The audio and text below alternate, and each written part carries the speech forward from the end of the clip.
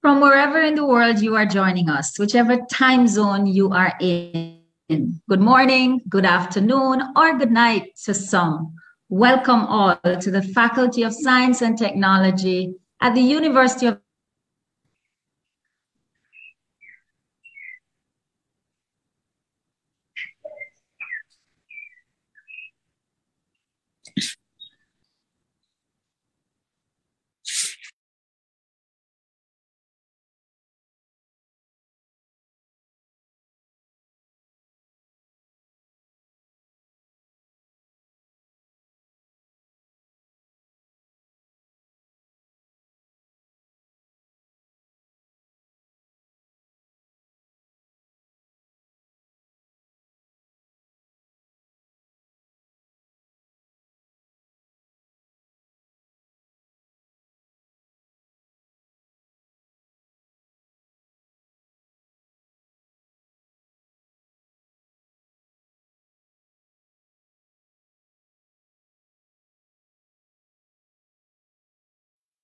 So the Caribbean welcomes all speakers, all scientists, researchers, all of you who are teachers, policymakers, and especially our students, and you, the members of the public, to this mini symposium entitled Synchrotron Light, Energizing Modern Advanced Economies in the Caribbean Islands. This edition is part of a 6-day multinational series of symposia, and this started yesterday, ladies and gentlemen, in Colombia, and will take us to Spain tomorrow, Mexico on Thursday, El Salvador on Friday, and on Saturday, we all go to the Dominican Republic. So I hope, like me, you are feeling the excitement that's associated with this rich mix of countries, their people, their cultures, their talents, their perspectives and scientific capacities. And this is what makes Latin America and the Caribbean so special. And this we can leverage to strengthen collaborative networks and bring scientific advancement to this region. So synchrotrons, everybody, these are facilities that produce million beams of light, which are more than a million times stronger than the sun. And these beams of light are traveling in circular paths. And on the outside, some of them might look like the building the younger folks will identify as being present in the superhero film, The Flash. In fact, just like the light that gives superpowers to the Flash, it gives superpowers and super potential to scientific discovery. And synchrotrons allow researchers to study processes and make materials and make discoveries with details never before possible. For instance, researchers at the Australian synchrotron were able to see that a small growth in tectonic stress on gypsum, and we all know gypsum here in the Caribbean, this can accelerate the release of water within plates and promote earthquakes. And of course, without synchrotrons, including the Brazilian light source right here in Latin America and the Caribbean, the structures of proteins that make up the SARS-CoV-2 virus might not yet have been determined. And this means that vaccines would possibly have not yet been developed. However, guys, notwithstanding the potential and the phenomenal breakthroughs and the good news that synchrotrons bring to science and to society, there are still so many of us across the developing world that do not know what a synchrotron is and what it can do. And even more of us have never had the experience of working on a beamline in a synchrotron. So in light of this, we have defined 4 simple objectives today, and these are aligned with the needs of Caribbean people.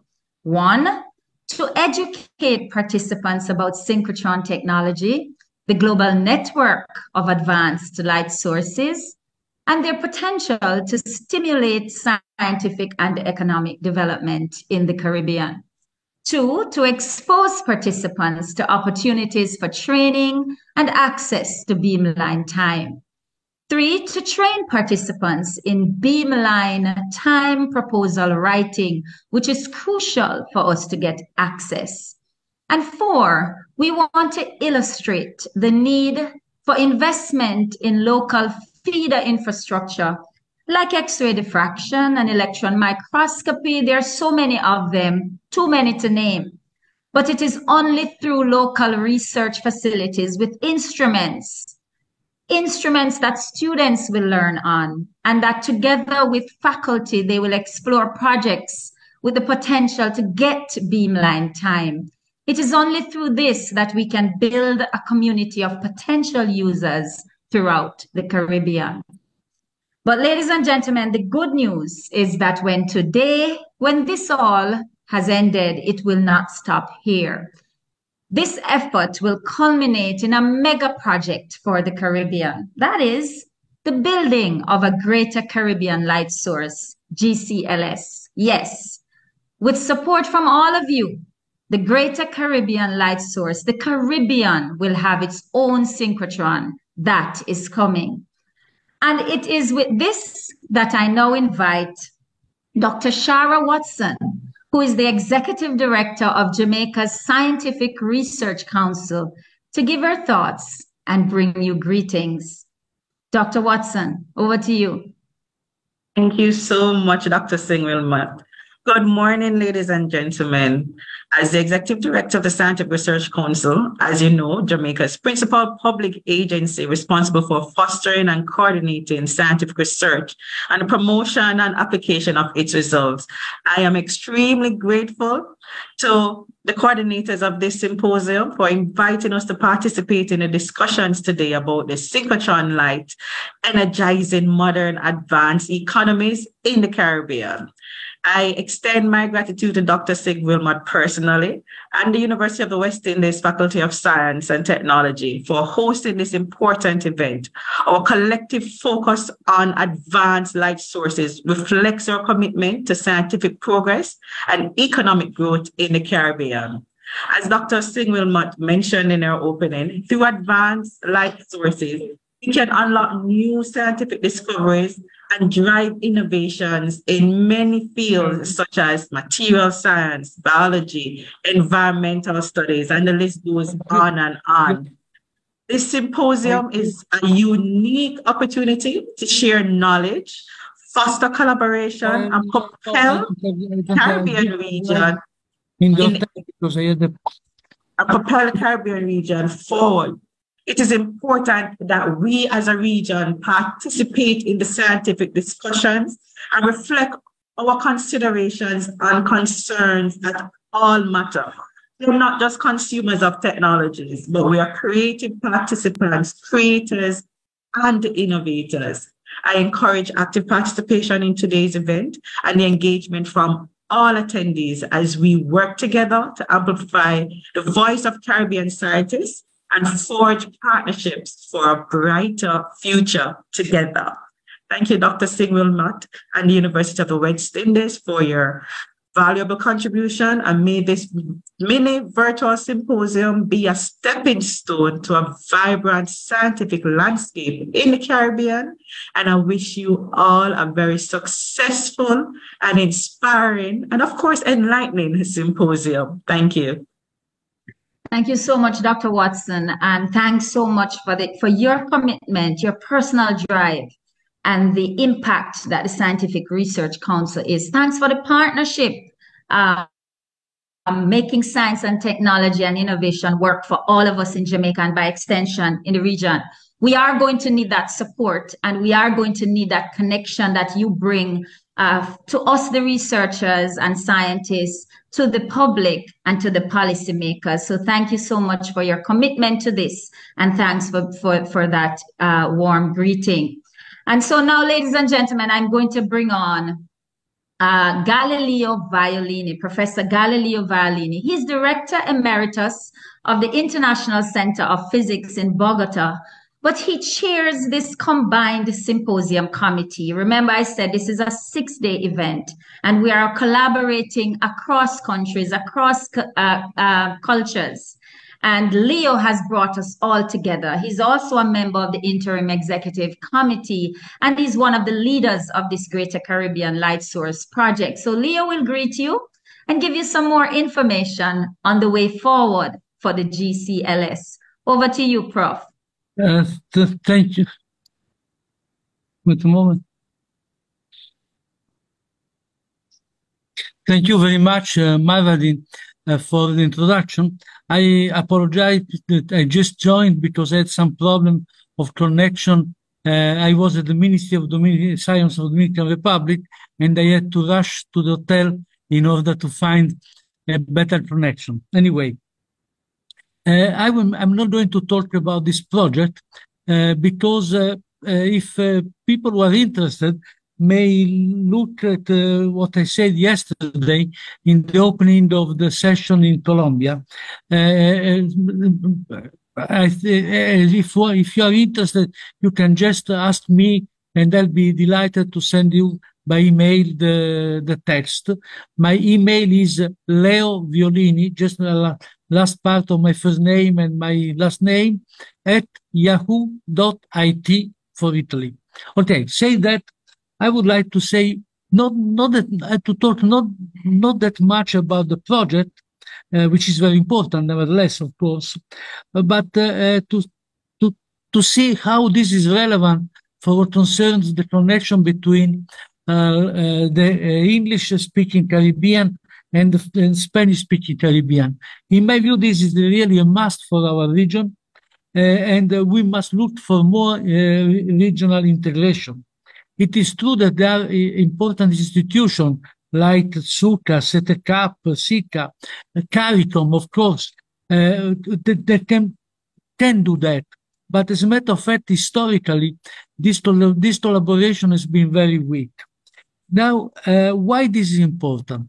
Because I think that we must look for two things. First of all, for a model of development in our region, which is not based only on the idea that we can play the card of the tourism, of agriculture, of being such, in practice, the farm of the first world. I think that on the contrary, we should develop local science, and this is very important in particular in the English-speaking Caribbean. Why? Because many states of the English-speaking Caribbean are small islands, very little population. So cooperation, integration is the only way to make possible for the citizens of those countries to participate in scientific development.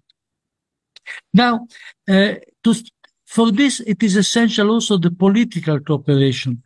As a matter of fact, a United Nations system can play a role for this, and it is welcome that in the development of the last few years, by which the two groups of the Latin American group and the Caribbean group are just making part of one group. A project like ours can only develop with the support of UNESCO, as was the case for Sesame. And for this, a coherent position of the GLULAC is essential. So the people who hear me of a small island, if they have the way of convincing their government of this importance, and so that the GLULAC takes this project as a flag project of the GLULAC, would be extremely helpful.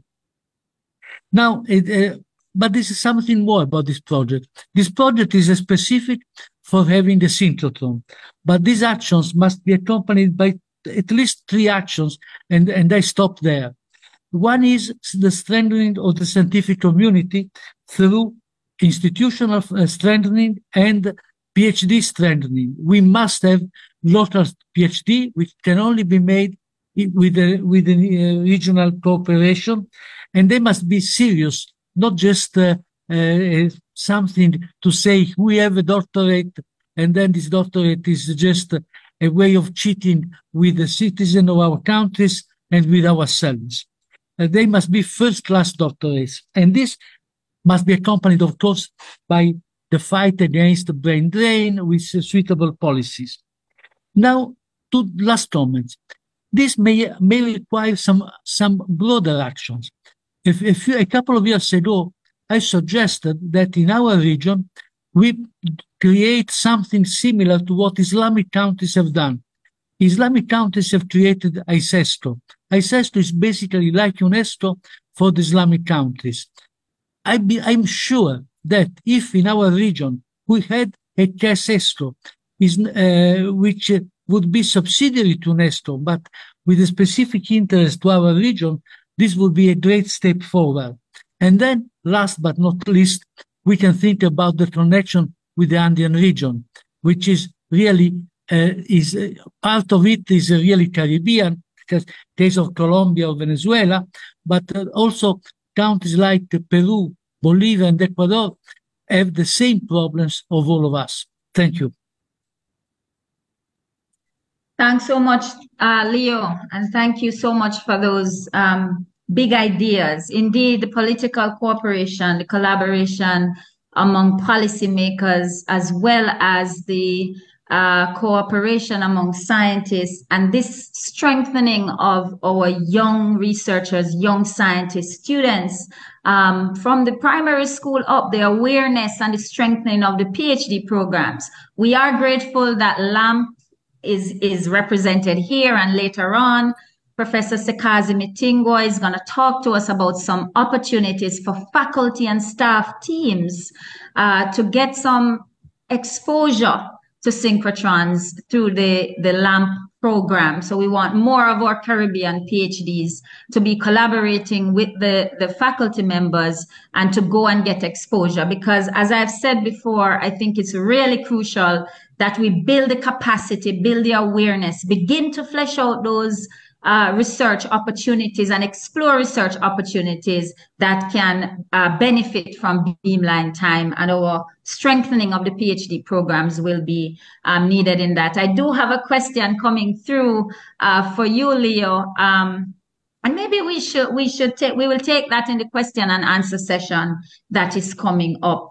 So I want to thank all of you for participating in this opening ceremony. And now we're going to move right into the presentations. Our first speaker, because we do know that many of us in the Caribbean, in the global South, in fact, and we do have many people who are joining us, not just from Caribbean and Latin America, but also from across the global South. Many of us do not even know what a synchrotron is. So Dr. Robert Blythe, who is the CLS Science Projects Manager, and CLS is the Canadian Light Source, everybody, he's going to talk to us about Synchrotron 101. Robert has responsibility for upgrades and additions to the experimental facilities at the CLS. His scientific career has focused on novel materials ranging from rare earth metals to organic LEDs, that's light-emitting diodes, and he has over 100 publications in that field. But what is crucial about Robert that I want everybody to know, and this is why we selected him for this Synchrotron 101, is that he does a lot of work for the CLS in building capacity and bringing awareness among young people about synchrotrons and their potential. Please, everybody, give a warm Caribbean welcome filled with the sunshine that we have down here to Dr. Robert Blythe. Robert, over to you. Thank you very much, Marvadine. Thank you very much for inviting me to have the very considerable honor of starting this scientific part of this symposium. I have to say I am delighted to be at least virtually in Jamaica. When I was a kid, my big hero, one of them was Michael Holding. And I dreamed of the day when one day I would open the bowling for England at Sabina Park and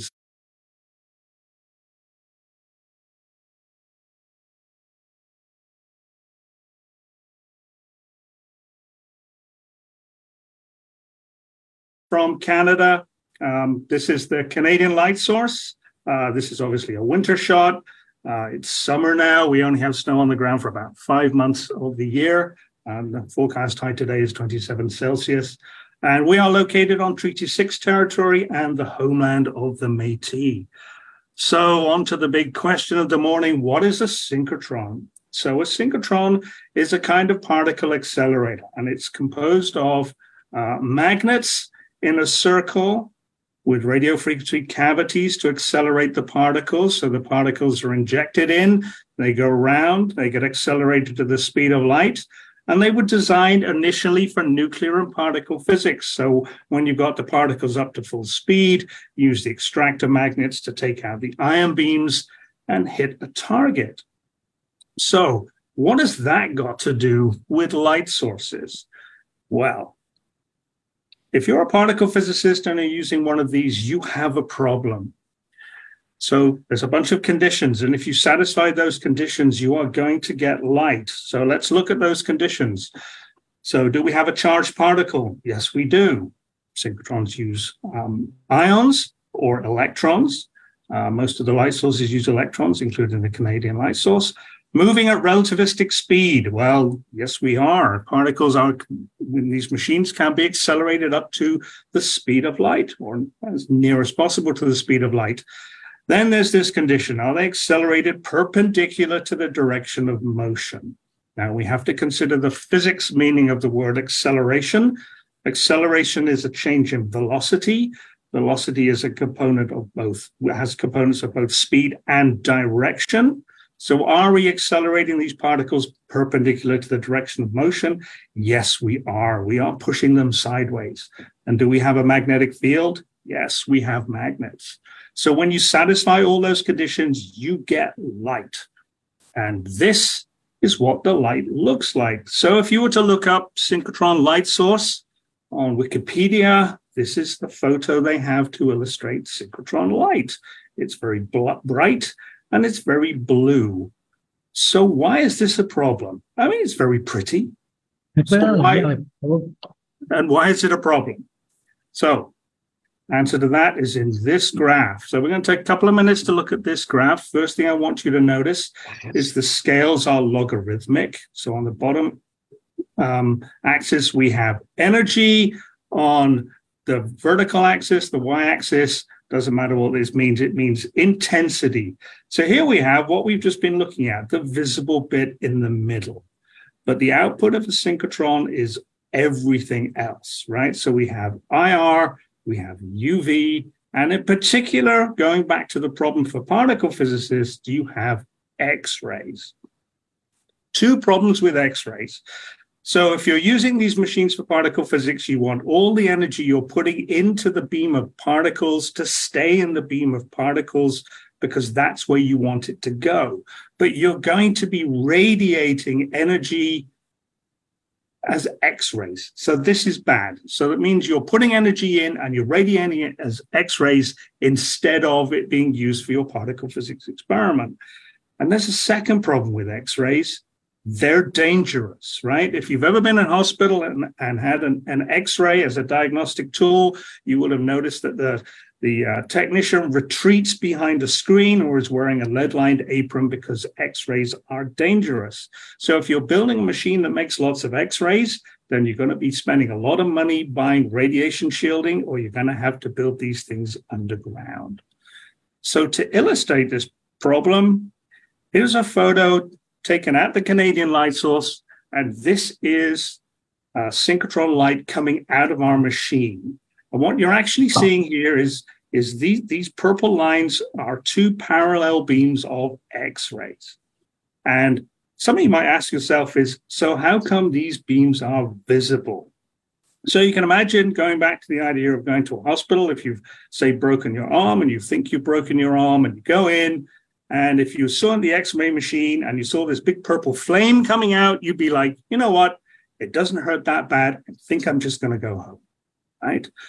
So why are we seeing purple flame here? And that is because of the intensity of the X-rays. You're actually ionizing the air that they're passing through. So that's what the purple flame is. And it gives you an indication of how powerful the source of X-rays you have here actually is. But then you might look at this photo and think, this is actually a terrible photo, right? You have all these spots here, right? All over the place, you have this pixelation. What is going on here? So what's happening here is most of the X-rays are going through the air and ionizing the air. So they're interacting with the molecule, ionizing it and being absorbed. But that doesn't happen 100% of the time. Some of the time, the X-ray comes out, it hits a molecule, and it just bounces. It doesn't get absorbed. It doesn't ionize the air. It bounces, and if it bounces in the right direction, it hits the camera. So what you're seeing here with all these dots is this is the camera slowly being destroyed by X-rays bouncing off molecules in the air. So that gives you an indication of the two problems a particle physicist has with one of these: you wasting energy by creating light, and you creating a health hazard. So let's look a little deeper into the properties of the synchrotron light. So we have a very wide energy range. That graph I showed earlier, all the way from the far infrared up to high energy X-rays. And if you know how to do this, and I'll come back to this in a little bit, it is tunable. You can select the photon energy or the wavelength that you want. We've already covered the second one, very high intensity. Third property is very important. The source size, which is the beam of electrons inside the synchrotron, is very, very small. It's about the width of a human hair. And if you can get a long way away, and we'll come into beam lines, if you get tens of meters away, it starts to approximate a mathematical point source, which means if you're going to focus it down onto a sample, you can get an extremely small spot size, which means it's really good for microscopy. And it's polarized. So if you're doing spectroscopy, you have the polarization component. This is really excellent light for doing experiments. And the newer sources, you even have coherence. So effectively, if you have the right equipment, you have an X-ray laser. So for particle physicists, making this light is a problem. But there are lots and lots of applications where people were using X-rays. So starting about 50 years ago, people said, hey, you're making all these X-rays. Can I use them, please? And what people started to do was build pipes to take the light away from the machine and towards an experiment. So this is a photo that was taken at a British synchrotron in the 1960s, one of the first attempts to actually use the light coming out of the synchrotron. And what this also illustrates is the scale of the machines we're talking about, right? So we got a couple of people here for scale. These things here, these are the bending magnets of the synchrotron, right? So you're starting to see, you're talking about machines that are tens of meters in circumference at least. This idea of actually parasitically using the light that comes off the synchrotron was wildly successful. So now you run into the issue of the particle physicists going, hey, we don't like the fact that our machines make light. We want to design machines that don't make light, which means we're going to need bigger machines because the tighter the turn, the more light comes off. So you need gentle turns, which means you're going to need big machines. But the people using the X-rays were, no, please design machines that are really optimized for using the light. And please, do we not have to share them with the particle physicists anymore? Because they kind of waste the beam by smashing it into things. We want the beam to be left in so we can use it. So the field diverged. So the particle physicists said, we want big machines. And they built themselves big machines. So this is not a schematic diagram. This is an aerial photograph of France and Switzerland. And the yellow line is the approximate position underground of the biggest synchrotron in the world, the Large Hadron Collider. And it's enormous, right? So if you could see this white dotted line here, that is the border between France and Switzerland. The Large Hadron Collider crosses this border 4 times.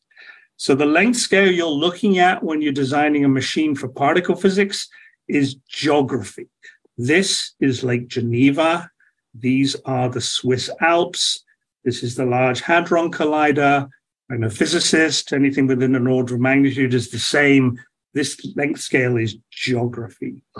For the people who wanted to use the light, we went a different direction. The machines are still big, but they're not quite as big. So this is the Canadian light source down here. So this is our building. This is the city of Saskatoon. This is the campus of the University of Saskatchewan, the South Saskatchewan River, downtown Saskatoon. And yes, this is a big building, but it's on the size of city planning rather than geography. So to give you an idea of what's inside the machine, inside our building, here's a schematic diagram. So to give you an idea of length scale, this square section of our building is 90 meters on each side. Our machine is 174 meters in diameter. And that pipe you saw earlier in that black and white photo from the 1960s, we have 22 of those. And they all do different things. And we were at our little practice session a little earlier to get everything right so that the TV producer was happy. And I got to see some of the slides that the following speakers are going to show. And you're going to see a lot of wonderful applications of all these beamlines. So I'm not going to go into those. So a beamline. So you got the light coming out of the synchrotron, you want to do something with it. So this is the layout of a typical beamline. This beamline is for relatively low energy X-rays, but it is for X-rays. And you have a bunch of mirrors at the beginning to focus the beam onto the entrance slit of what we call a monochromator. So the combination of an entrance slit, some spherical diffraction gratings, and a movable exit slit. This combination is called a monochromator, and it allows you to select the photon energy that you want. So I talked earlier about you have a wide energy range.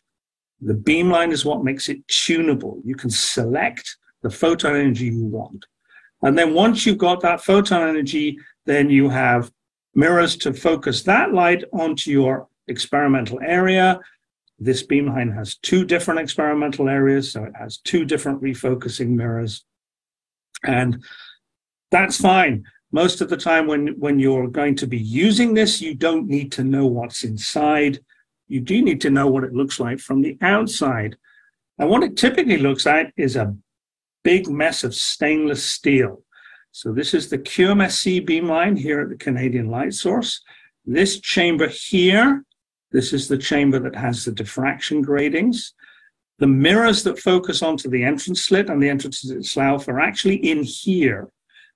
This is a lead-lined building we call a hutch.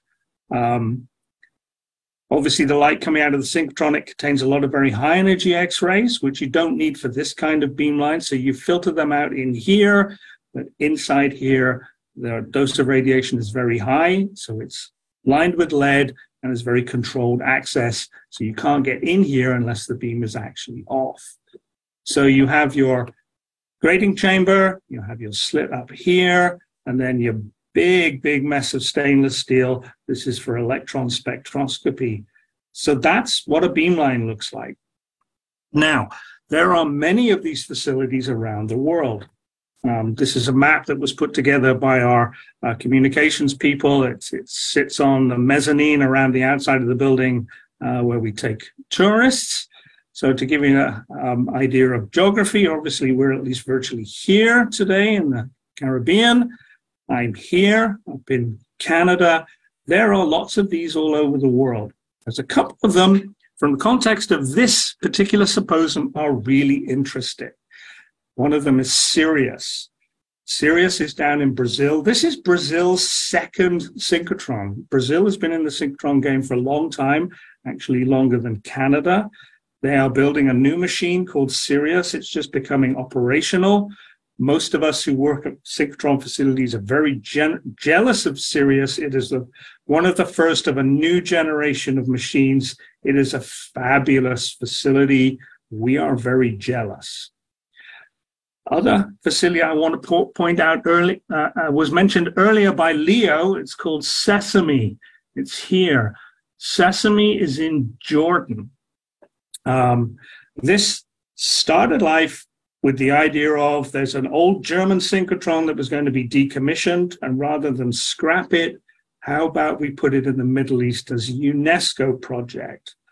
And that sort of grew, and they said, well, instead of having a second-hand synchrotron, with the obvious idea that, this is kind of a hand-me-down and it's in the Middle East and you can't really do, cutting-edge science. People decided, no, that's not the way to go. You want a world-class facility. So with UNESCO support and support from a lot of other facilities, donating equipment and personnel time, there is a synchrotron growing in Jordan. And there is a huge consortium of countries that traditionally don't get on very well, actually collaborating together. And this is a real success story of science diplomacy. And it shows you that even countries that historically don't get on very well are capable of coming together and building a world-class science facility. So it is possible. So I've shown you how big these machines are. Even a beamline is 20 or 30 meters of hardware. And it's hard to imagine getting started with something like that when you don't have infrastructure in your home university. And this is true of almost everywhere. Almost nobody in a single university has anything that looks like that. So how do you get started using these things? Well, one of the important parts of the synchrotron world is these things are user facilities. They are designed not so much that the science is done by the scientists who work there, but the vast majority of science is done by visiting scientists. We call them users. Access is via peer review. And almost everywhere, certainly in Canada, and I know in the US as well, national origin is not taken into account. It's peer review emphasizing the quality of science. So if you can write a good proposal and you're doing good science, you have a good chance of getting time on one of these facilities. Access, generally speaking, is free. Now, this is pretty unusual in the science world, that there's somebody who's got something that you want to use. Generally speaking, you have to go and pay for it.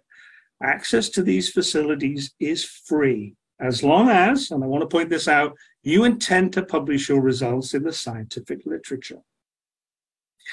And the key thing, probably the most important thing, is there are beamline scientists for assistance.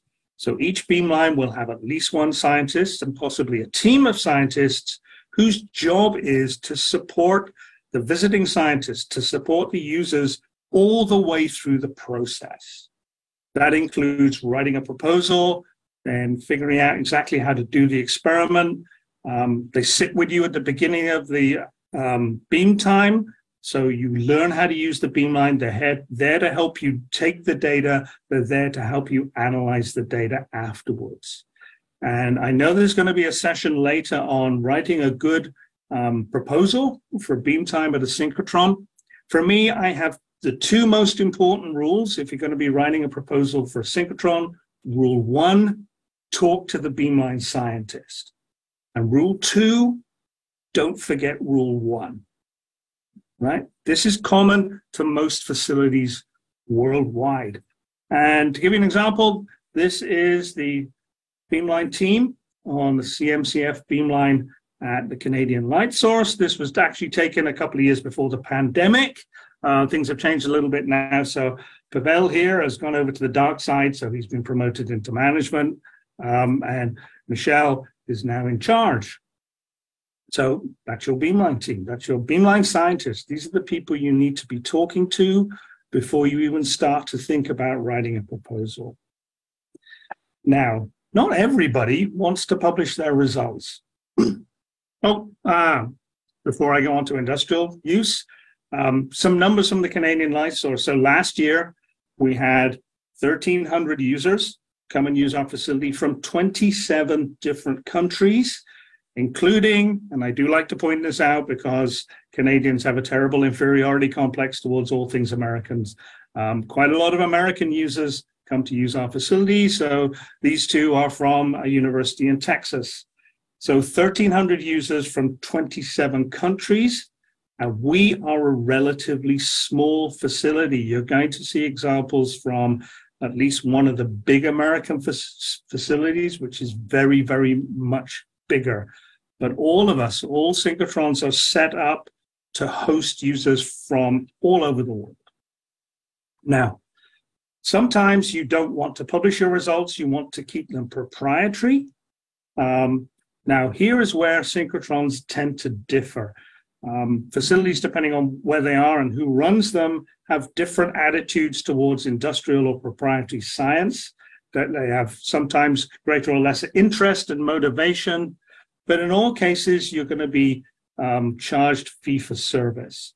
Now, the way we work in Canada, we are very, very interested in industrial research. We have a team specifically to support industrial users and often to do their experiments for them. This is Toby. He is our battery specialist, and this is some of his data looking at the inside of batteries.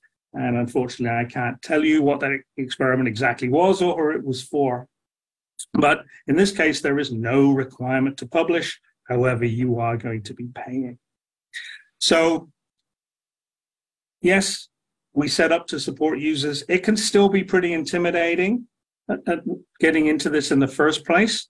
So I'd like to introduce you to some people. So here are a few users who have used our facility over the last decade or so. And you will notice that they look a lot younger than me. Well, almost everybody looks a lot younger than me.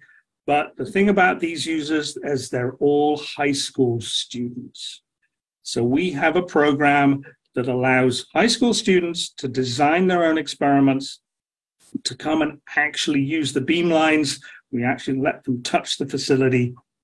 So we have about $500 million worth of hardware in our building, and we let teenagers play with it.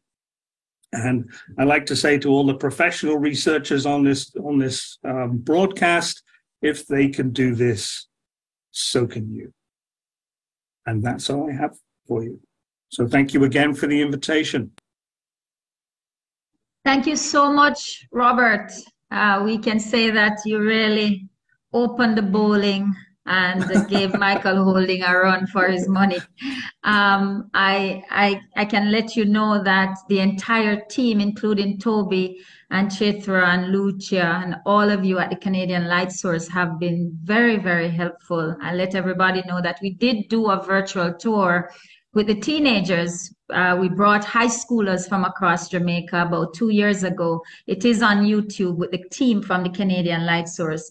You spoke about user facilities and access via peer review, and I'm glad you mentioned to everybody that after lunch at 1:40, we will join via a different link. We will join in a Zoom meeting with Professor Kunshen from the NSLS2 at Brookhaven National Lab, who will take us through some basics of writing successful beamline proposals.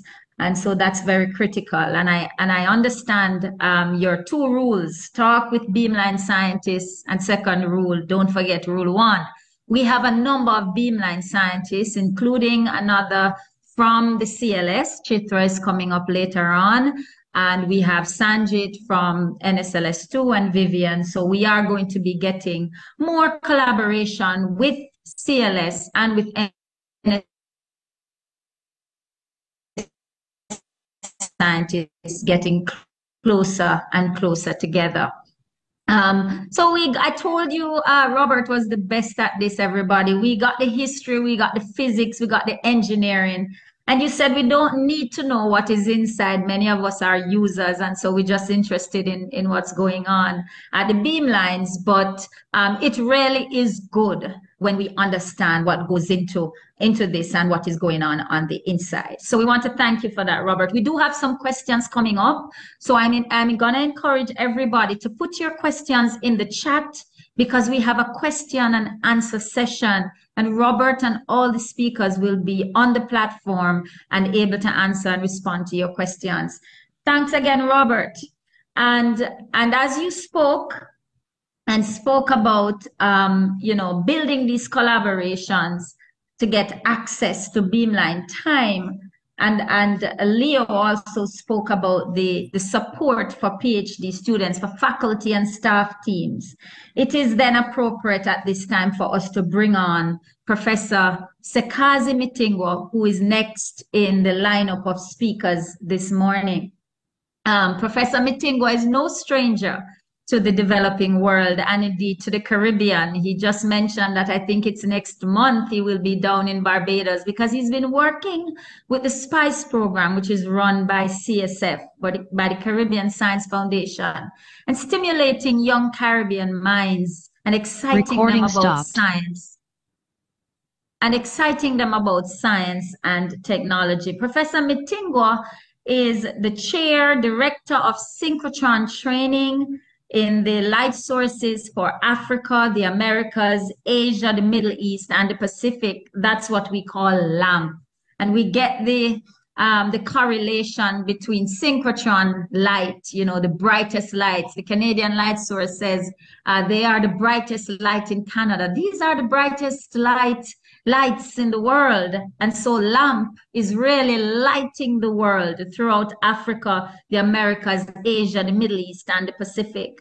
Professor Mitingwa is a distinguished physicist himself, and he has held several roles, including visiting professor of physics at Harvard University and MIT, senior physicist, consultant to Brookhaven National Lab, and professor and chair of the Department of Physics at Northern Carolina A&T State University. Professor Mitingwa has made many contributions to accelerator, nuclear, and high-energy physics over the past 30 years. And you will know when you hear from him how very committed he is to the development of science in the Global South. Over to you, Tekazi.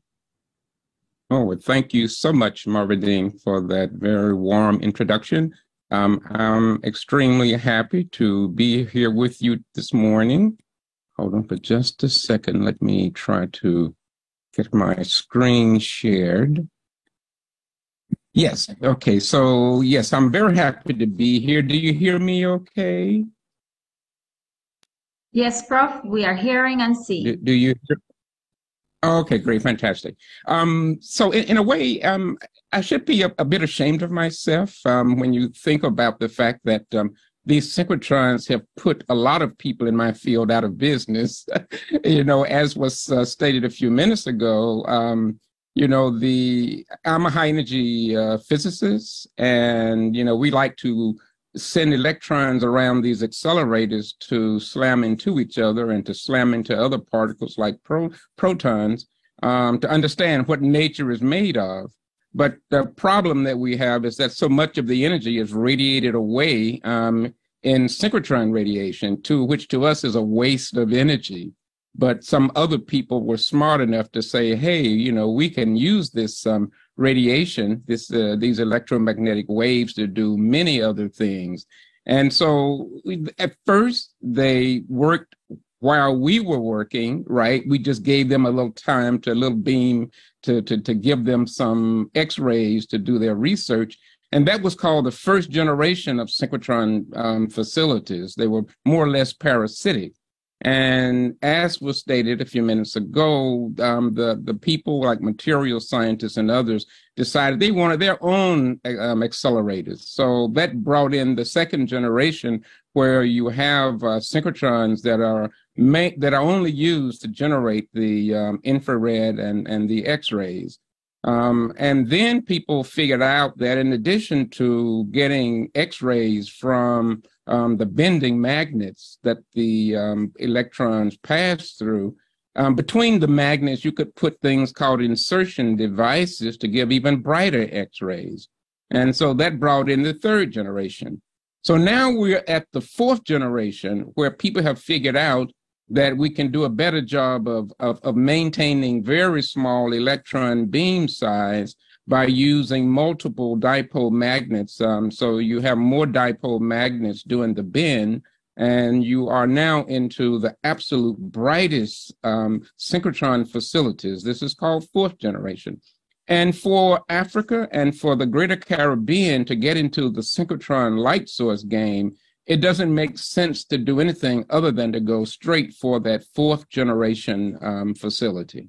As was mentioned earlier, at Sesame Light Source in Jordan, they have an earlier generation, and they have been struggling to try to upgrade their facilities to get better and brighter beams. And I don't think we need to go through that. I think in the Middle East, if they had to do it all over again, they would probably have gone straight for whatever the latest synchrotron facility is on the market.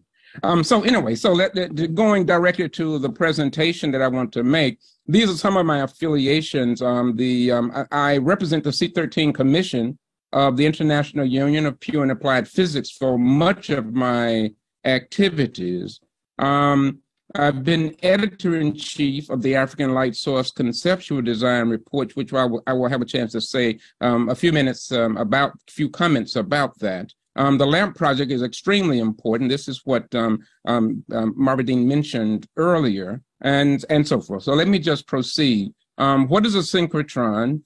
You've already heard what a synchrotron is, so I won't spend a lot of time. But here is an overview. What do you call it? An area view of the Sirius synchrotron light source that's in Campinas, Brazil.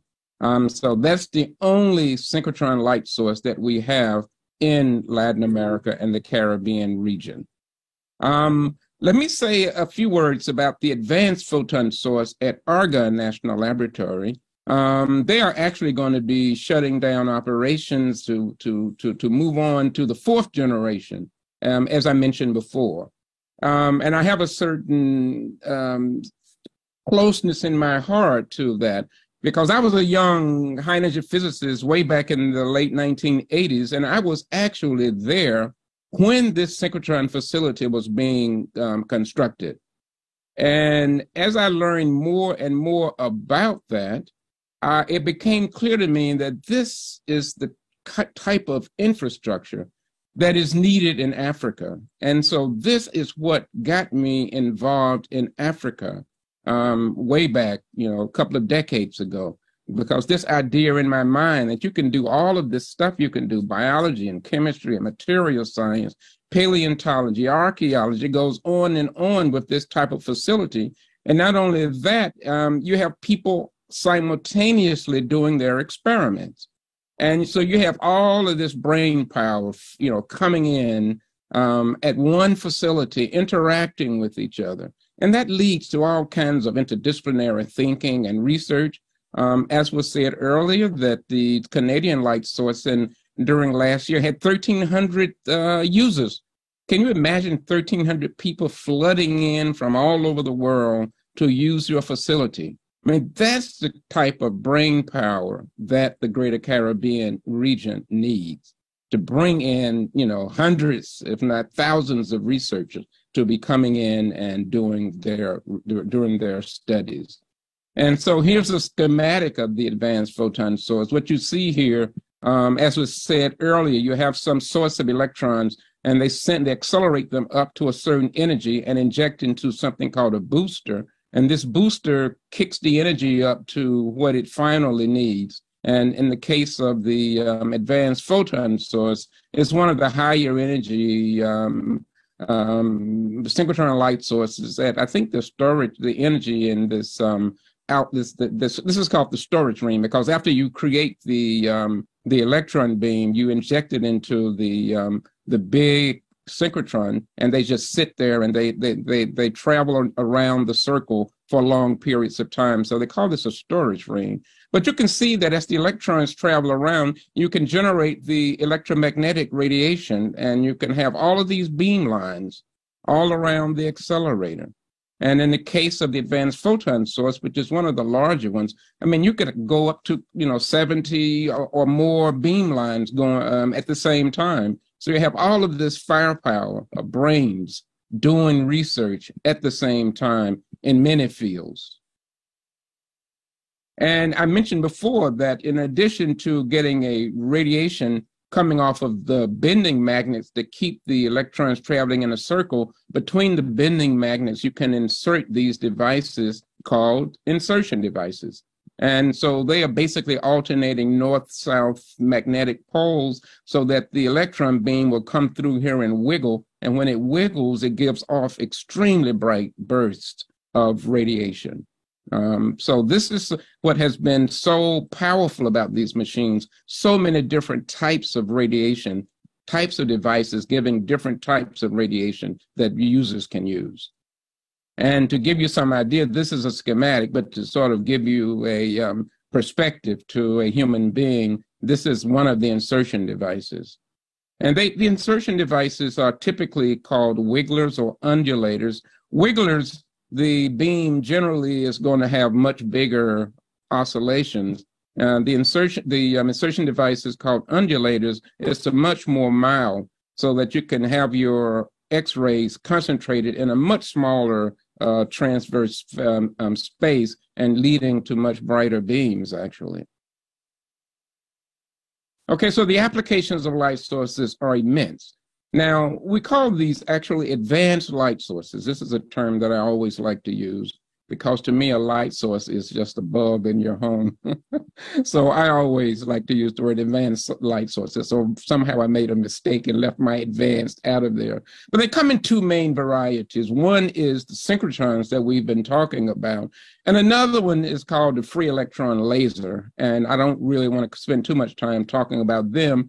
The advantage of the free electron laser is that you can get much brighter beams, but the downside is that you don't have many beam lines. So I think the synchrotron facility, which gives many, many more beam lines, is the appropriate facility to share among nations in the greater Caribbean. So femtosecond chemistry is beautiful that you can get from, for instance, some of the light sources, especially the free electron lasers, where you can intercede into chemical processes going on to produce novel compounds. So that's something where you can actually make materials. You can move molecules and atoms around in such a way to create novel materials that have the kind of behavior that you're interested in.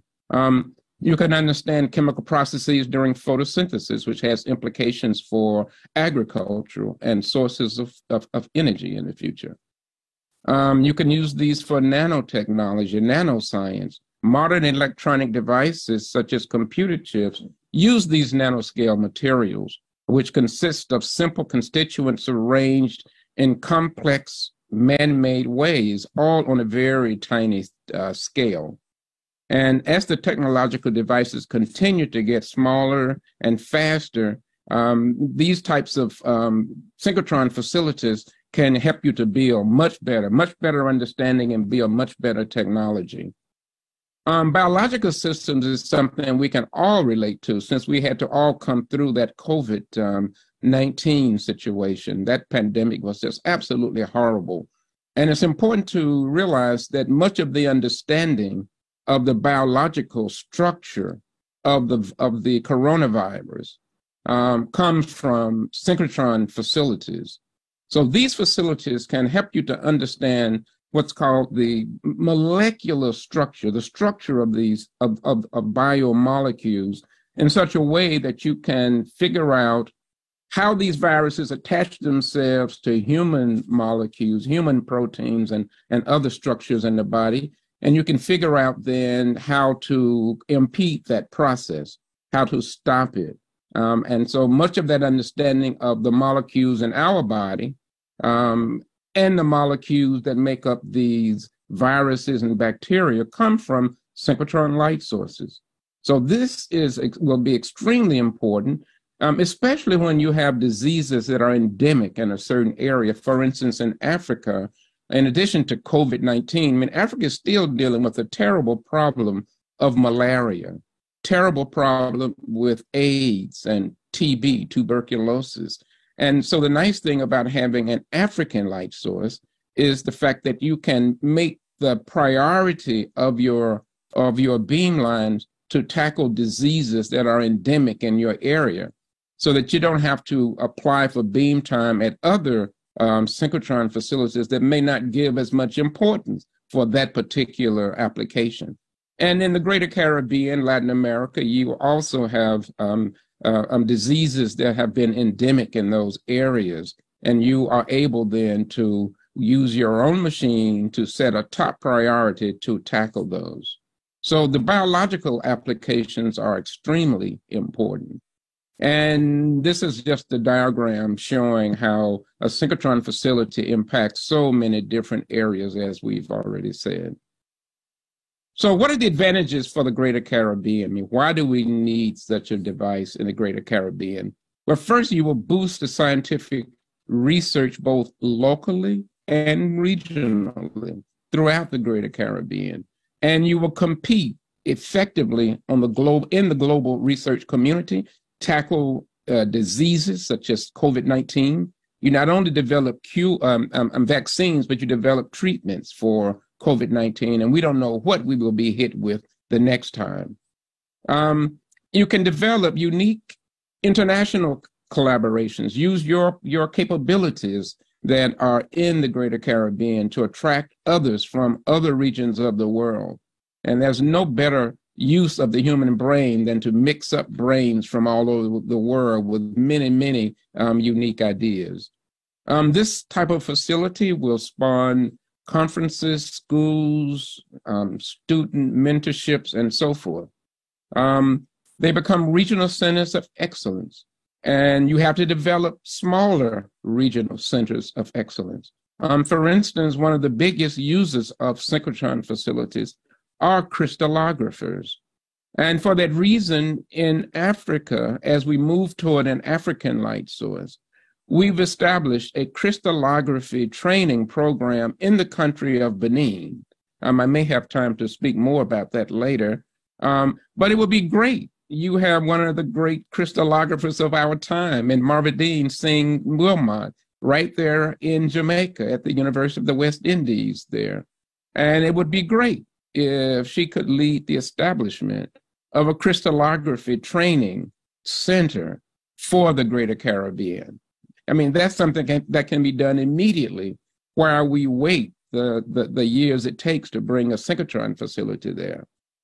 Building competitive industries, as was said earlier, industries use these devices then typically for a charge, but having such a device in the Greater Caribbean would definitely help to contribute to competitive industries.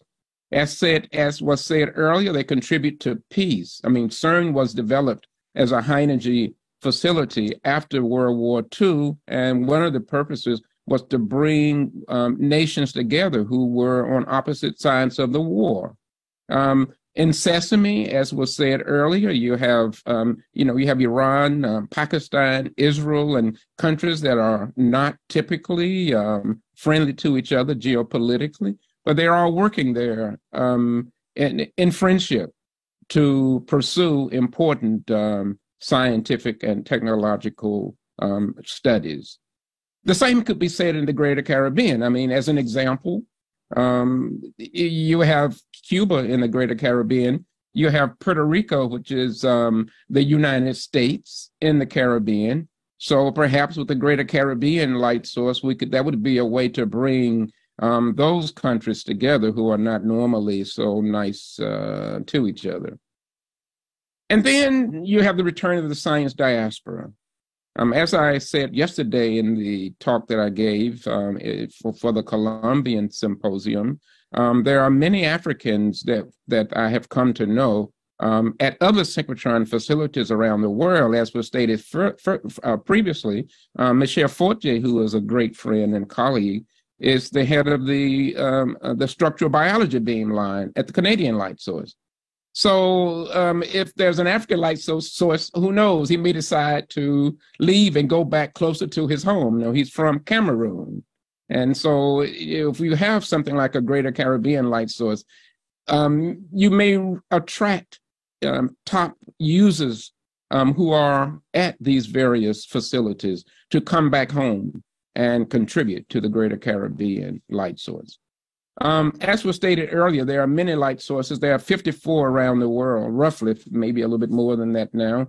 But it's clear that Africa has none, and the Greater Caribbean region really has none, although there is one in Latin America that's in Brazil. It would be great to have a light source in this region.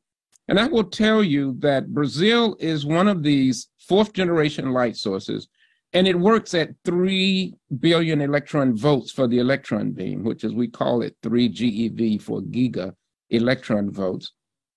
And it's primed, optimized to generate X-rays, ultraviolet and X-rays But if you want to have a machine that is working at much lower energies, like 1.5 GeV, it would be a tremendous complement to what's happening in Brazil. So that would be great to have a 1.5 GeV facility here. And also it could be 3 GeV plus 1.5 GeV, because you have a lot of users who in this region who like to use the X-rays. And in fact, I know there's a large user community, I'm told, in Mexico. So that they would probably want to have a 3 GeV facility, but there are many who would want 1.5. And I can tell you that the prototype for the 4th generation light source is the Max 4 facility, which is way up here in Sweden. And at that facility, they have a combination of both the 3 GeV and the 1.5 GeV. To give you a little bit of history, let's see, I hope I'm not, okay, I have to watch the time. Let me know, Marvadine, when I come close to the time. Let's see. So this is a time map of the roadmap of the African light source. And in that particular case, just to give you some idea of what we've been struggling with in Africa, trying to have a regional light source or Pan-African light source. The first users were back in the 90s from both Egypt and South Africa. But there was no move for having a big light source in Africa to serve the entire continent until 2002, when this organization called the African Laser Center proposed in its strategic plan that we should have a light source, a Pan-African light source, sometime in the near future. Not much happened until about 2014. Herman Winnick and Herman Winnick is a professor emeritus at Stanford, who was really one of the brainchilds, one of the originators of this of this Sesame light source. And so the two of us wrote this paper around 2014 that, it's time to act. And Simon Connell from South Africa really picked up the banner for this and rode hard. And he's still the leader of the African light source. And so what we did was to hold a conference in 2015 at the European Synchrotron Radiation Facility, known as the ESRF. We were invited by the Director General, Francesco Sette, to come, and we had that conference. And every year since then, we've had conferences. And so the one this year will be in November, which is, we've sort of determined that to be our month for our annual conferences. So please keep an eye out on that. That first conference was in Grenoble, and this is Francesco Sette here. And this is Simon Connell from South Africa, who has been the executive director. At that time, I served as the deputy chair of the executive committee. Simon was the chair, but I've since stepped down because I think it was important to have a person from Africa to be the deputy chair. And so the new deputy chair is from Rwanda. His name is Prosper Ingabanziza. And at that particular conference, we defined what we call the Grenoble resolutions, which gave the reasons for an African light source. And as you read these resolutions, you will find that they apply absolutely to the Greater Caribbean region. And the first one, for instance, is that light sources are the most transformative scientific instruments, basically since the invention of lasers and computers. And we know how lasers and computers have impacted so many fields. Well, these advanced light sources are doing precisely the same kind of thing. So they're impacting so many fields. They're revolutionizing so many different disciplines. And you can read this later. I've sent my slides to Marvadine so that you can access them later. Now, the LAMP project is extremely important. This is a project that tries to do a number of things, but perhaps the most important is that we send people for training for 2 months at light sources. We have 17 partners who are working with us, and they've agreed that if we get the faculty student teams to their facilities, they will provide housing for them and also assist with their per diem, their meal expenses.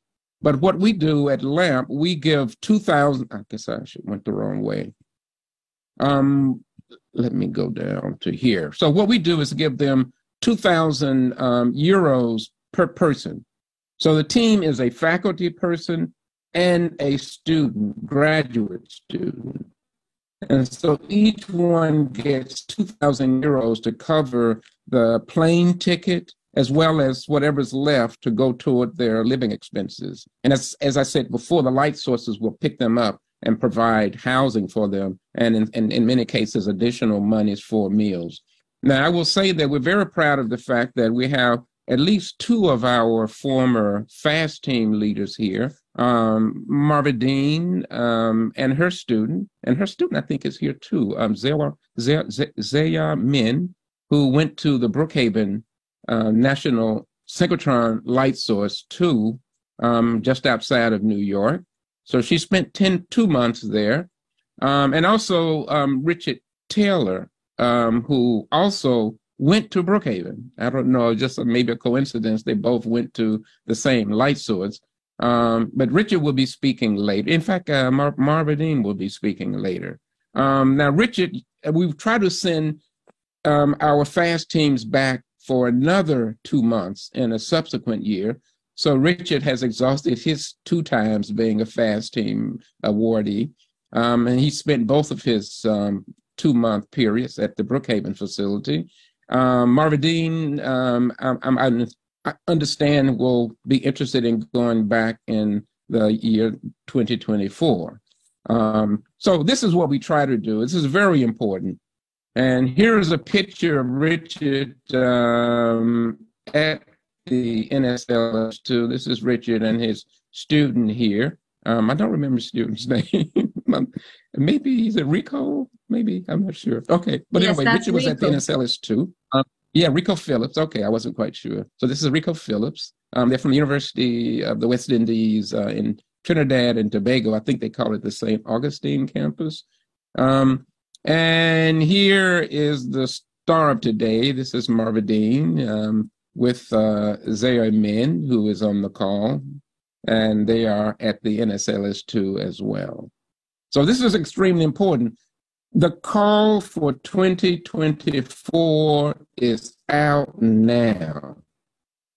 So please apply, because the deadline will be coming in September, I think the end of September. So please apply. I mean, this is a great program. So those of you who want to use synchrotrons for your research, this gives you an opportunity to go for 2 months at synchrotrons from all over the world.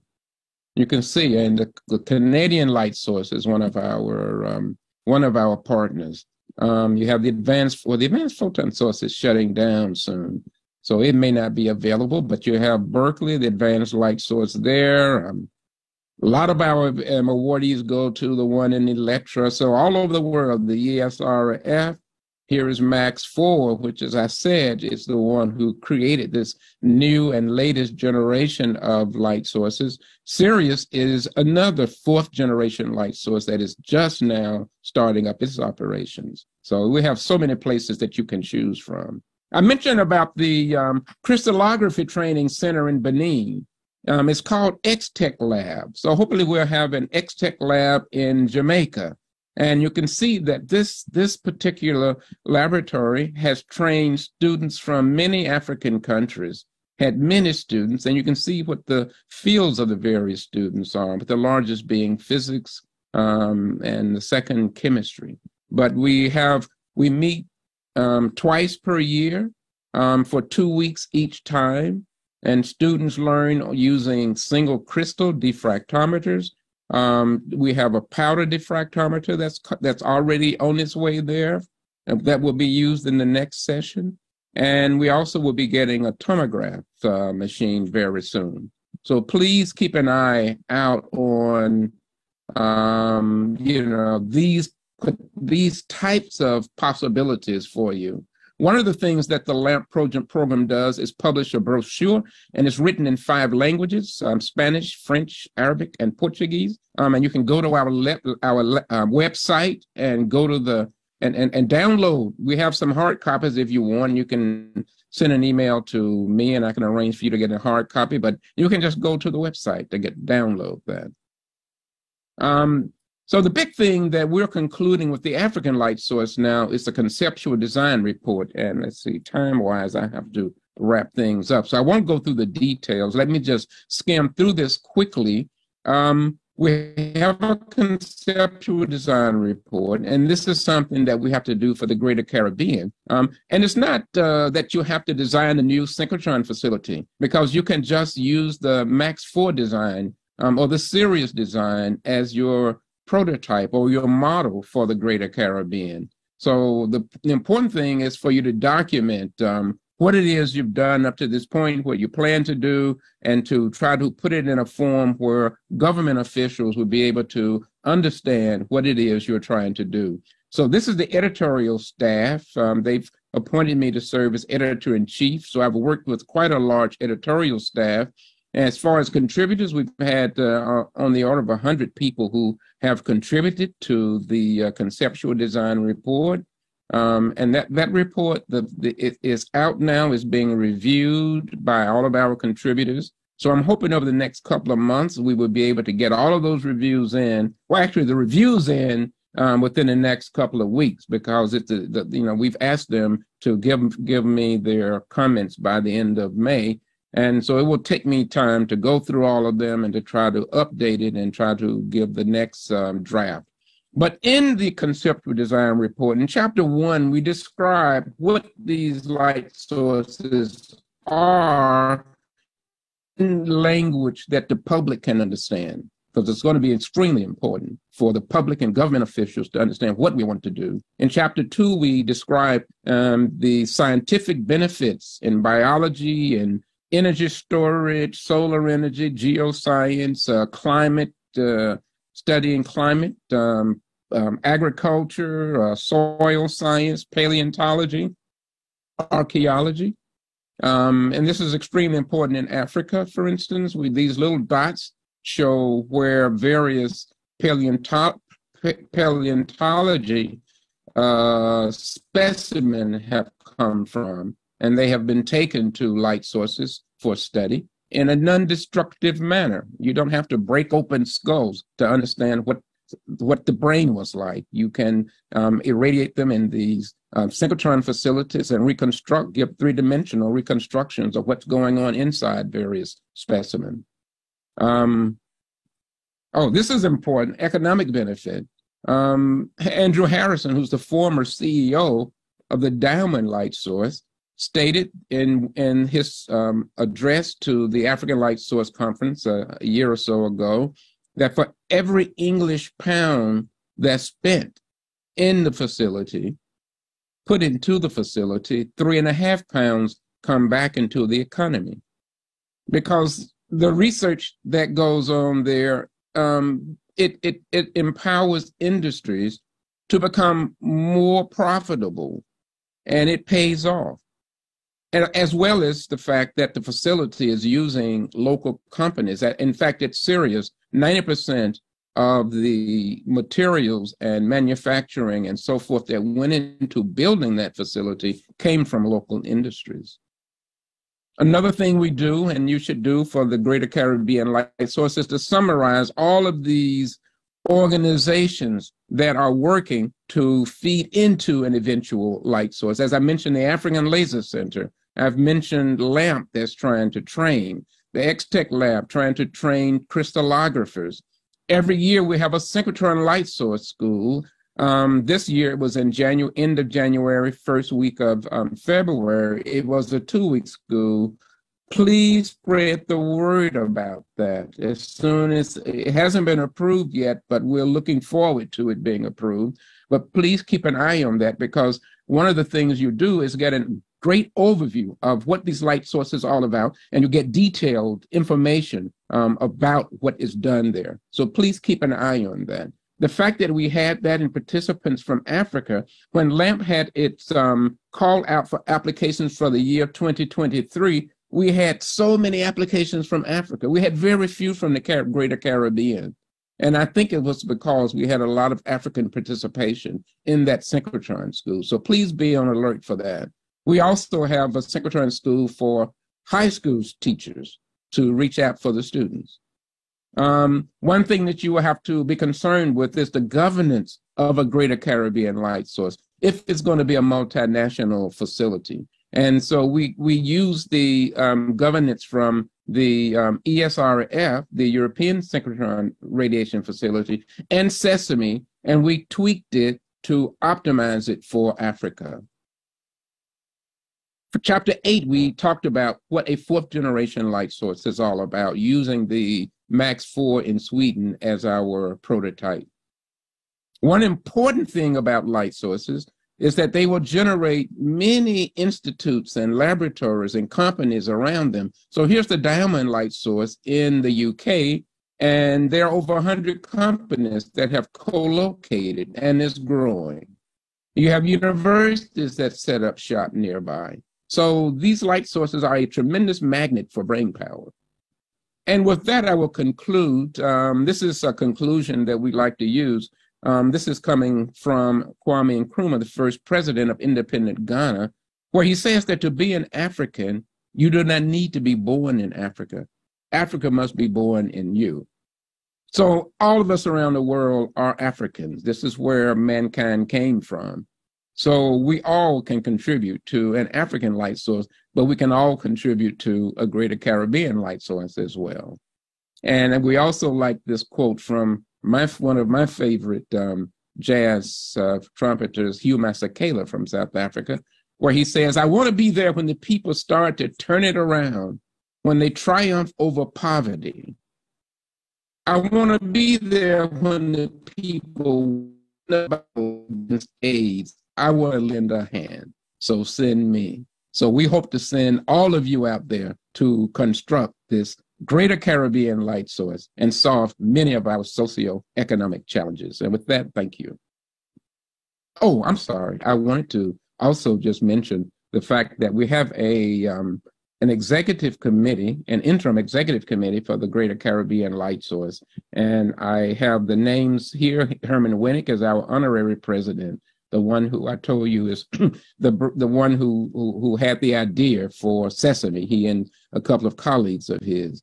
And then we have Victor Del Rio, who is living in Australia, but originally from Mexico, myself, and Leo, from whom you heard earlier in this program.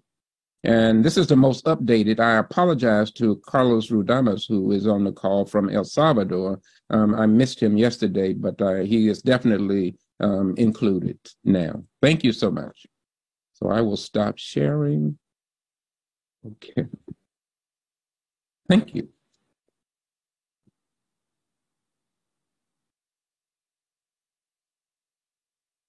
Marbadine, are you there? So much. Okay, great. Okay. Thank you so much, Prof. Mitingwa. Thank you so much for an enlightening presentation and all the opportunities that you are bringing and exposing us to here in the Caribbean. I tell you this, you are here when the Caribbean is turning it around, because you will be seeing many more applications, certainly from the Caribbean, in this call that is coming up in September, October. And I also tell you this, we are relating and benefiting from the collaboration with Africa. I also was trained at the Extech training. And you will not see an Extech lab in the Caribbean, but you will see, you are aware, Sakazi, and I'll tell everybody now, that Caribbean Regional X-ray Science Toward Advancement Laboratory. And that will function as a service center, an education center, and a research center in X-ray diffraction. And so we'll be using X-ray diffraction to solve the problems of society as we educate and build a community of users.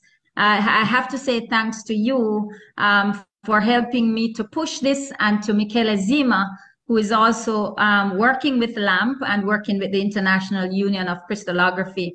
And I'm inviting all the stakeholders, those who are listening here today, to get on board to help us to make this a reality. Because While the Greater Caribbean Synchrotron is a long-term project, in the meantime, the building of the feeder infrastructures will be important in building a community of users. So, Sekazi, we do have questions that are coming in. Yes, the only problem now is that I'm 74 now. And so you don't have much time to get this synchrotron built so I can see it. So the pressure is on you. I'm holding you. Right. So you're gonna help. You're gonna have to help us to catalyze this. You're gonna have to help us to catalyze this. We need a very efficient catalyst, Sekazi. Right. Okay. Thank you. Okay. All right. Yes. So thanks again. Now you're going to stay on the platform, and I'm going to continue to invite the participants to put their questions in. I know that there are, as I said before, people who are not just from the Caribbean. I know the Young Affiliate Network of the World Academy of Sciences, TIAN, members of TIAN, of which I'm also a member of TIAN. I know they are here. So we do have people from all over the global south. And I want to thank everyone again for joining. So we are moving right along in our program now. Please remember, everybody, to keep putting the comments and the questions in the chat. And we have, coming up next on our program, we have Dr. Chitra Karunakaran. And Chitra will be talking to us about something that's very dear and very applicable that the Caribbean depends on. We depend on our environment for industries like tourism. We depend on agriculture for economic activity and support of the people. And so Chitra's presentation is entitled the CLS, the Canadian Light Source in Agriculture and Environmental Related Applications. Dr. Chitra Karunakaran, everybody, is an agricultural engineer and manager of environmental and earth sciences at CLS. The CLS is working very hard in agriculture and environmental related applications, and she's going to share that with us so we can get some ideas. She's a professional agricultural engineer with 18 years at the Canadian Light Source. She started as a scientist there with responsibility to manage and operate one of the world's leading soft X-ray beam lines. So she's currently the manager for environmental and earth sciences group at Beamlines at the CLS and leader of the Agriculture Innovation Research Program. And she's been doing that from November 2013. And they're using synchrotron innovation, synchrotron techniques for agriculture and food science research. See, she's also an adjunct professor at the University of Saskatchewan and at the University of Manitoba. And she's participating in scientific research and teaching courses. She's an international visiting professor at the Indian Institute of Crop Processing Technology in India. And I'm hoping soon to be a visiting professor somewhere here in the Caribbean. Dr. Karunakaran, welcome, and over to you.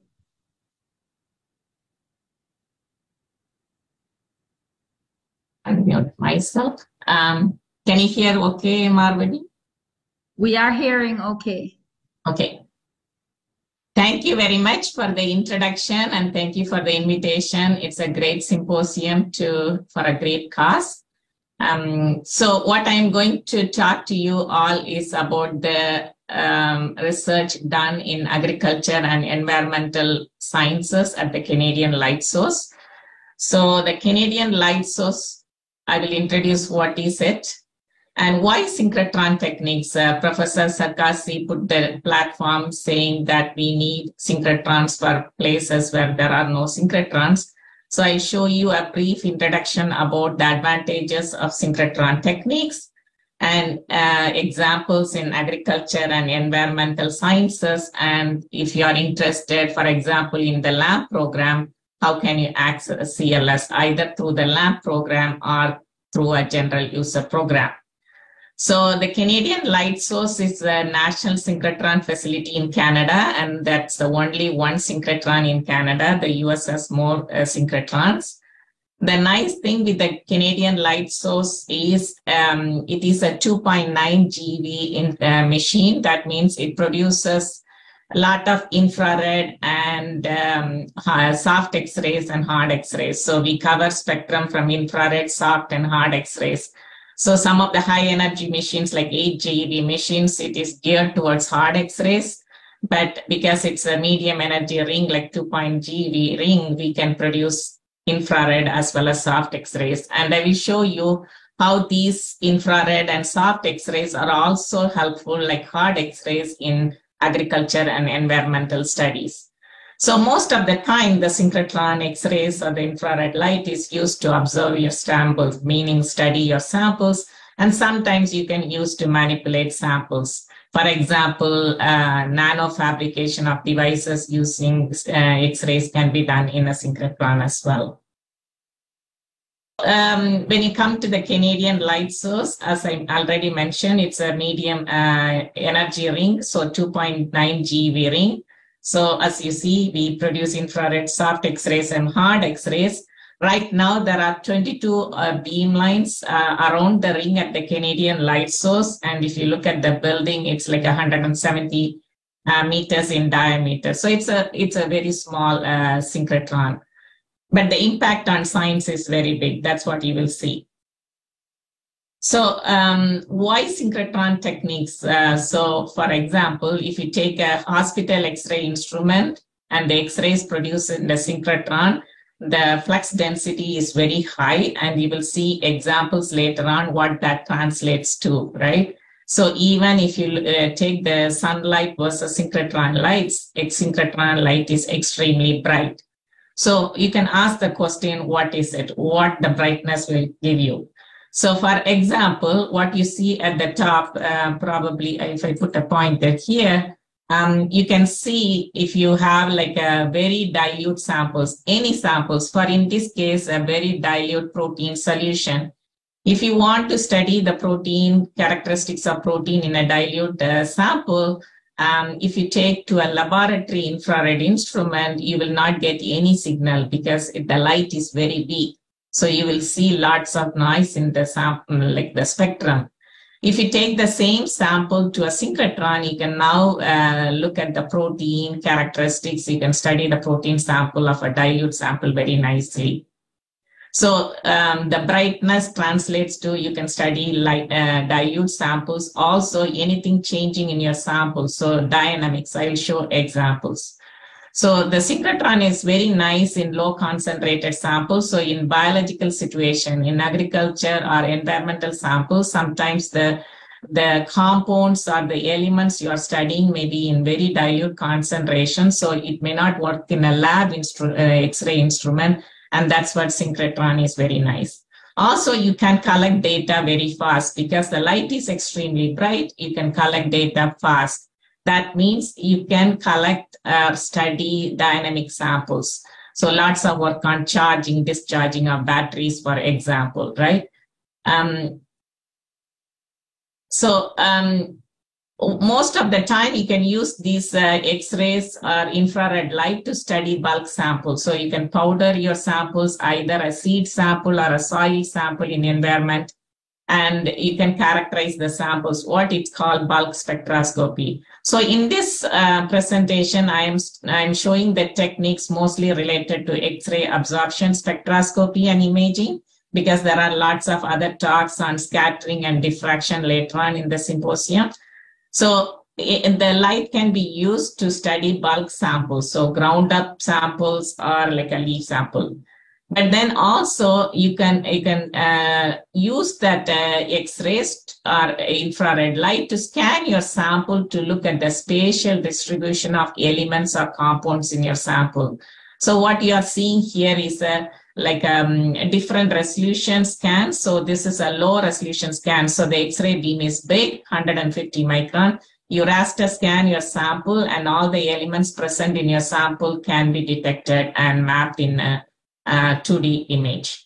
So the nice thing is when you excite your sample with the X-rays, you can study lots of elements simultaneously. So that is really important in agriculture and environmental samples, because sometimes there is interdependence between one element or another element.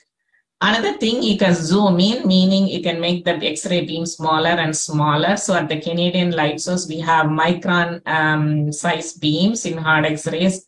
And then there is a process of like going into nanoscale. But then in the soft X-ray beam line, we can go up to 10 nanometer very easily. So you can see some examples later on. So here is a leaf sample done at low resolution 150 micron, the next resolution 50 micron and 20 micron. You can see the importance of like different resolutions, because as you go in low resolution, you can see the distribution of manganese versus zinc is different. Zinc is present along the veins in the leaf versus the manganese is present in particulates in everywhere.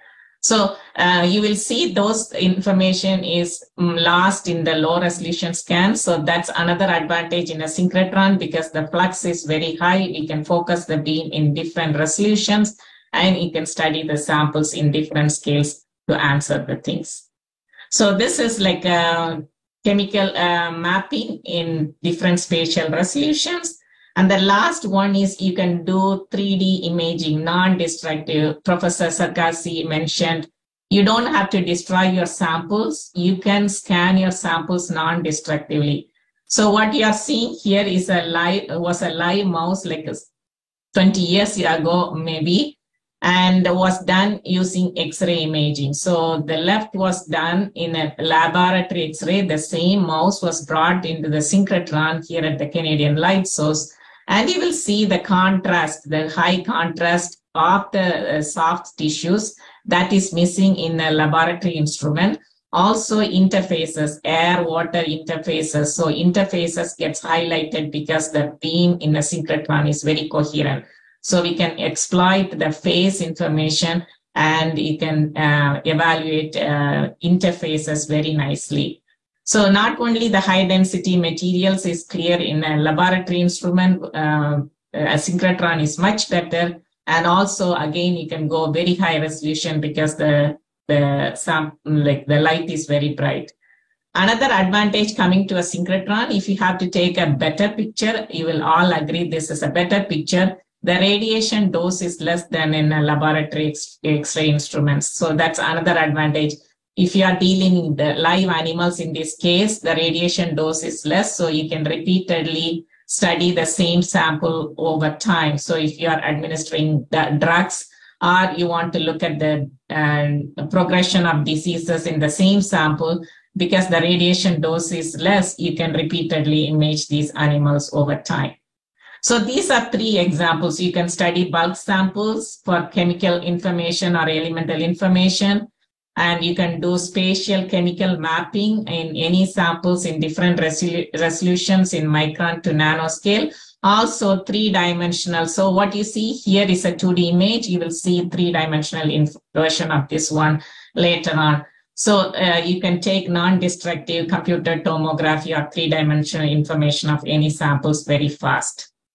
So I'm going to show you some examples. I'll start with agriculture science. So first is like a 3D image. So you can have, for example, if you are interested in developmental biology or seed sciences, you can have the sample and take X-rays, X-ray images, and you can put them together, computer tomography, and you can generate very nice images. So what you see here, the rotating one is a sunflower seed. The blue is the seed coat. The green is the endosperm. And the red one is the air volume.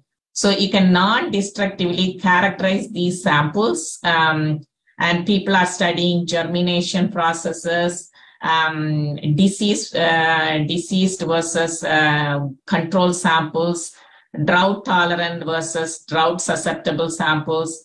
You can look at vascular systems in plants. You can think of anything that you don't want to destroy the samples, and that is not possible in the laboratory sources. Synchrotrons can do the imaging.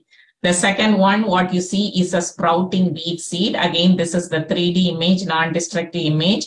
The blue one is the root system, and the red one is the embryo tissue. And you can see the cell structure. So if I stop here, you can see the cell structures, which cells are transformed into roots versus different parts of the plant. you can study all these things non-destructively. So these ones are routinely done at the Canadian Light Source. Here is an example of different resolution also for non-destructive imaging. So what you see is a canola seed. In some countries, like it's close to a mustard seed. It's a very small seed, 3 millimeter in diameter. And you can see if you do the 3D image and do a virtual cross section in a low resolution, you don't see a lot of details. But if you are interested in the volume of the seed, volume of the endosperm, this is good enough. But then you can take the same seed, you can do very high resolution at around 3.6 micron. You can start to see the details of the seed coat, porosity, vascular system in seeds, things like that.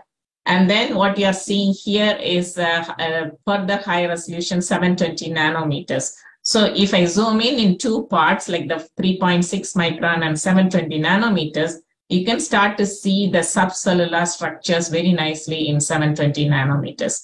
So depending on your purpose, you can choose the resolution and the size of the sample. So the higher the resolution, you can look at a very small region, field of view, or if you are in low resolution, you can do larger field of view, about 10 millimeters. So depending on the questions, the researchers, we recommend different setups for the researchers.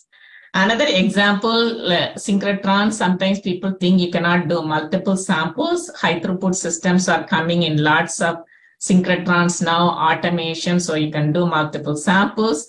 Here is an example of computer tomography. Again, this is a weed spike, so you have lots of seeds and people are interested in the size, volume, surface characteristics, internal characteristics. So you can have multiple spikelets in a plastic tube. You can scan them. You can do image analysis in different ways. You can calculate the volumetric size, everything automated fashion. And now machine learning methods are being used to characterize different samples. So high throughput systems are also in place to study lots of samples, especially in agriculture and environmental samples. You cannot study just 1 or 2 samples. You have to study lots of samples. And systems are being developed in synchrotrons around the world to handle multiple samples.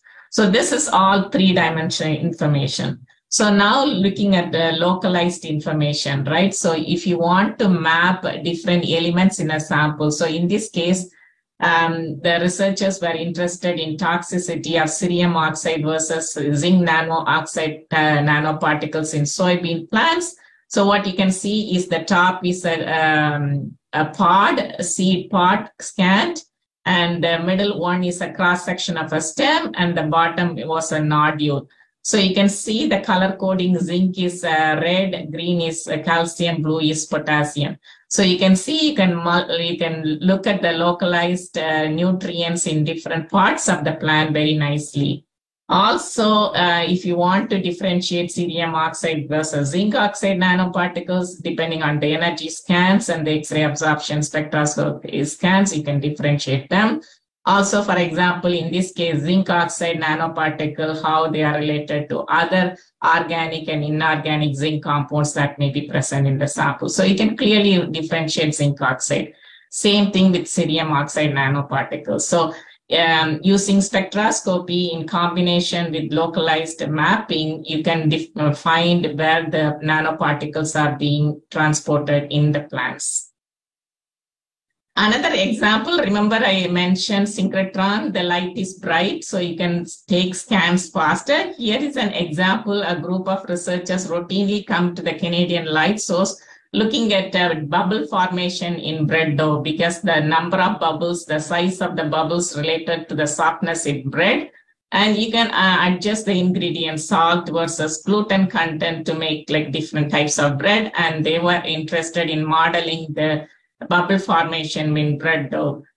They were doing this in a laboratory instrument, X-ray instrument, also using ultrasound, but they liked the X-ray method for 2 reasons. Because the synchrotron X-rays, you can take images very fast. That means they were able to capture the small bubbles as well, which was impossible in an ultrasound, also in a laboratory X-ray instrument, because the laboratory X-ray instrument takes long time to scan. So the bubbles were bigger. You cannot capture the small bubbles. So this type of information that they collect at the synchrotron is very helpful, and they have to adjust some modeling parameters to predict using other methods like ultrasound, which was not perfect before. This group routinely comes. So the synchrotron, because you can take X-ray images very fast, 500 times faster than in a laboratory instrument, these type of studies are possible. Another quick example is food applications. So this one, in the bulk suspension, they had like sunflower oil with sugar crystals, and they were introducing a secondary liquid. So in this case, water, also different concentration of sucrose solutions. So they were studying the mixing of two solutions dynamics. And you can see that like they can take images of that suspension in one time and also in different times. And you can see how different solutions are mixing together. This is all possible because the X-rays are bright, and you can take images very fast, and you can do this analysis in a very timely fashion. Lots of work on plant-based products. Right now, there is a big plant-based protein products coming online. So lots of work either by academics or companies are being done at the Canadian Light Source. So people study real meat, and then this is a plant-based meat. And they study uncooked and cooked one, and they compare how these things are structurally behaving like real meat. Also, you can take these similar samples to infrared beamline, and you can look at how these protein, oil, and starch are mixing together. So there are lots of work now happening at the Canadian Light Source. And the last example on agriculture is optimizing processing conditions. So biofortification, lots of work done to increase iron and zinc for humans. In this case, if you take rice, for example, this is a work done at the Australian synchrotron. In this case, if you take rice, there is a lot of zinc in the husk, but as humans, we cannot eat the husk. But there is a way you can optimize the processing conditions to infuse more of the zinc into this rice. Because parboiling is a process where you soak the rice with the husk, and then you can boil them. So if you optimize the soaking and the parboiling conditions, you can infuse more zinc compared to the raw rice into the rice. So this is a great example. Food processing optimization is also can be done, and the synchrotron technologies will help to optimize the food processing conditions. Coming to environmental science, the first example is phosphorus. So you can study any elements that is of interest to researchers. So what we are showing here is the phosphorus study. Another thing with the synchrotron is access to different like edges. So for example, here is a 3 like potassium and sodium phosphate compounds in K edge. Sometimes like K edge, the spectra may look similar, and that's what the researchers go and do L edges. So for example, here the spectra may look it's little similar, but there may be a little shift in energy, but also these spectral signatures like the L edge shows like a big difference between sodium and potassium compounds. So in combination with K edge and L edge, you can resolve different compounds. Also, infrared, you can see infrared is also very, very rich in spectroscopically. So in this case, the researchers were using 3 techniques, and they were able to differentiate these 3 different compounds, right? So the DGT is the way they prepared these samples. So it was not like a chemical extraction. It was called diffusive gradient thin films, how they prepared the samples. So this is another example, sometimes in a synchrotron, infrared and soft X-rays to look at the L edges of some elements are also really important to study some of the elements or compounds interested for agriculture or environmental samples. And that's where Canadian Light Source, because we have access to infrared and soft X-rays in addition to hard X-rays, there are lots of agriculture and environmental sciences are possible. Lots of soil carbon work. So for a soil carbon, you need soft X-ray beamline. So we have like 2 good soft X-ray beamlines who does a lot of soil organic work. And researchers from all over the world come to the Canadian light source. So in this case, the researchers were studying 4 different samples from cultivated land and uncultivated land. And they were comparing extracted soil carbon with spectroscopic information. So here you can say using soft X-ray beamlines, you can do soil carbon speciation. So you can look at aromatic carbon, phenolic. So these are phenolic like regions, 285. And so different spectra is at the depth of like different soil profiles. What you can clearly see is uncultivated and cultivated land, there are differences. So for example, you can see the phenolic and aliphatic carbon are very low in cultivated land because depletion of organic matter. Also the minerals. In the next one, we can see when we scan samples, you can do soil or carbon as well as some minerals like iron, zinc, also aluminum, silica. You can map on the same sample. So here is an example. You can look at you can map the soil samples. So you can look at phosphorus, silica, or phosphorus and calcium, and you can look at the correlative correlation between the availability of these or co-localization of these minerals and nutrients. So what you are seeing here is a soil sample done. So similar to here, they were studying like soil carbon versus iron mapping of the soil, same sample. So the different colors means different concentrations of iron or different thickness of iron samples. So this is all possible because we have beam lines where you can map carbon as well as some of the elements like iron, calcium, silica. So you can look at the correlative co-localization between carbon and some minerals important for soil sciences. Last one is high resolution imaging. So we have a nano probe beamline. So meaning, this example was done in a nano probe beamline where you can routinely get like 25, 30 nanometer scanning in different samples. And that one is using like optical lines which focus the X-ray beam. So it's called scanning transmission X-ray microscope. So the zone plates, the optics that focus the beam to 25, 30 nanometers. So if you take a magnetosome, like a small sample, this is how it looks routinely in the scanning transmission X-ray microscopy. But if now it's a lensless imaging tychography that exploits the coherence from a synchrotron, you can get much better resolution, so 9 nanometers. So you can appreciate the differences. So wherever you need high resolution, this is the way to go. And this is being now routinely used at the Canadian light source, even at low energies.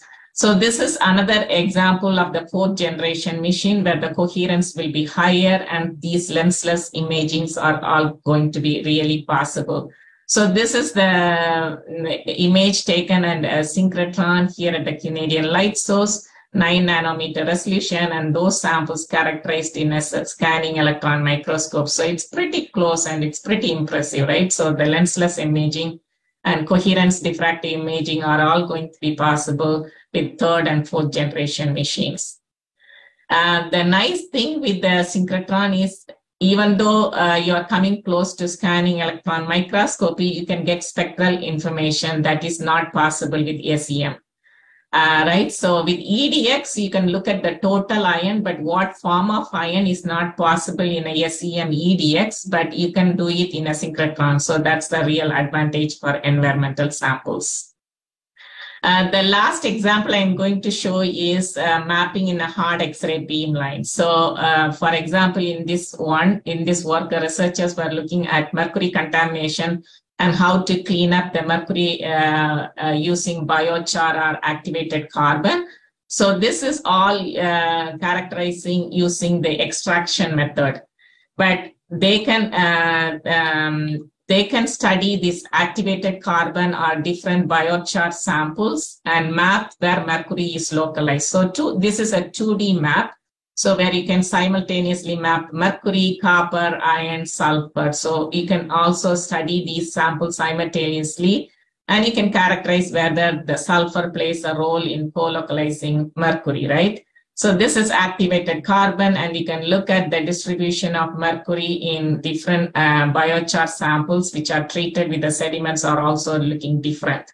So this is just a sample on the surface, or you can cut the sample and you can map a 2D map of like the distribution of different elements. There is another technique available at the synchrotrons as well, which is confocal. So you don't have to cut your sample. So you have like a small biochar particle, you can go from the surface deep into the sample. So this is what you're seeing. So sometimes even archaeological samples you don't want to cut, you can do confocal X-ray microscopy similar to confocal optical microscopy. So here the similar samples without cutting, you can scan from the surface and you can go depth by depth and you can map the X-ray fluorescence maps. And that also shows, now you can see the cell structures of the biochar, right? The honeycomb structures in the biochar and how mercury and calcium may be co-localized, because calcium and mercury blue and red makes the pink color. So these are some examples that you can combine different techniques to study the samples and characterize your samples.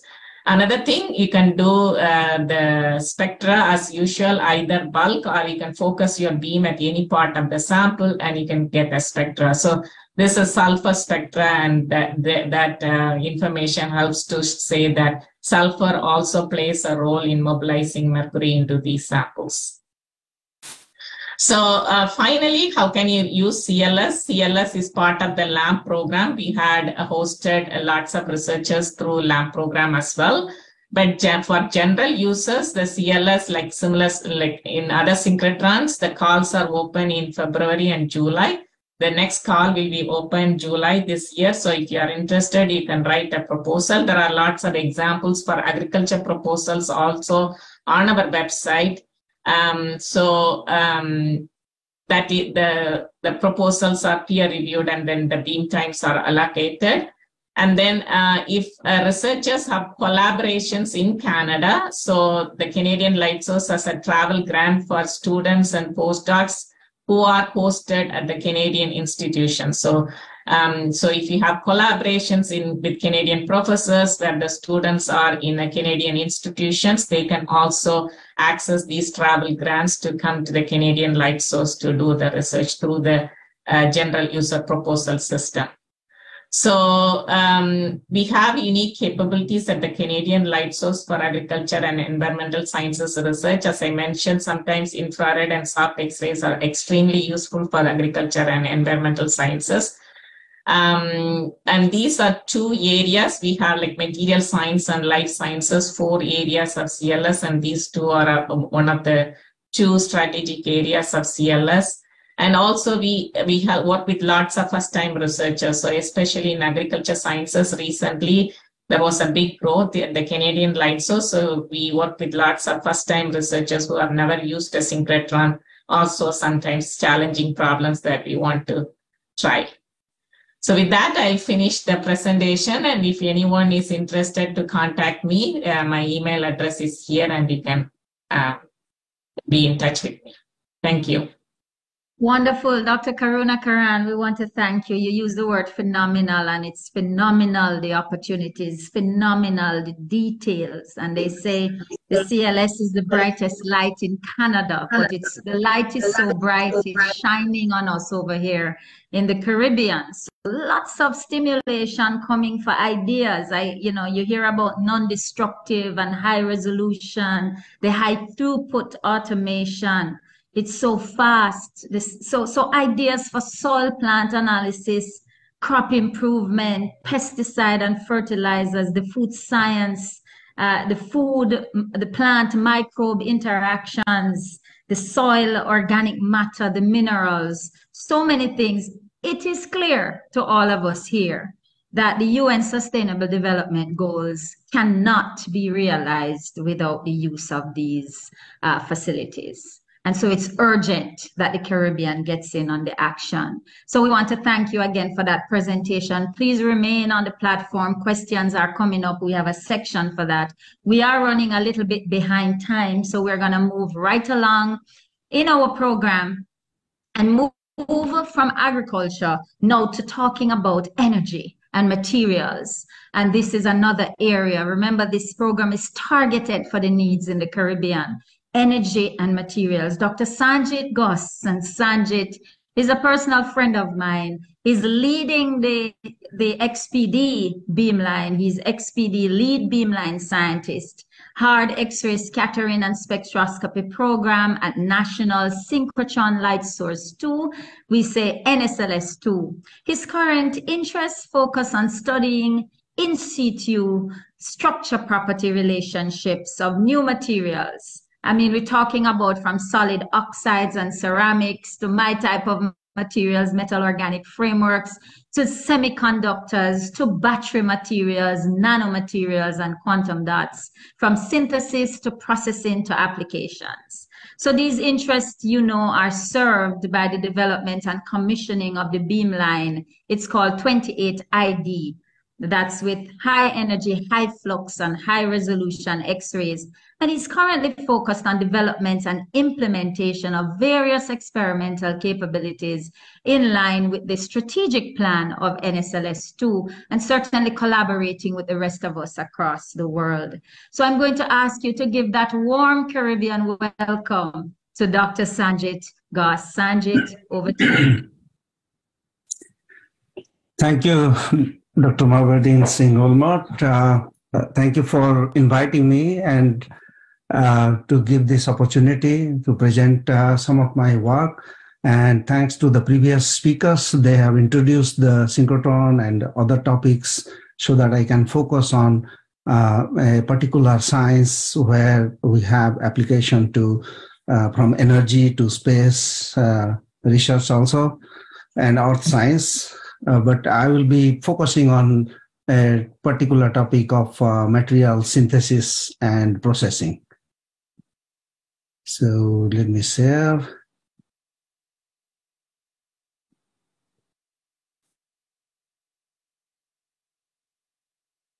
Do you see my slide? Okay. Yes. Go into presentation mode. There we go. Okay. So thanks again, Marbadeen, for this opportunity.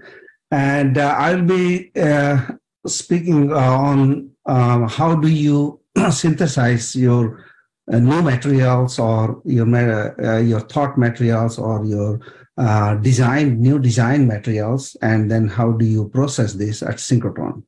So myself, Sanjit Ghose from NSLS2, National Synchrotron Light Source 2 at Brookhaven National Laboratory in New York. And first of all, I want to go to why we need these new materials. So this is a 1920s material status.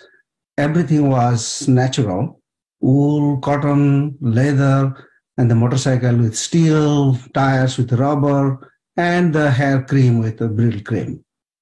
Now, after 100 years, we have everything is synthetic. That gives us more efficiency, more cost effective, and but there are other aspects of this. But things from starting from every parts what I showed you in the previous one is everything is synthetic. How do you synthesize them to have better efficiency and low cost and available to everyone? So some of the modern synthetic materials here, I would like to focus on some photovoltaics with improved efficiencies, where is an example of a beautiful example of a lead selenide doped on the titanium oxide, nanoparticles in the light collecting layers for photovoltaic application, very high efficiency, high energy density batteries from solid state to polymer batteries, fuel cells, transportation applications, from electrode, electrolyte, catalysis, and hydrogen storage to functionalized mesoporous materials. All these applications, here is a beautiful example of a solid state battery with a ribbon-like battery, flexible battery. You can make those for the synthetic batteries. So all these synthetic materials had a pretty much application in every field of material science.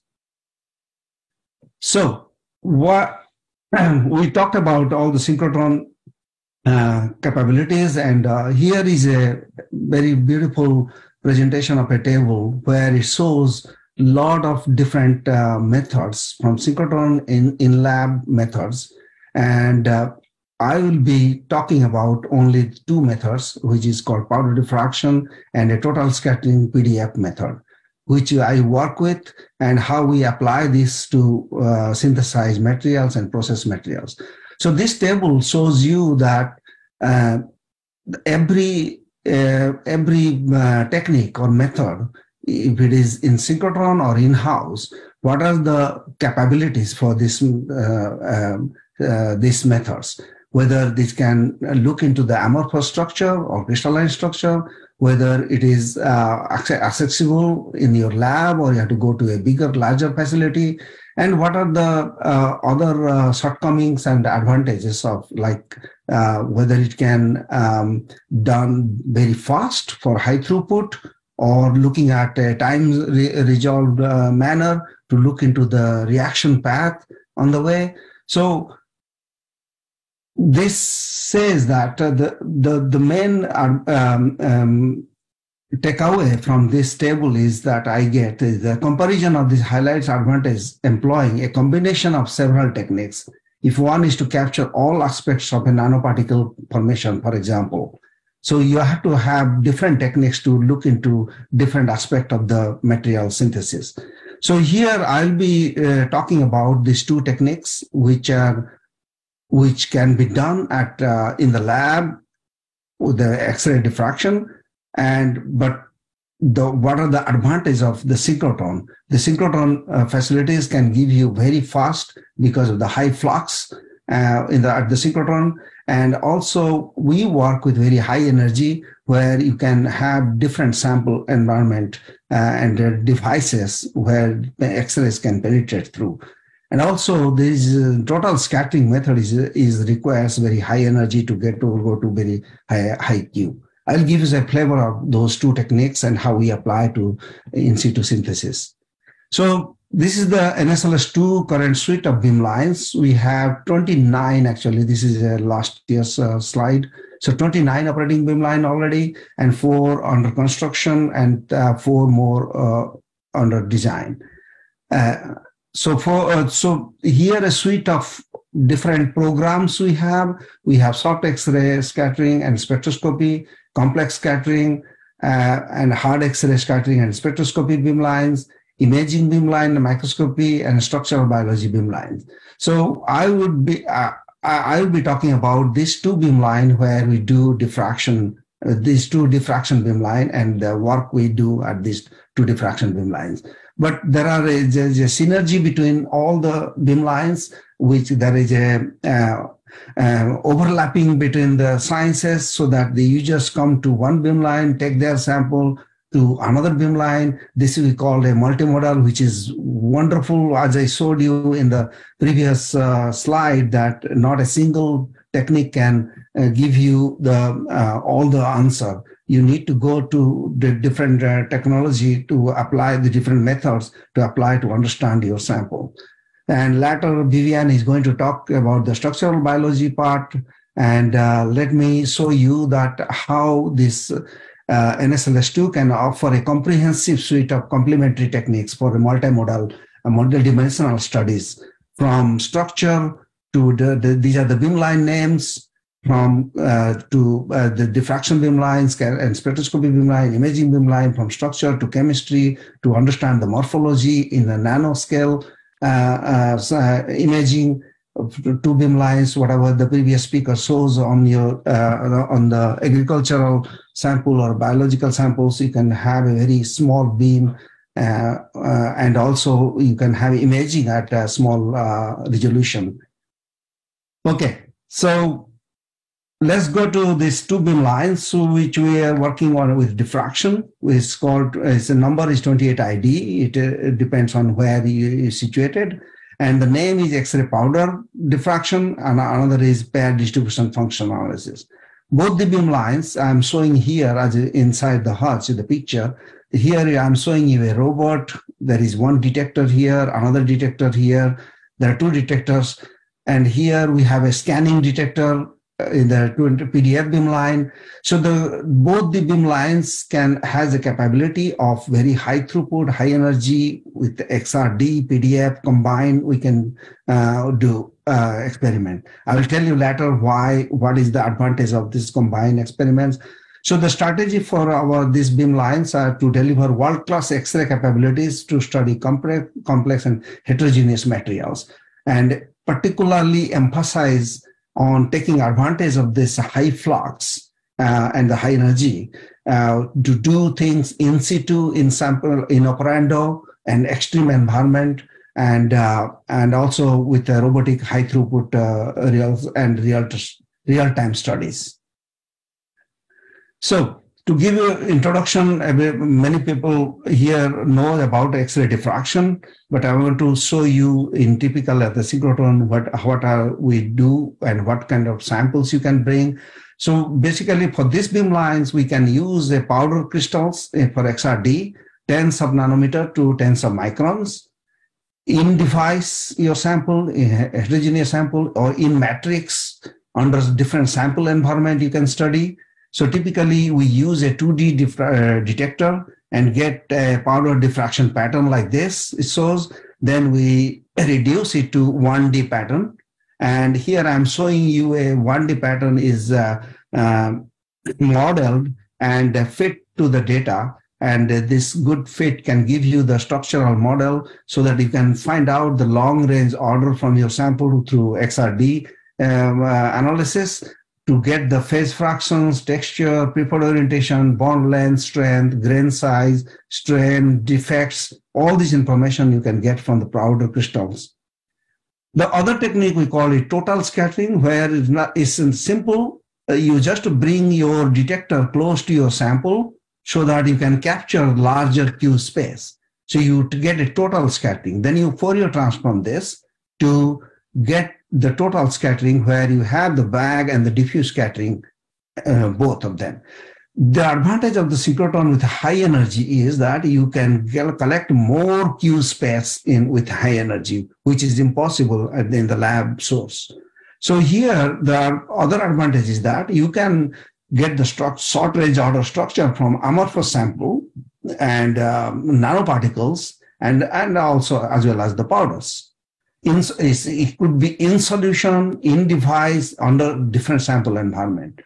So here I'm showing you after the Fourier transform, you get in the x-axis here, I'm showing you the R, which is distance between two atoms. And this is a probability function, is a histogram. So it's a kind of, you are looking into the probability of PDF, or the probability of finding a never atom from the center atom. What is the probability of finding a never atom at a distance 1.42? That probability will come in the y-axis. So this is, as you go to the next bond length, it's 2.46. The probability is more. So this way you can find out where is your peak, what is the for particular bond length.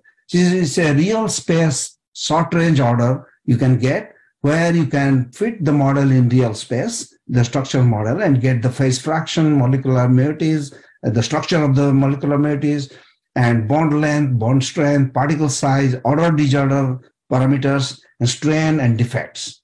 So combining these two techniques, you can study the structure of amorphous materials to nanoparticles to powder, but we don't do single crystals in this beam line.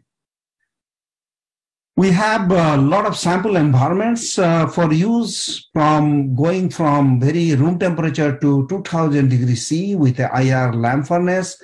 We have very particular pellet samples. We can have powder samples in a capillary.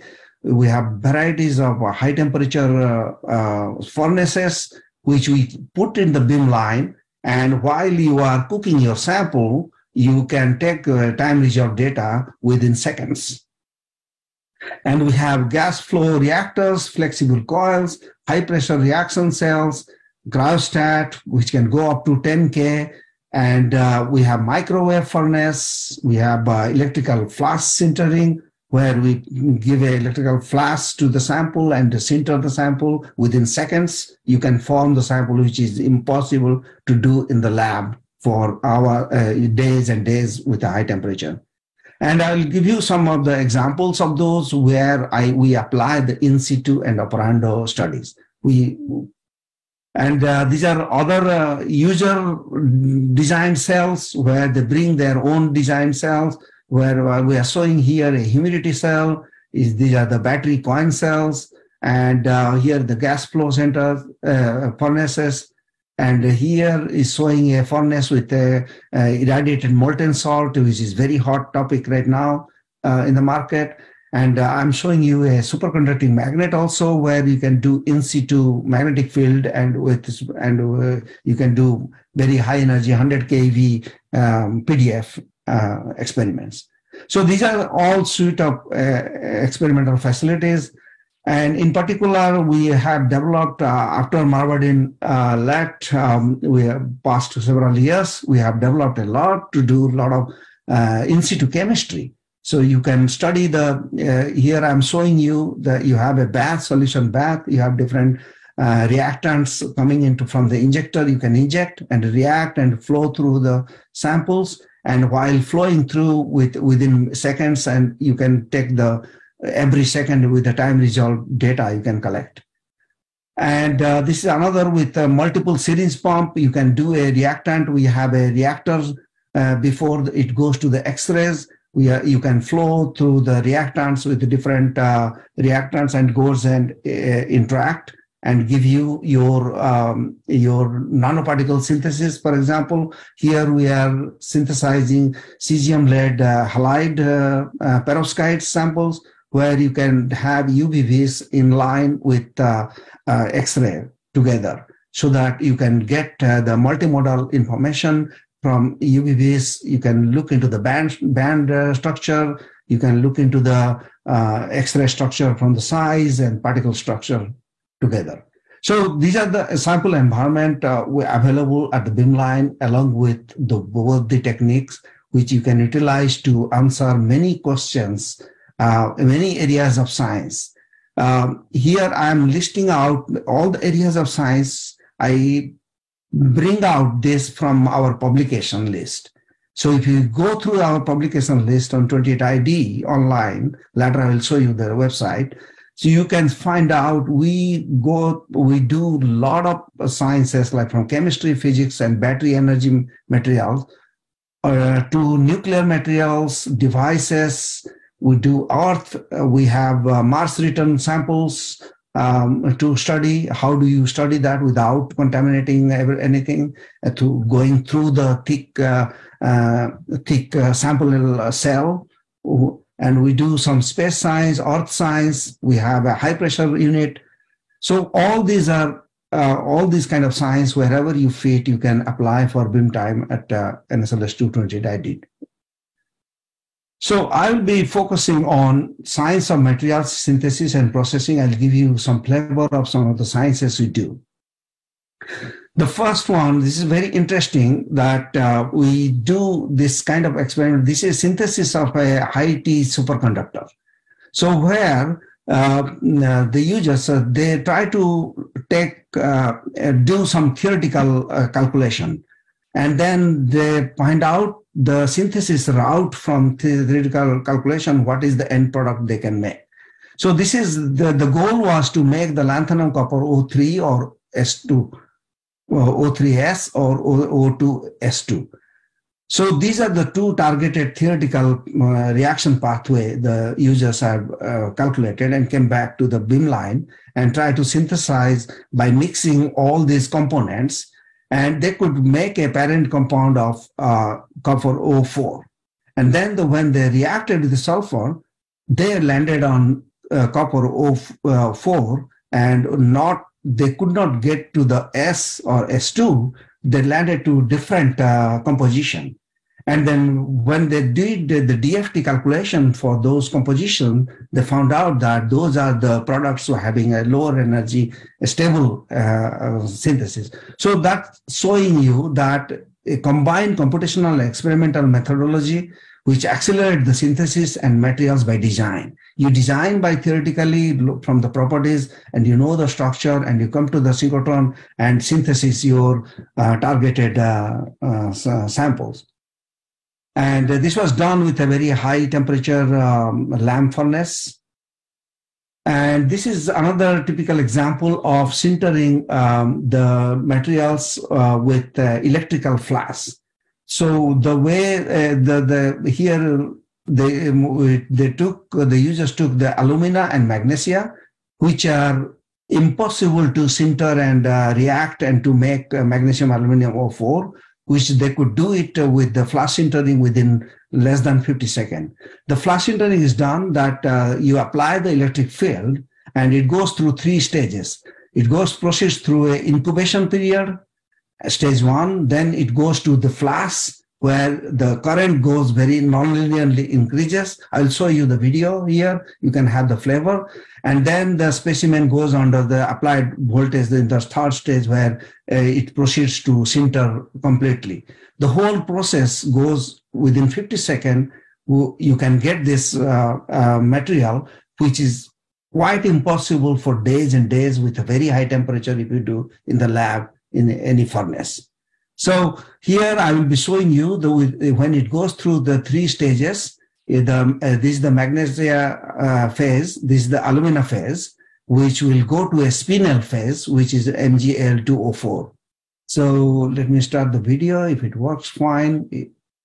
So you can see the dog bone, it flashes. When it flashes, the magnesium and aluminum, they completely convert to the spinel phase. So this kind of time resolution, we collected this data for with the 0.2 second time resolution, and every 0.2 second we are collecting data while it is going through this process. And it can show you in this bottom one, the stage 1, there is only magnesia phases, no spinel phase, and from stage 2 up to the flash, the spinel phases are coming out, and then after onset of flash, it goes to a very highly 99% sintered material.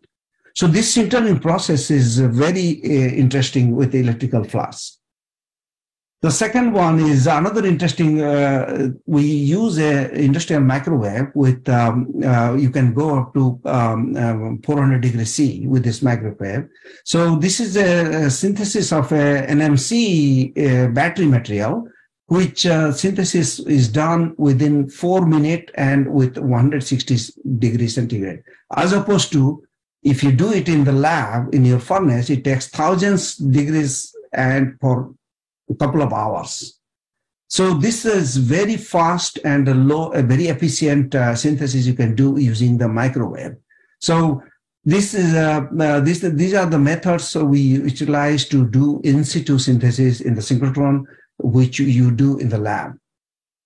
So while we talk about this synthesis, so this is how we work with the chemist, where we discuss with the chemist what they do in their lab, and whether they can look into the structural atomic level structural aspect. In the lab, they might be looking into different techniques with the properties. They are studying the properties, but they don't have the idea of how the reaction pathways, how the things are changing, how they can understand the kinetics of these reactions. So this is how you need in situ, very high time resolution data snapshot, and do the analysis in line to understand your reaction process. So this is another example of, we demonstrated that you can do a early stage growth of a metal organic framework. For example, here we took a G8 nanocrystal formation, where we can find out the stable cluster of zinc and 2-methylaminum form. And we observe the formation of higher order clusters and then the amorphous intermediates and the final morph crystals.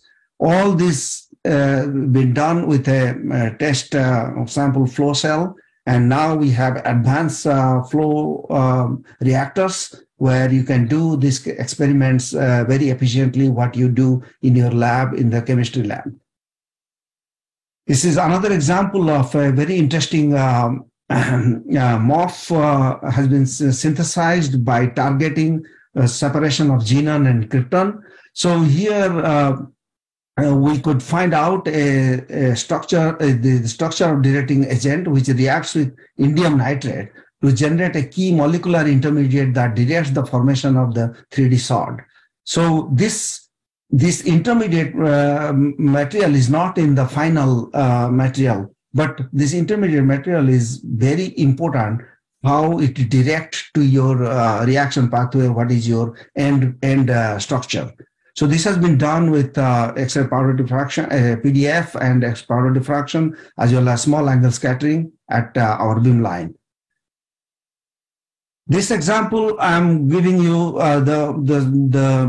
the flow reactors I showed you. This work is undergoing right now, and we are going through this very highly automated system we have, where you can react to all the solution synthesis. You can synthesize the nanoparticles, you can synthesize the morphs, or any varieties of any kind of chemistry you do in the lab for synthesis of materials, which you can do with, we have lights, we have Raman UV-Vis, NIR, and Raman spectroscopy in line with your PDF data you can do. So I'm trying to demonstrate this here, that you can do this kind of nanoparticle synthesis in situ with controlling the size distribution, and understanding the quantum yield of this nanoparticle. For example, lead sulfide we study here. We take two precursors, one the lead oleate and the thiourea, and we react and get the lead sulfide. So we do a PDF to get the structure and size from a time-resolved structure and size while it is reacting from earlier stage to the nucleation, pre-nucleation to nucleation to the growth stage. And we do SACs in other beam lines, SACs and WACs to get the yield, size, polydispersity. And we do inline NIR and UV-Vis to get the quantum yield and other optical band structure. And here is the result for this lead sulfide, which are published in these two publications, where we show the y-axis showing a particle size and x-axis with the time. You can see the reaction time. There is a delay in the reaction, and it saturates after a certain time. So this delay is depending on what kind of precursors you have chosen. What is the length of this precursor? What is the chemical structure of these precursors? All this depends on your kinetics and kinetics of your reaction and the final product. So just to demonstrate this in situ, how we are synthesizing this lead sulfide here, while collecting, we are collecting the PDF data. We can inline analyze the data with size, and from SACs we can get all the yield. So this is a demonstration like how we can do in time resolve in situ synthesis. So coming to the battery materials for the energy, we do pretty much every cycle. We have 20% of our users are battery users. They do excellent science. So here I'm going to show you some battery synthesis and in situ and operando synthesis. And so this is an example of a battery real-time observation of a structural evolution of NMC 771310. This is a very high efficient NMC battery, nickel metal battery, and lithium-ion battery. So here it is showing that there is a transformation associated with cationic ordering coupled to the symmetry breaking. So the significance here that is shed light on how to design high performance layered cathode materials. So we use in situ XRD. We have used PDF method for the real, and also we use spectroscopy method, a combined multimodal method to understand the principle of structural evolution of this battery material.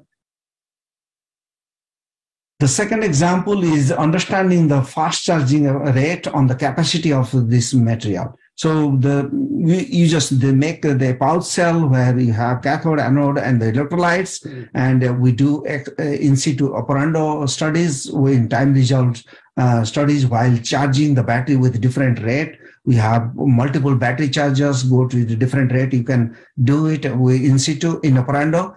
Where here it is showing that when it is at a low rate, it can go from A to B, phase B to C. When you increase the rate at 1C or 3C or 6C, you can see it goes from A phase to C phase directly.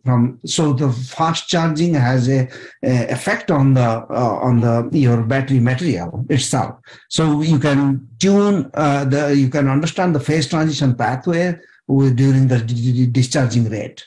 So these are the experiments we do operando at the beamline, and that covers almost all the studies we do. Here I'm showing you under our program, we have multiple beamlines where we can do spectroscopy as well as diffraction, combined experiment you can do with these beamlines.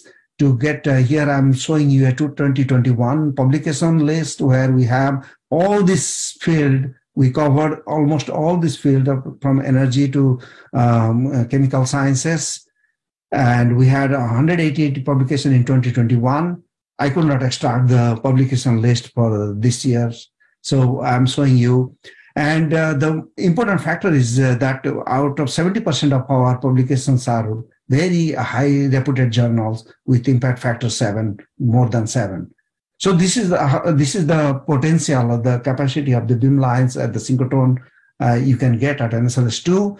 And we have users from high school, Long Island high school students are doing routinely experiment in biology and other beamlines, spectroscopy, microscopy beamlines, and as well as our beamlines. From high school student research up to industrial research. We have 7 industrial research from pharmaceutical to BSF or St. Gobain's, and all these companies are coming to use the synchrotron users. And we can accommodate a lot of users because there is a lot of demand for the synchrotrons. As Robert, already you have listened to other speakers. And because of this high flux, you can have high throughput, turnover is very fast. The experiment which we used to take days, it now takes minutes. And we are trying to take advantage of this very high throughput, high competition also to help the experiments go faster and high throughput. With that, I summarize that the 28 beamline is optimized for high statistics and time-dependent measurements, high throughput diffraction scanning, for high G element like uranium, plutonium. We do a lot of nuclear material studies also, and with thick samples inside in operando, in situ, and we accommodate any user custom built devices in the beamline. As somebody already mentioned that you need to discuss with the beamline scientist what you want to do. We can transfer your in-house research to look into your sciences in a different perspective at the synchrotron. So the core mission of 28ID is to observe materials under conditions that are far from equilibrium, non-ambient, and non-static condition. For details, you can go to this website to get all the information from all the beamlines and about 28ID1 and ID2, or you can contact Dr. Marbadin for getting my email address. You can contact me directly, or if you go to the Beam website, you get all the information how to apply for the Beamtime. So, and at the end, I would like to thank my colleagues here for the XPD Beamline. And here, Eric Duruy, he has already given a talk in the Greater Caribbean in 2019 to discuss about all our programs.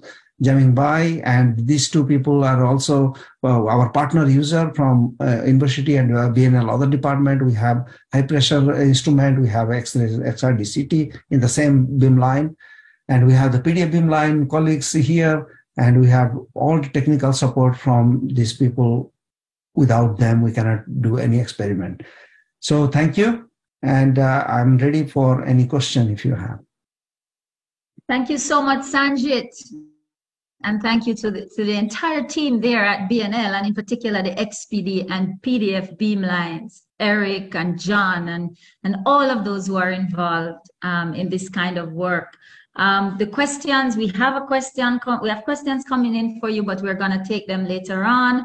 The high flux to do things in situ, that excites me. In situ chemistry is very exciting. It's possible, allows us to do so much. And later on, we'll hear more about some of the things we were doing in monitoring self-assembly of materials that we could never before do. And then this multimodal method and cooperation with different beamlines to put it all together that can now inform rational design, synthesis, development of materials that can serve society. Thanks again so much. We are excited too about the opportunities. We are excited to hear that high school students are coming over to the beamline, and we need to look with LAM, Prof. Mitingwa, we need to look at how we can get high school students involved in the FAST teams that can access beamline time.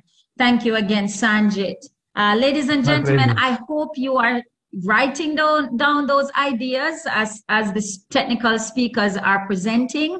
Coming up later on, we have the project workshop with one of the directors there at NSLS2, Professor Kun Chen, and we want you to talk with him directly about some of those ideas. So write down those ideas as they come to you. At this point, we are gonna allow you to stretch your legs a little bit, grab your coffee. In about 10 minutes as you watch, take your devices with you or have somebody bring the coffee over, stand up and stretch, and watch these video highlights from NSLS2 and the Canadian Light Source. And then we come back to talk about applications in life sciences. As you watch these videos, text somebody, call somebody, all the medical people, all the people in the life sciences, all of the policy people, get each one of you to take back another one when we come back live in 10 minutes as you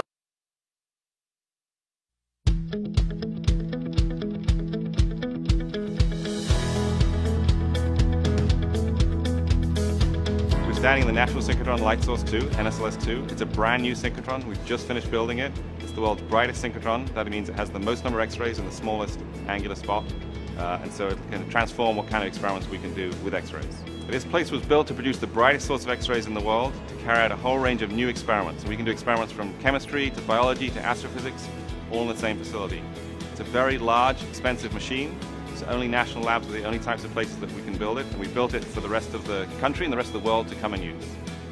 So NSLS2 is a synchrotron. That means it produces X-rays by accelerating electrons around in a ring. Around that ring we have devices, we call them insertion devices, that produce the X-rays, and then we transport them down a beamline to an experiment.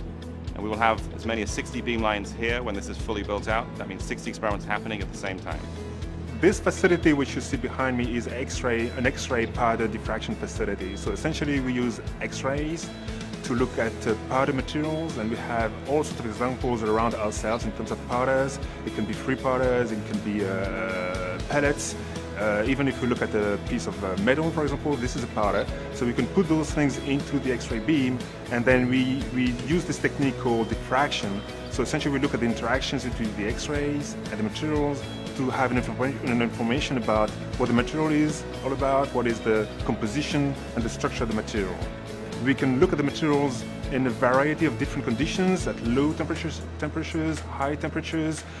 We can vary the pressure, we can have different gas environments, and we are using this very, very intense X-ray beam to look at the transformation of the material as a function of time, with time, depending on those external conditions. One particular capability of this beamline is the thing you can see right behind me, which is a robot. So we use this robot to manipulate the samples. What we used to do in like hours or minutes before, I mean now we can do that in seconds, and the robot helps us to really switch from one sample to another real quick, and we can get a lot of diffraction data out of those samples. The coherent soft X-ray beamline here was created to create the highest coherent flux available, and that's really useful for looking at textures, electronic textures in such materials such as high-temperature superconductors and other advanced materials. X-rays are really good at looking at, for example, the crystal structure of how a material is, and that's really looking at where the atoms are. Well, this beamline is different, is we can not only see where the atoms are in a material, but where the electrons are. So here what we're trying to do is get superconductors, which are materials where the current flows, you get no loss.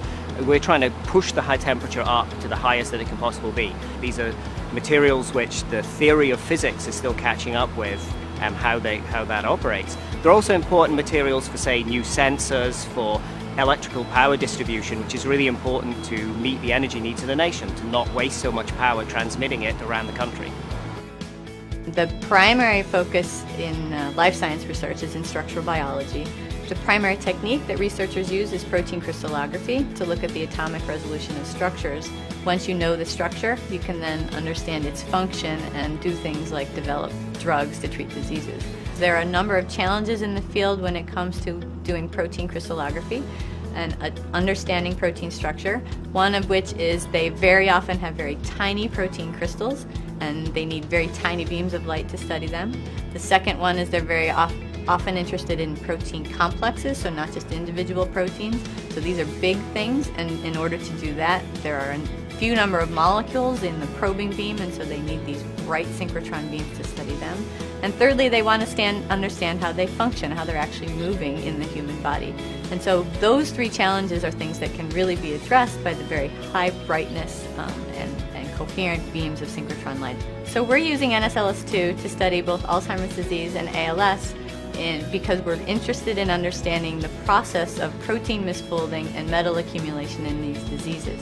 When the proteins misfold and metals accumulate in the disease, it causes brain cell death. And what we can do with these very tiny beams of synchrotron, both X-rays and infrared light, is understand how the chemistry of the cells change and how the metals within the cells and the protein misfolding are actually toxic. Hard X-ray nanoprobe beamline is basically a giant X-ray microscope. Unlike an ordinary optical microscope, it utilizes high penetrating power of hard X-rays to see things deep under their material surface and analyze details about materials. The most unique feature of the hard X-ray nanoprobe beamline is to produce a smallest beam in the world and use it for creating X-ray images. This impressive capability was a result of three important ingredients. One, brightest X-ray beam at the NSLS2. Two, a new class of nanofocusing X-ray optic called multilayer Laue lens. Three, a new generation X-ray microscope instrument that we have developed that allows scientists to carry out a very reliable X-ray imaging measurements with the stability and accuracy down to about 1 nanometer. The NSLS2 is a user facility. That means we built it for other people to use. The way they use it is they write a proposal. If that reviews well, they can come and use it for free. And those people may come from industry or from academia or from other national labs. When NSLS2 is fully built out, we should have up to 60 beamlines. We'll be the brightest synchrotron in the world. We should be having 4,000 users a year coming through here, and they should be producing very high impact science. We really want them to transform their disciplines using experiments they've carried out here.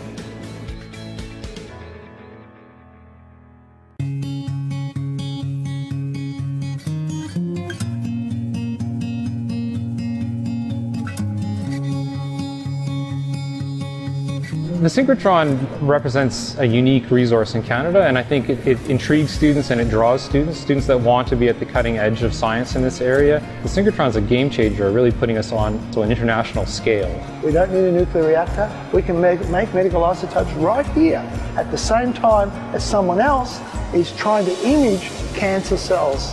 So we're looking at both the discovery and we're also looking at the application. there is a growing population and there is a need to produce more food for the population. Canadian Light Source has the right combination of beamlines or the different types of light needed for plant research. Right now, there's a big push to understand the global carbon cycle. The measurements we do here at the Beamline, a lot of them are looking at trying to understand exactly what's going on at the microbial level and at the chemical level to better interpret how carbon is being absorbed back into the soil from the atmosphere. We work with Areva Resources Canada in Saskatchewan. It's a local uranium mining company.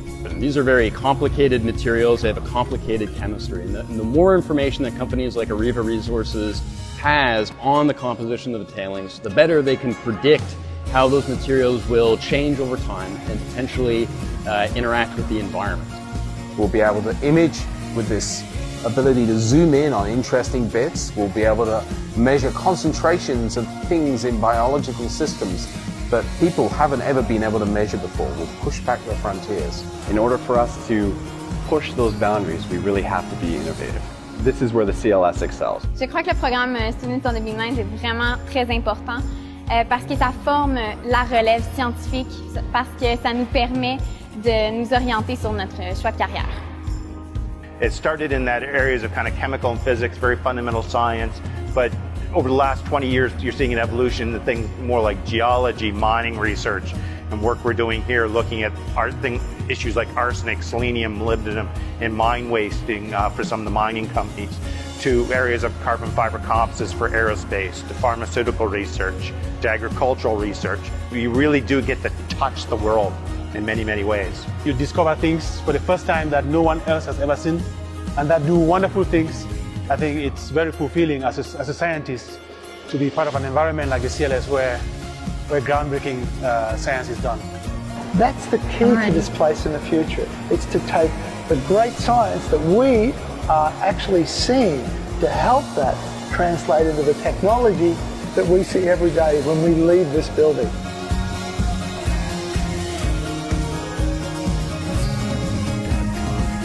Thank you very much, everybody. I hope you did enjoy those videos. And, as we move forward to establish closer collaborations between the CLS and NSLS2, those videos allowed you to see a little bit more, get a little bit closer, and meet some other members of the team. So, ladies and gentlemen, we are going to move on now to applications of synchrotron light in the life sciences. And I told you before, I wanted each one of you watching to bring another one. So members of the public, students, call your neighbors, call your friends, and let's welcome home Dr. Vivian Stoyanov. I say welcome home because Vivian, in fact, did her PhD in physics from the University of Sao Paulo, at the University of Sao Paulo in Brazil. So she's no stranger to Latin America and the Caribbean. Vivian is now a physicist at NSLS2 at Brookhaven National Lab, and she oversees the user training and outreach program at the Center of Biomolecular Structure.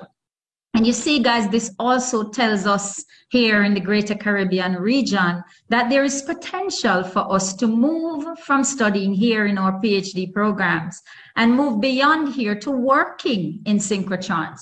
And this also tells us that when the CLS comes, when this GCLS comes, when our Caribbean light source comes, there will be opportunities too for scientists who are trained here, who are born here, to be working as beamline scientists. Vivian has broad multidisciplinary background, clearly, with specific training in physics, material sciences, and X-ray crystallography. She has long-standing experience with synchrotron light applications, specifically with methods and techniques that allow macromolecular crystallography and imaging applications. And at BNL, she's managing the X6A beamline. She's involved, as I said before, in several outreach and training programs with support and collaboration from corporate scientists as well as academia.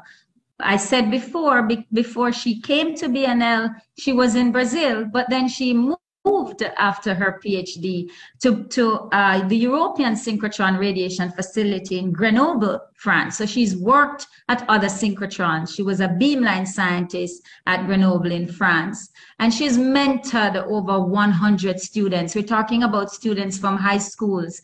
And she's taken them to postdoctoral and fellowship levels. And she's actively involved with the Office of Educational Programs. That's an office right there at Brookhaven, and CLS also have a similar program. So they are working in student partnerships for advanced research and knowledge. That's the SPARK program. I'm sure she'll mention a little bit more about SPARK, but a year-round program is what SPARK is, providing opportunities to high school teachers and their students so that they can visit BNL and get some experience and exposure. Several of those students in these programs, in the SPARK program, have continued their research as undergraduate students in universities under her mentorship. And their work has been published in scientific journals. I want you to applaud, welcome home, and welcome to our symposium, Dr. Vivian Stoyanov. Thank you, Marvin, for this wonderful introduction. I feel humbled by it, and really thank you for the invitation and the opportunity to present a little bit of what we do at NSLS2 in terms of biological and environmental samples. Let me try to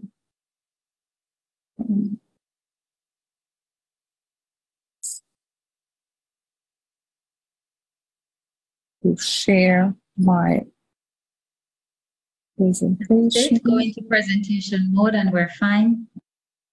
Yes.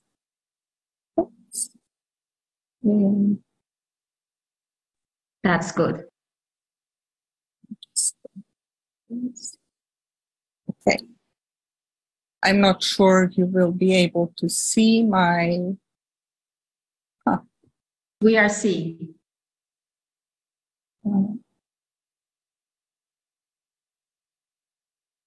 Now it tells me that I will escape this for a minute. Okay.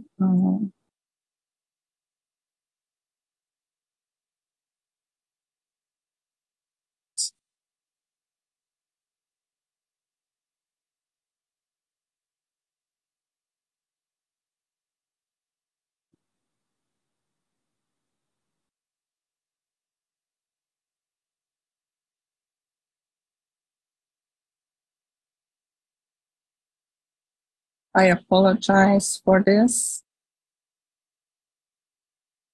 That's all right. So it's coming up now. There you go.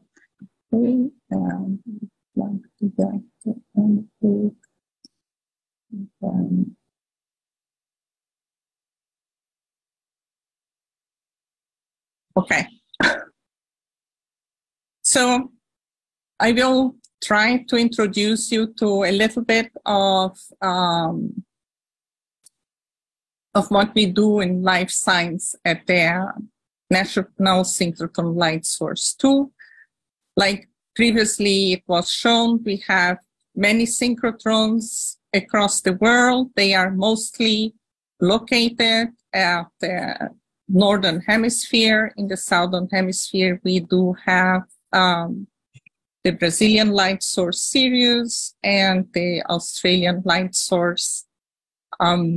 Vivian, for some reason, I don't see your slide. For others? No, it's not up as yet. Okay.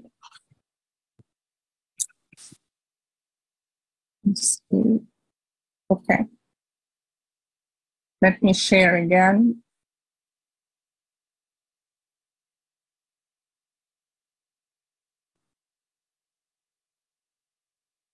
Here, and I will go here. Okay, I will be without a pointer. I don't know if you can see my mouse. It's up now, Vivian, and then it's gone. How about it's not sharing? It's coming on and off. It seems to be okay until you hit that button that says play. Okay.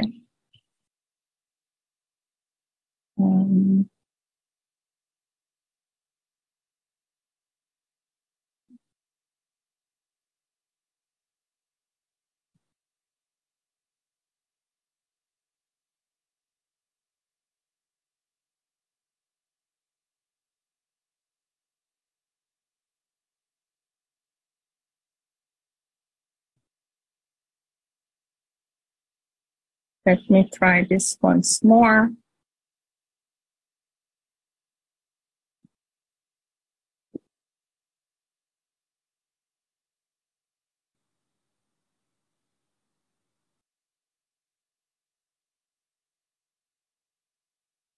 That's staying now, Vivian. That looks all right. Okay. So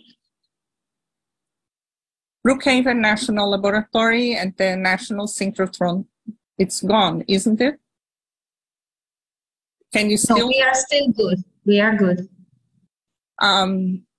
So Brookhaven National Laboratory is about between 1 hour and 2 hours from New York City, which is on the far left of the screen. And this on the right, top right, you have an aerial view of the laboratory. In the background, you have the ring. That's the high energy for the high energy physics. And on the bottom left, you will have the National Synchrotron Light Source, just to give you a relationship between sizes. And at the bottom, you have a close-up view of the National Synchrotron Light Source. And right across, at midday, you have the old light source, the National Synchrotron Light Source, with which everything started in a dedicated, actually having the first dedicated source for physicists, geologists, chemists, biologists in the United States. So why synchrotron light? We already had some of the speakers this morning referring to it.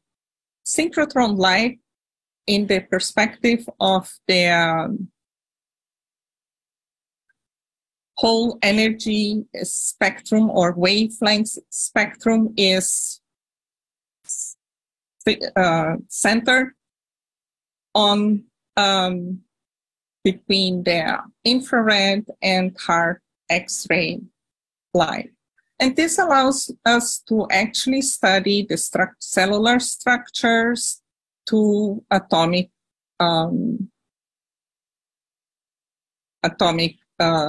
structures. So why synchrotron light? Again, we saw this a little bit earlier, but I'd like to repeat it here because that is really the key reason why we really would like to have a synchrotron in, to be able to actually study different systems, different problems. So synchrotron light is very bright. It's about 10 to the 10 sunlights. It does not spread. It is narrow, focused, and really collimated. And it has this broad wavelengths range that we just heard about, from infrared, which is a very long, presents very long wavelengths, to hard X-rays that have very short wavelengths. And this allows us to study chemical, structural, and spatial structure analysis. Furthermore, synchrotron light is tunable.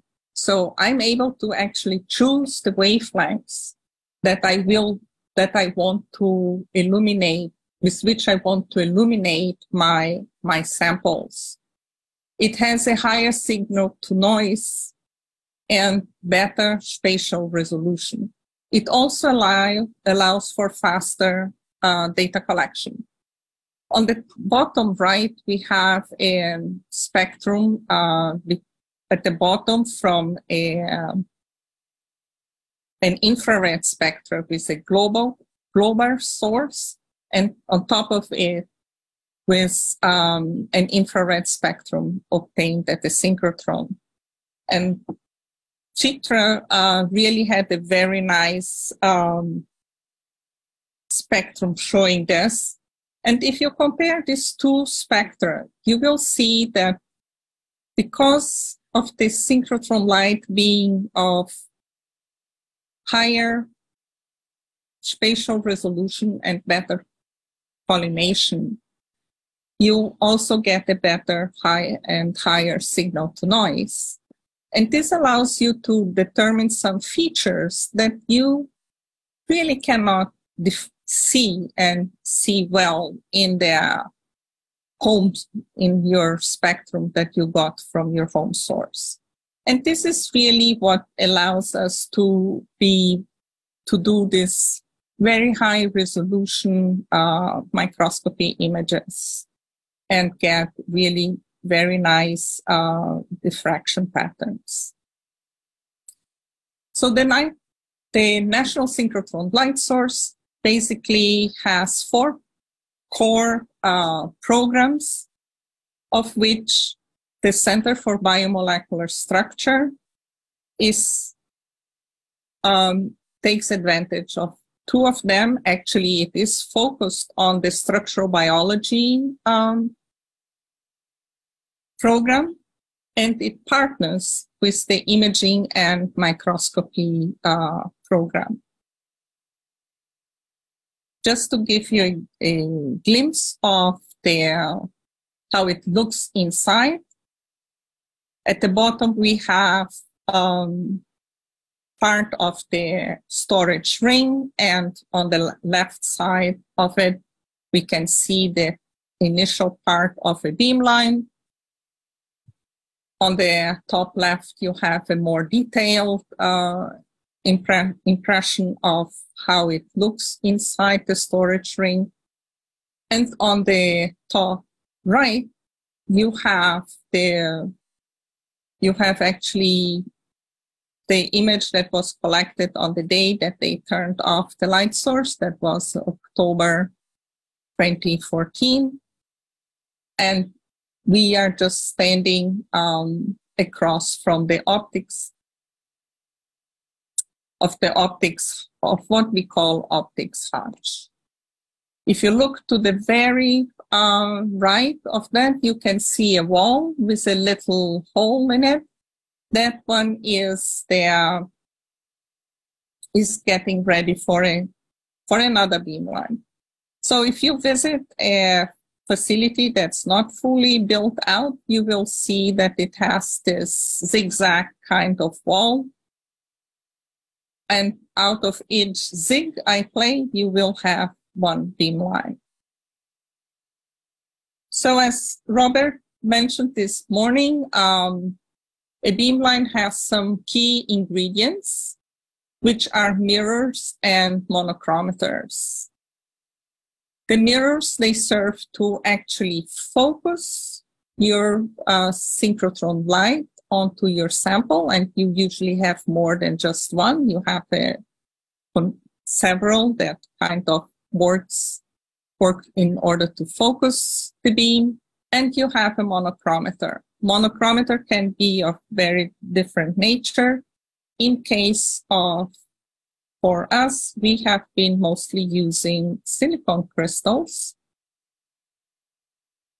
These mirrors and monochromators, they get assembled inside the optics hutch, and just on the forefront have a mirror tank, and right behind it with their 3 hard heads, we have the monochromator tank. And this is the optics hutch for the two of the macromolecular crystallography beamlines.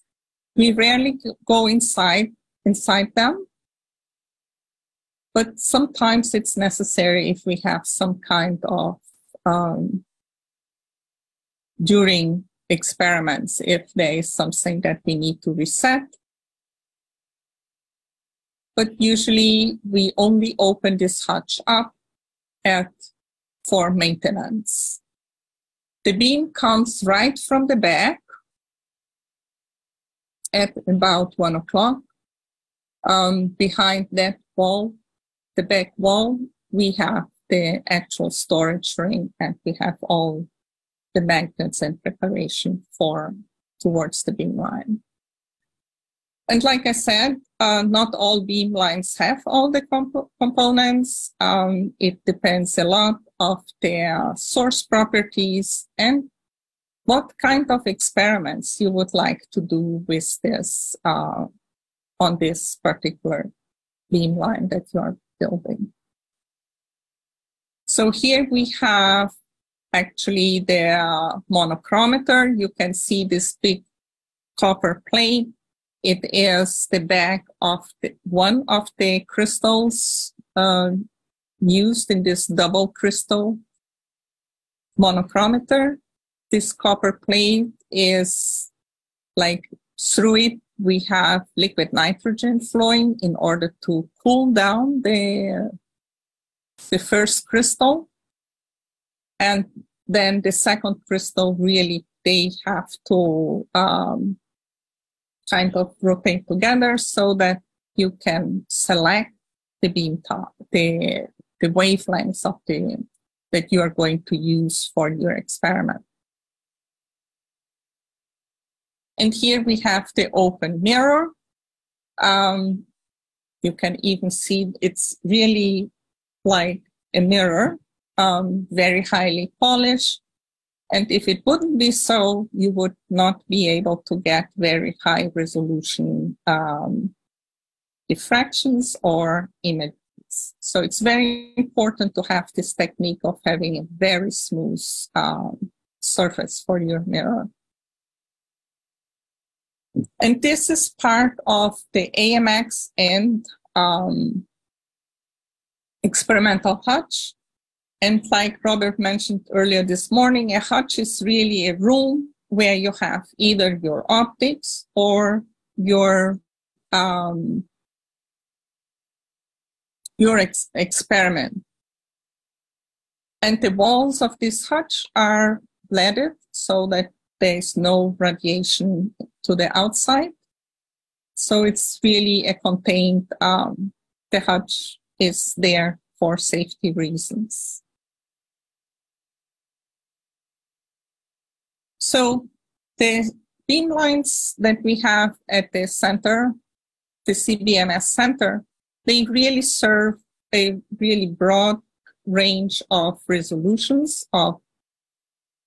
from 1 angstrom to about 10 micrometers. And also you will have also a broad range of field of view from a few microns or submicrons to 100 millimeters. And this allows you to find out about the atomic structure, so the distances between atoms in the molecules, or to give you a broader information on the structure, or do some chemical analysis and speciation, and having a distribution on where those different chemical elements are located. So, like I mentioned before, all the center is focused on the structural biology beamlines and program.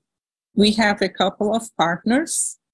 the NYX beamline, which is part of the New York Structural Biology Center in New York, and the Biological X-ray Footprinting beamline, that's part of Case Western Research University Center.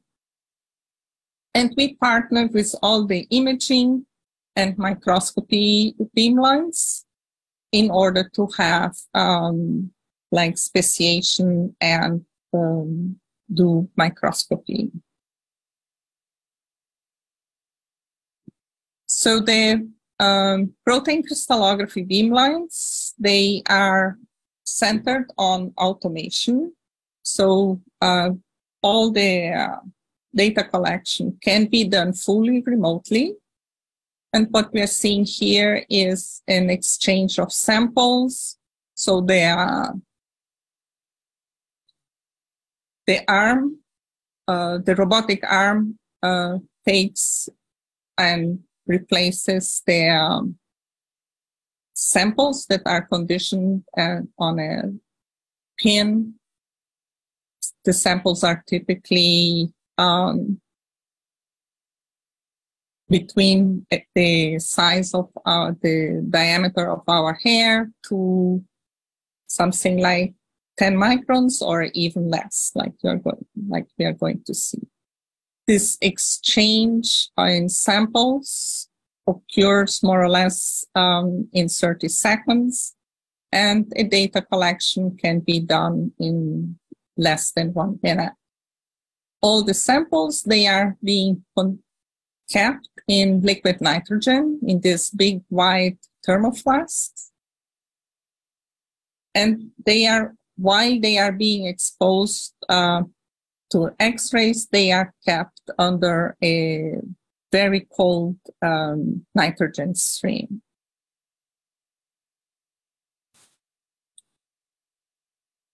So the highly automated macromolecular crystallography, AMX, it is really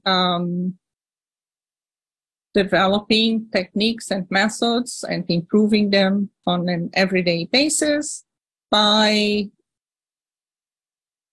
to study inhibitors and do fragment screening that will allow us to find better drugs for different diseases.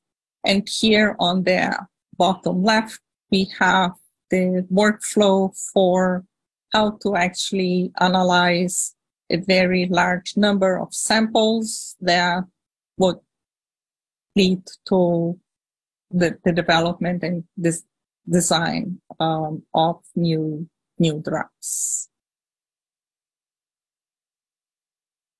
The FMX, or Frontier Microfocusing Macromolecular Crystallography, is really optimized for studying room temperature samples, but most of all to study very, very tiny samples, very tiny crystals, even ones that are about 1 micrometer. And on the bottom right, you have examples of these tiny crystals that if you look at the microscope, many times you would say, that's just a slurry. So what we do, we don't see them. We just dip our sample holder, which is in figure A here. We fish them out. We don't know exactly if we have these tiny crystals on our grid or not. But when we scan them with X-rays, we see these little points popping up and lighting up.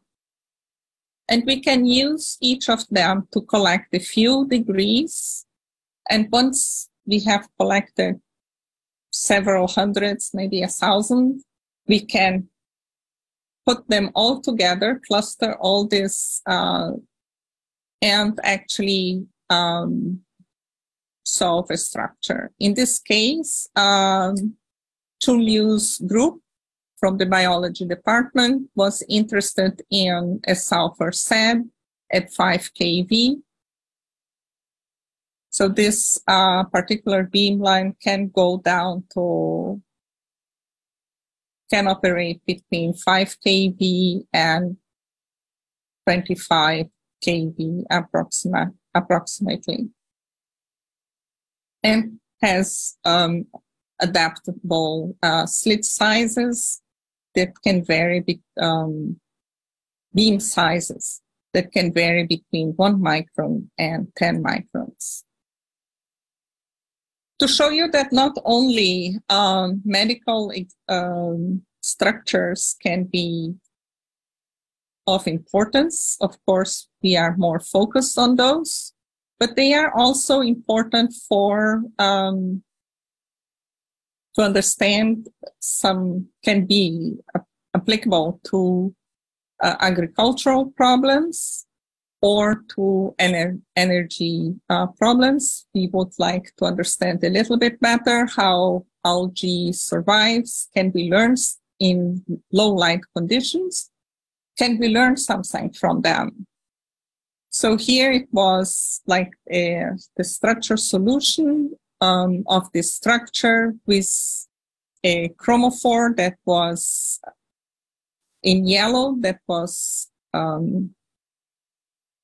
connected, ligated to the antennae of this algae.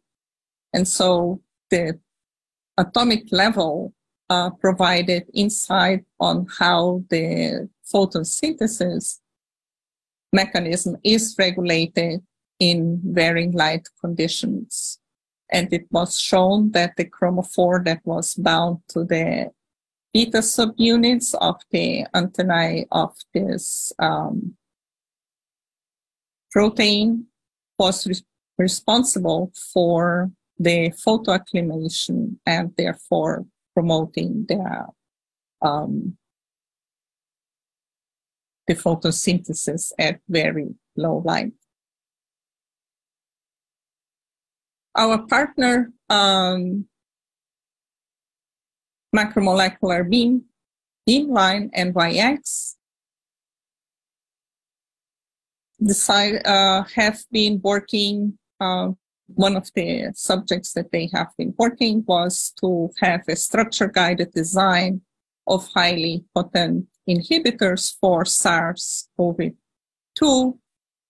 And they were trying to design new inhibitors based on novel spirocyclic elements in order to aim to optimize potencies by accessing the chemical space. This means that these molecules would be less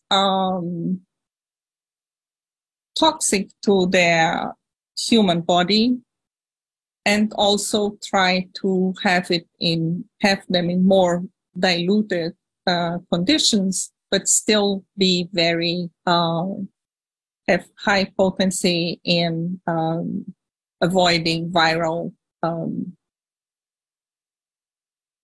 replication. And this kind of structure-guided design can be really, it's not only for COVID, it's like Sekazaki mentioned, we have many diseases like malaria, tuberculosis, that we don't really know exactly how, we don't have a full understanding of them. The third beamline that is the core of the CBMS group of beamlines is LIX, Life Science X-ray Scattering. And this beamline not only does solution scattering, but it also studies biological tissues through microbeam diffraction. On the top right, you have a view of this beamline, and on the left bottom side, you have the environment for the solution scattering. and we basically also use that area allows also for SEC, so it's not static. You can study dynamical small angle scattering. These are several examples and profiles obtained from ribonuclease. On the left, we can see we can have very nice signal even with quite a diluted sample. In the middle, we have a standard kind of profile that allowed to determine a radius of gyration of 24 angstroms of spingle myelinizes 2. And on the right, we have a multilamellar pattern from solution scattering. Most of all, what I find interesting is the symbiosis that exists between macromolecular crystallography and small angle solution scattering.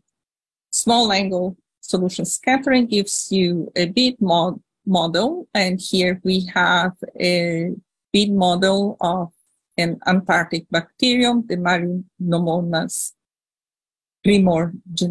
primoriensis, which is a quite heavy protein of 1.5 megadaltons.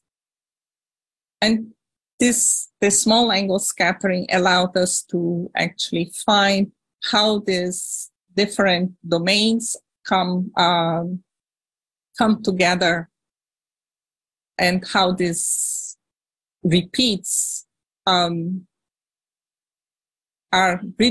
rigidified by calcium 2+. And later on, people were determined the molecular structure, and you can fit it in, and you can really find out how these domains actually, the structural domains actually come together between each other. On the microscopy front, it's very interesting to study fibril orientation and organization. And this is an example of cellulose organization on the cell walls of genetically modified plants. On the top, we have Arabidopsis, and on the bottom, we have poplar, which is a plant that we are looking to use for replacement of chemical fuels. On the right, we have a more, let's say, medical or biological application with the laser cross-linking of collagen in cornea. And under there, we can actually determine the period of this collagen fibrils and also their hydration if we combine the small angle X-ray scattering with a wide angle X-ray scattering. So we have on the top there of that diagram on the right, we do have a rather we can see the difference in the water content, where you have, when you have more water, the scattered intensity shows more in yellow in the heat map that we obtain. And one of this is a very unique kind of beamline, the only other beam light source in the US who has the capability of doing X-ray footprinting for biological materials is at the Advanced Light Source in Berkeley. Basically, footprinting allows us to understand the structure and dynamics of proteins and nucleic acid in macromolecular assemblies. And you can actually determine the time range that it takes for a protein or a nucleic acid to fall apart. It actually combines, it uses radiolysis to follow, to progress the sequence of events. And here we have it being used for drug target assembling in real time, studying one of the very important signaling proteins, the GPCRs. In this image, you can show the GPCR is in green and the heterotrimeric protein subunit is in yellow and gray.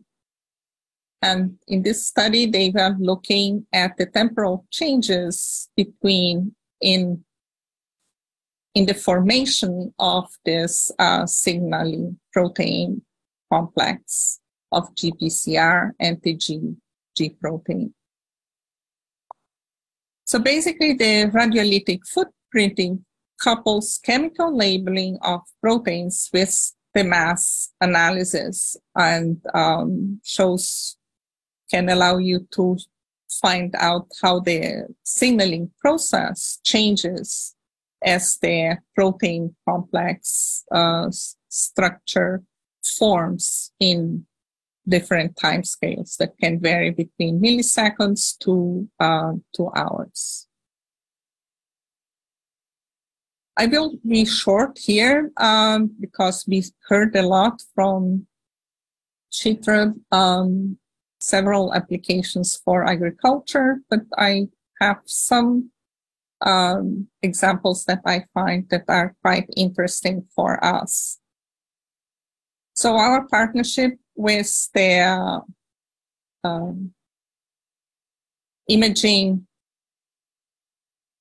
and microscopy program includes 4 beamlines, the tender X-ray absorption spectroscopy beamline test, which covers an energy range of between the silicon edge and the calcium edge, the X-ray fluorescence microprobe that goes between iron and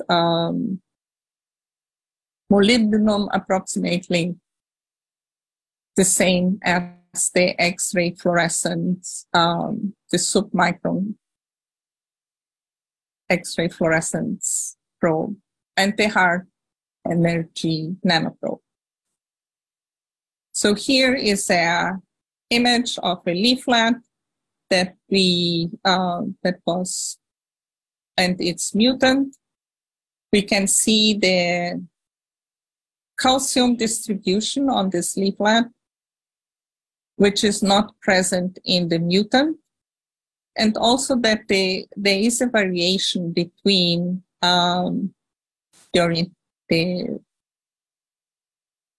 of calcium in the depending on the orientation of the leaflet, which we don't found in the mutant. And this difference is due to the fact that in the wild type plants, we do have the formation of calcium oxides in the secondary veins.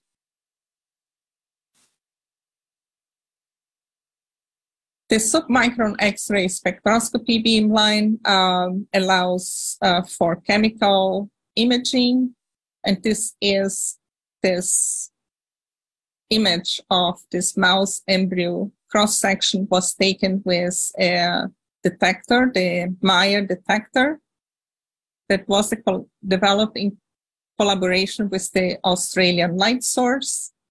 In red, we have zinc. In green, we have calcium, and the blue is due to the elastic interaction. So we can see, and this can be done very fast and in real times. So we don't have the Meyer detector yet on the SRX beamline, but it is coming. Another example that I found very interesting that was recently published is lung injuries in Iraq-Afghanistan war veterans that were exposed to burn pits, which openly burned any kind of hazardous material or whatever was around there. And if you look at the bottom left, you will see, you will have a visible light microscopy image. And in the center, there is an XRF spectrum showing all the metals that are, that could be found in this, in the area of the visible light microscopy. And on the left, we have the elemental distribution of iron, which is red, titanium in green, and sulfur in blue. And when iron and titanium coincide coincide spatially, we have this yellow points that that are shown in the image.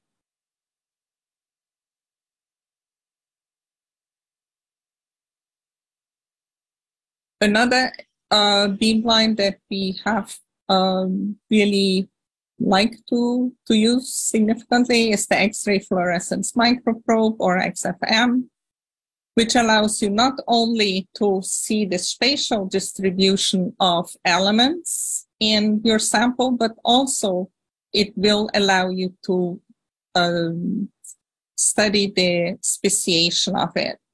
And here in this example, which is we have a petrographic section of an agricultural soil image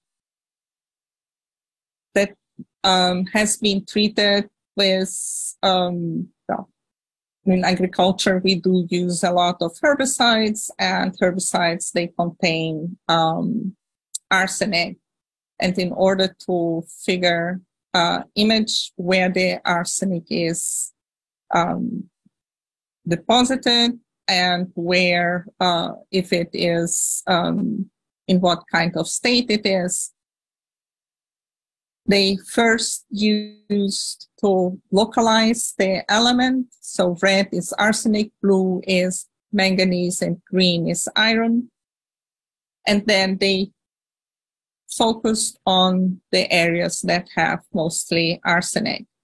And they found out that the organic arsenic that is applied as a herbicide is transformed in inorganic arsenic in the soil, and that arsenic is associated with the manganese and iron. One thing that I really like as a research is the study of these hyperaccumulating plants. And here we have a fern, Pinot frond, being imaged by X-ray fluorescence. This fern is known to absorb arsenic, and this study was developed to actually study where this arsenic gets deposited. And it was found out that it really goes to the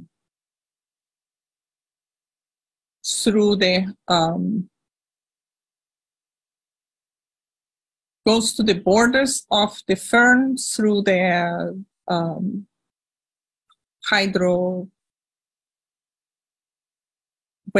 through the parts of the leaf where the liquid can flow, and it ends up at the borders. And so you can see, if we then collect all the leaves of this biomass, we can really extract the arsenic that has been accumulating at the end of the transpiration streams at the margins of their leaflets.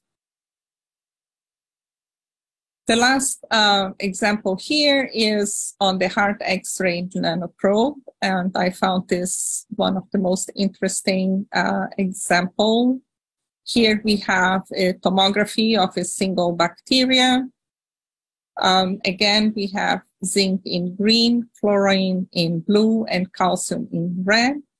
Each one of these finger-like structures are actually E. coli bacteria that has been collocated in NaCl, a salt crystal. And this then allowed us to really locate the different in a map where all these different elements are in this, located in this bacterium.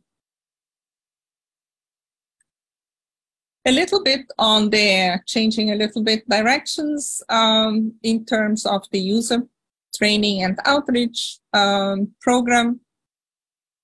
You may know that we do have different kind of proposals for the structural biology program, the block allocation, general users, rapid access, and proprietary users. Block allocation is a proposal that is formed by multiple PIs.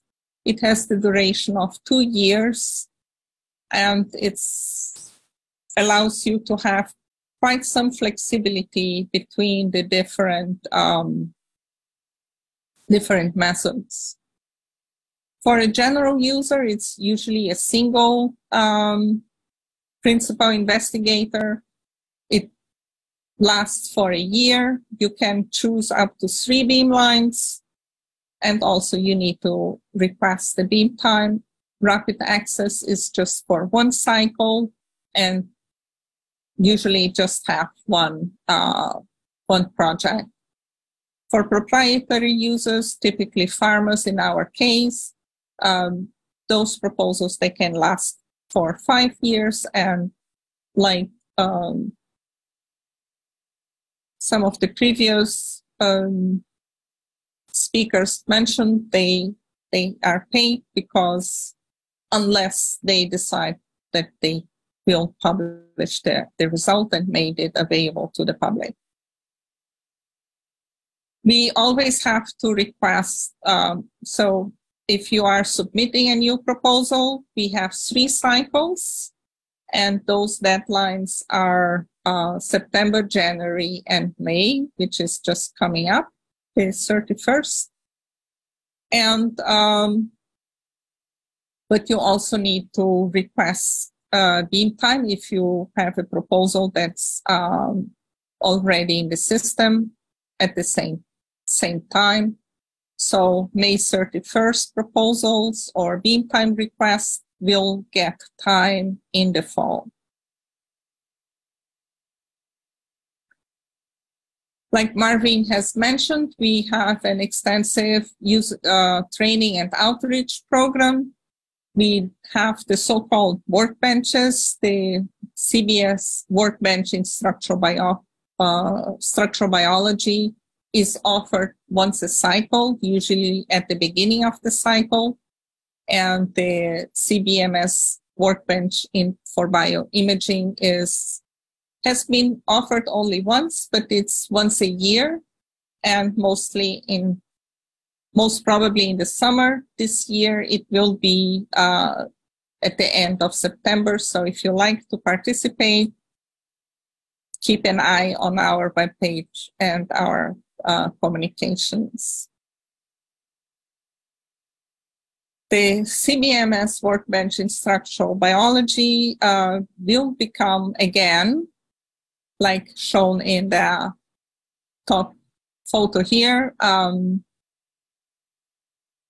in person, but we will keep it hybrid so that all the lectures and demonstrations can be watched by anybody who actually registers for it. the bioimaging workbench will be only in person.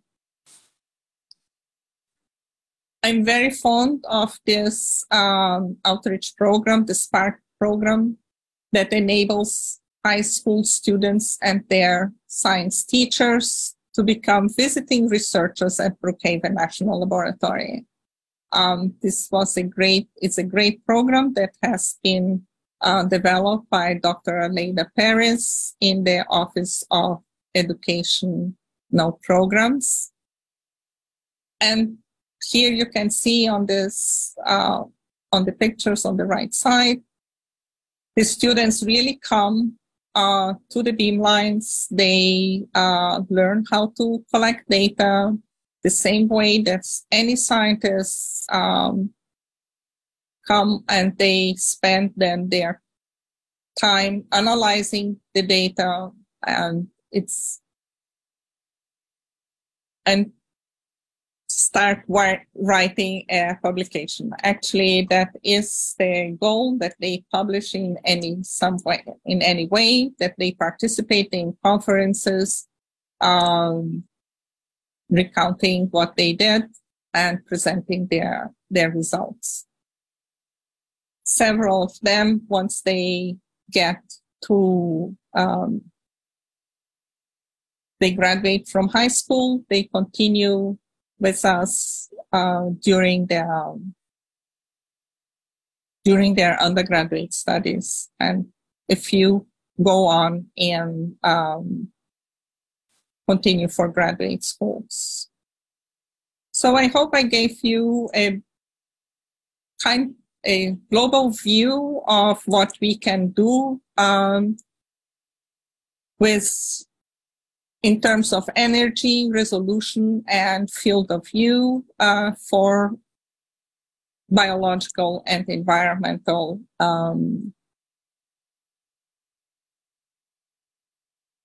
samples and studies. I would like to thank the director of the CBMS Center, Sean McSweeney, Kevin Bataille, the director of the NYX and the NYSBC Structural Biology, and Eric Farquhar, the director of the XFP Beamline, and Yong Shu, who is the program manager for the microscopy and imaging program, and Ryan Papero, who has been very supportive of the environmental group, the spectroscopy SPARK group, as well as Aleida Perez for inviting me to develop the SPARK program with her. And most of all, you for listening, and visit the CBMS web homepage. We do have lectures that are remote, are remote, all our lectures, as well as we have some one-on-one training. So if you are curious to see the structural biology beamlines, they happen more or less every 10 days. Thank you. Thank you so much. Thank you so much, Vivian, for that very comprehensive look at applications of synchrotron light in the life sciences. It is literally life-changing when I think about the time that we used to have to spend to grow protein crystals, which are very difficult to grow, to the size that we need on the traditional X-ray diffractometers to where we are now. So thank you again for showing us the scope and the possibilities. Thank you also for bringing to us the many different programs for general users, for rapid access, for proprietary access, the SPARK program, the Workbench program, and all of those programs that are going on that certainly we are going to be taking more advantage of after this. So questions are coming up. We have a little bit of time at the end. We just have one more section to go, ladies and gentlemen, because we have shown you what can be done, and now we need to show you what is already being done. So it is true that the turn has come. We are making the turn as people in the Caribbean islands in terms of the usage of advanced light sources. And I'm going to give the floor right now to two speakers who are users of the synchrotron and who have studied in the Caribbean islands and are working in the Caribbean islands. One of them, and my name is there on the program to speak, but I am given the floor because you see, while CLS and BNL, these are the brightest lights in Canada and in the US, until we get the Greater Caribbean light source, ladies and gentlemen. The brightest lights in the Caribbean are our young scientists. So I'm giving the floor to our next speaker. His name is Dr. Zayar Min. And when we started this project in 2019, when our proposal was successful, I am the PI, but he was at that time my PhD student. He has grown and graduated, and now he is lecturer at the University of Technology, where he's also heading the division for research, development, and consultancy. Dr. Min specializes in chemistry and management and is regarded for his expertise in material sciences. I have had the pleasure of working with him as a student, with our FAST team that was successful under the LAMP program. And now he works with me as my collaborator, and we will in 2023, 2024, be continuing and finishing this project that we started. Dr. Zayar Min, everybody, will speak about Caribbean science and his experience at the synchrotron at BNL. Over to you, Zayar. Thank you very much, Dr. Wilmot, for that lovely introduction. Yes, so as Dr. Singh says, that today I'll be talking a little bit about the experience that I've had as a Beamline user at the Brookhaven National Laboratory at the National Synchrotron Light Source 2. The presentation is titled The Experience of Advancing Materials Design, Synchrotron Exploration of Crystal Engineering, Absorption, and Optoelectronic Properties of Metal-Organic Frameworks at the NSLS2 in the Brookhaven National Laboratory. So as Dr. Singh would have mentioned, and Prof. Would have mentioned earlier, we were a part of the LAMP Faculty Student FAST Team program. And we had an opportunity to spend 2 months at BNL to go and use the Beamline there after a successful application through both LAMP and at BNL. But before I go into my experience there, I just want to give you a very quick background and introduction of the type of work that we do and how that work we use that work and expand the boundaries of what we could do and what we could learn at the National Synchrotron Light Source. So, we went through the period of the coronavirus for a couple of years, and the pandemic has made it obvious the importance of new research and innovation. And the UN's Global Goals for Sustainable Development also highlights endeavor to find solutions for many issues that already exist. But even as we continue research and development to improve existing technologies, the need for new functional materials cannot be understated. And organic and inorganic hybrid materials are the new materials that we specialize in and that we worked on, and specifically something called metal-organic frameworks. And what that is, as the name suggests, is that it is a material with a metal ion or metal cluster linked to organic ligands to form these three-dimensional frameworks with pores and channels inside. And because it's a hybrid compound of both organic and inorganic, it has properties of both organic and inorganic aspects and can lead to a plethora of applications from purification, storage, separation, catalysts, etc. But fundamentally, how these things are made is through spontaneous assembly and reversible organization of molecular entities by intermolecular forces. So it's essentially you have these building blocks and they self-assemble into these organized structures. And one of the most interesting building blocks that we looked into was the rare earth, and we looked into using the rare earths as building blocks because they have unique properties and they form very stable chemical compounds and they have variable coordination numbers.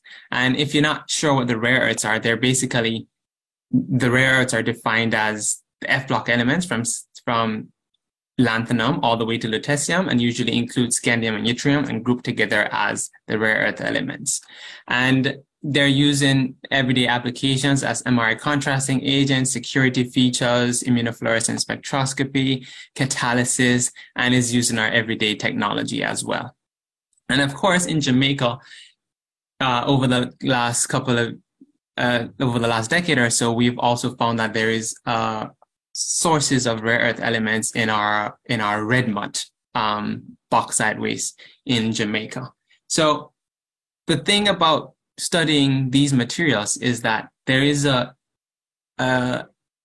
challenge in rationally designing these rare earth MOFs towards properties that we want, but they also have a high potential for new and unique functional materials. And so we wanted to understand how the self-assembly of these materials are. And you would have probably heard earlier Dr. Sanjay Ghosh talk about learning and studying these things in real time in situ. So an overview of the design of our project is we used a plethora of carefully selected organically rigid straight chain organic linkers, and we reacted them with the lanthanides, varying the methodology and solvents, temperature, reaction conditions essentially. And the materials that we get are these crystalline materials that kind of look like your salt or sugar crystals. And when we get these tiny crystals, we characterize them by using single crystal X-ray diffraction and X-ray powder diffraction for bulk analysis and to get some more structural information. But because of the nature and the chemistry of these materials, the growth of single crystals can be challenging. And if we could have a better understanding of how the mechanisms work, the self-assembly works, the design synthesis, information in the design synthesis would be invaluable. And in the group, Dr. Singh's group at the time, in Dr. Singh's group, she has synthesized a number, over 40 novel metal organic frameworks, as I've highlighted right here. And, going over it, that the perception in the literature at the time was that the rare earth MOFs cannot be rationally designed. It can only happen serendipitously. But in and of itself, that was a problem. But through a willingness to expand the scientific boundaries, to understand, that is what is going to lead to progress. And the rational design and synthesis of rare earth MOFs, we had proved it during my work in my graduate program. And so out of all of this, we wanted to induce a change in perception of the crystal engineering of these materials. And what was evident is that there is more research needed to look on the fundamental self-assembly processes, the development and application of design parameters, and the viability of these functional materials. And to look into these things, it is very difficult to explore these properties via traditional applications and analyses techniques. So this is where the synchrotron comes in. And so first, we can look on how the structure is made, and I won't go too deep into all the different synchrotron techniques that could be used. I'll just try and summarize some of them. But if we wanted to look on the structural development in situ of it, we can look at the synchrotron XPD as well as X-ray microscopy to image and map the crystal growth processes, allowing for the in situ monitoring of these MOF formations, and therefore educate us in the crystal engineer. This was a structure that we formed, that we have identified the building blocks that formed to allow for the rational design of these materials. This was what proved that the rational design of rare earth MOFs was possible. And so we wanted to look at what was happening in real time during the crystal growth process so that we can take away lessons and learn and apply it in future design of these types of materials. But not only in the design and formation of these materials, but we wanted to look at what was happening at the mechanistic level in the applications of it. So this is a MOF created by Dr. Singh's other graduate student, and this one has the potential to absorb gas molecules, and it can be absorbed and removed. And synchrotron analyses such as small angle X-ray scattering and X-ray microscopy would be essential in understanding some of the mechanisms that are taking place there. Also, we had some structures with a great deal of novel intermolecular forces that was taking place. And through X-ray absorption spectroscopy, this could provide insights into the electronic and atomic structures surrounding the interacting species. Also, there was mixed metal photoluminescence, where there was energy transfer taking place between a mixed metal compound, a mixed metal MOF, where we could tune the emission colors of it. And through X-ray excited optical luminescence spectroscopy and time-resolved luminescence spectroscopy available at the beamline, those detailed fundamental mechanisms could be explored. And another interesting structure was this structure called MOF6, which had intermolecular forces as hydrogen bonding and etc. But also what was interesting, unique about this structure is that there were so many mechanistic processes taking place simultaneously, such as the intermolecular charge transfer, intermolecular electron transfer, and excited state intermolecular proton transfer. All of these processes that were taking place, we were able to identify that these are taking place, but we were not yet able to look and study deep into what was happening and prove all of these things at the fundamental level. And this is what synchrotron, the synchrotron beamlines and the techniques there allow us to do, or that's what we hope to do. Our structures also had some applications in luminescence sensing. So for example, this structure, in the presence, on its own, it gave a red emission, but in the presence of aluminum and iron or nitroaromatic compounds, the luminescence is completely quenched. And not only do these materials show sensing of these materials by luminescence quenching, but there is great selectivity of it, even in a cocktail of metals, that they will selectively sense these analytes, for example. But what I want to stress is that, we use XPD and infrared spectroscopy, fluorescence spectroscopy to determine and make an informed guess, an educated postulation on what is happening inside of these materials. But such as in this particular compound, we have postulated that the reason why this sensing takes place is through competitive absorption and something known as the inner filter effect. But it is through, if we want to have a greater and fundamental understanding of the mechanisms with irrefutable evidence, that is what the synchrotron allows us to study. And so, pivoting from what we wanted to study and a lot of what we did study at the light source, I wanted to talk a little bit about the experience, or for those of you who might be looking to apply for the experience and may feel a little hesitant or unsure of what to expect. I just wanted to highlight that a little bit. As I mentioned, we went through the LAMP program. FAST team program. We went the first of the two trips.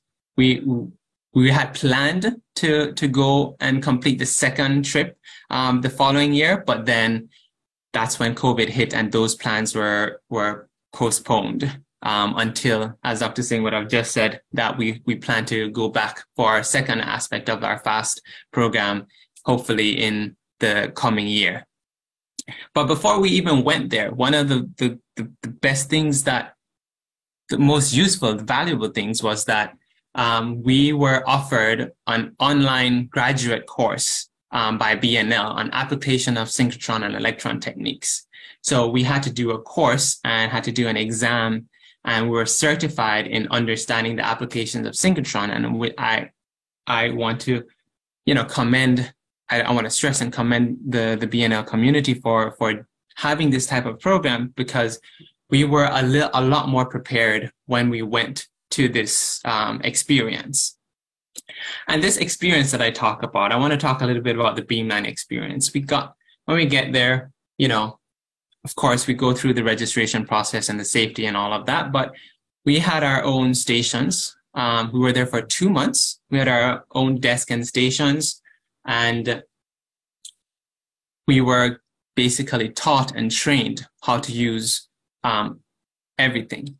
And as Prof would have mentioned earlier, through the LAMP program, the graduate students, the housing was supported. And I would just like to say that personally, I loved the nature woods feel of BNL. And every day I would either walk to the lab or bike to the lab that we could rent from the dormitory, which was quite comfortable. And we have had a couple of people from the NSLS2 speak on this symposium already, so I won't go too much into that, but I would like to go a little more into what we did and the experience that we personally had beyond, other than what the Beamline offers. This is just to show you the workspace that we were there, and this was the 28ID2 XPD Beamline, which Dr. Ghost would have just presented on earlier. What I wanted to stress too is the innovation of the setups. A lot of what we wanted to do, there is no literature precedence. There is no methodology already developed. And what I found super helpful was that their willingness to innovate and to compromise and to go the extra mile to allow us to solve a problem that we wanted to solve. And so this is just showing you our samples. This was us doing the in situ, real-time in situ XPD structure analysis of it. This was the setup at the Beamline. And this was something that Sanjit came up with to allow us to study these things in real time when we visited. And in the interest of time, this was a video that I was going to play, but in the interest of time, I'm going to skip this video, but it just shows you the efficiency and the scope of what is available there. And, we had long nights. We spent sleepless nights overnight collecting data, and that was where I felt most comfortable and most home as a researcher, collecting data, endless amounts of data, and spending the night with at the time with Dr. Singh as my supervisor, talking, discussing, learning about it. This is some of the data that we collected. And one of the main things that we collected was the in situ XPD powder diffraction. And as we progress, you can see that the powder diffraction changed with time, allowing us to observe the change in the formation of the crystal. We also looked at some pair distribution functions, and at that time I had never used paired PDF before or understand it that well. But at the 28ID group, they put us on with a fellow and taught us how to use PDF and how to analyze PDF with an example of the program. One of the software that they gave us was XPDF Suite in analyzing this thing. We still have a long ways to go, but we started understanding the fundamentals and learning it. But to end, what I wanted to say was the experience was defined by the people that we worked with. We had a lot of fun through hands-on learning. As you can see, this is Sanjeet, who was our main correspondent there, who was our team lead there, I guess, and showed us and facilitated us in the types of studies that we wanted to do.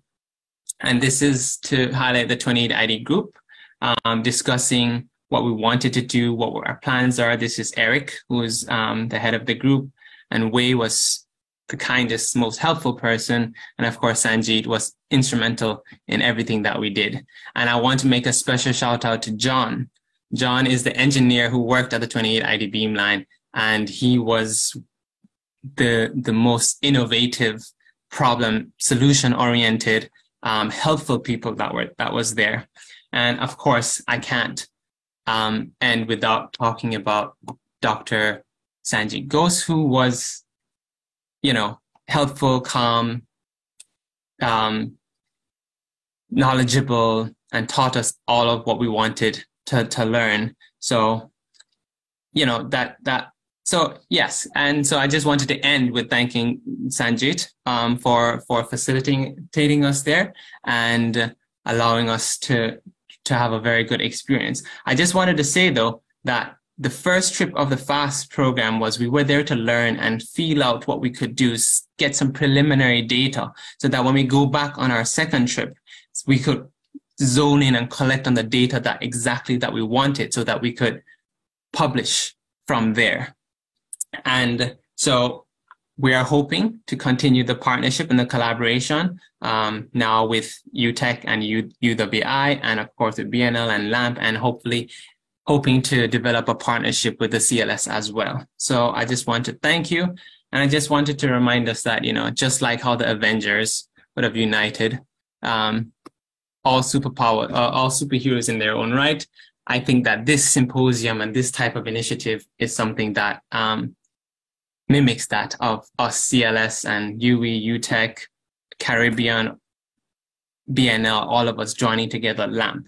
So I just want to thank you for your time and your opportunity to present on the experience, my experience there. Thank you so much, Dr. Min. You are a superhero yourself. I told you, everybody, when I told you that these young scientists in the Caribbean are our brightest lights. Now you see what I mean. That was absolutely phenomenal, Dr. Min. And we are very proud of you and how you communicated this. As you can see, guys, with the lots of smiles, you saw how much fun we were having as we learned. I have nothing else to say except to congratulate Dr. Min, the LAMP program, NSLS2. All of you have been responsible for this growth that you see in him, from a graduate student now to a colleague at UTech, colleague and collaborator. Thanks again. Now we are going to move on as we close the program. Our final talk before we get to our thank yous and close off is going to be from a friend and collaborator, someone who studied here in Jamaica, but is now working in another of the Caribbean islands, in Trinidad and Tobago. Dr. Richard Taylor is Senior Lecturer in Organic Materials Chemistry at the University of the West Indies, St. Augustine campus. And he's lecturing in materials chemistry there at St. Augustine. His main areas of research really are in optoelectronic materials for potential applications in electronic devices. So liquid crystals, semiconductor thin films, and nanomaterials. And of course, Richard and I have worked together on our MOF materials. So we've pulled him a bit into luminescent metal organic framework materials. Dr. Taylor, welcome, and over to you.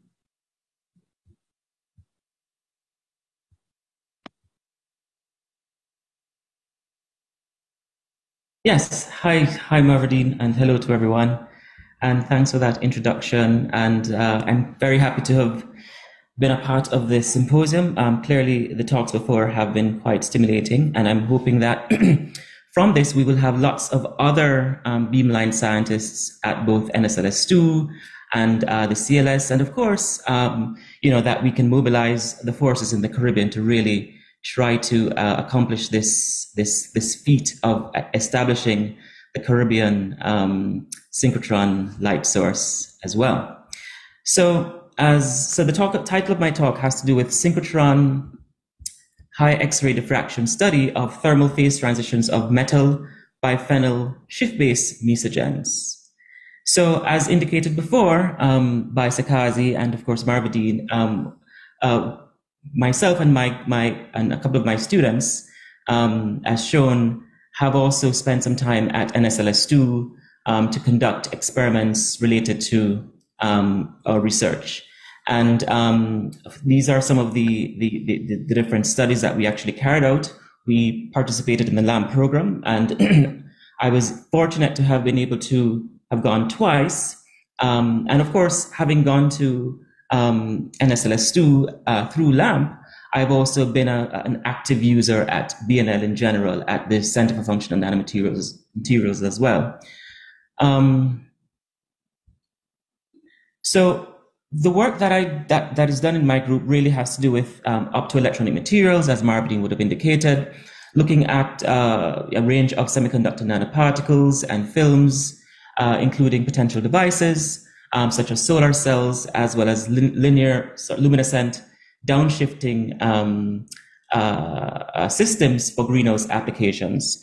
We also look at light-emitting materials, light-emitting metal-containing liquid crystal materials, which is what I'll be talking about today, particularly focusing on the characterization of the different types of phase structures that these systems will display, as well as the dynamics of the thermal phase transitions that these compounds have.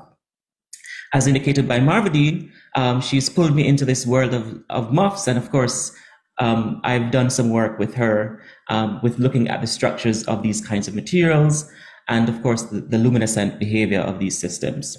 And an important thrust that I think is also applicable with respect to utilizing synchrotron radiation is to sort of look at how it is that we can also engineer point defects in quantum dot systems and two-dimensional materials as platforms for quantum photonics. So in general, the thrust of our group really is to sort of explore both the structural and the property correlations of these kinds of advanced optoelectronic materials, employ facile, rational design approaches and synthetic approaches to be able to devise these systems and manipulate their structural properties, their chemical properties, and by extension, their other functional properties as well. So, of course, when one thinks about the field of liquid crystals, the first thing that comes to mind would be liquid crystal displays. But of course, the field has actually evolved tremendously over the last several decades into looking at a range of other applications, with metallomesogens being at the core of those areas of development. And so metallomesogens, of course, are multifunctional materials that combine both the liquid crystalline properties with other properties such as magnetism, electronic, electrical, and photo and electroluminescence.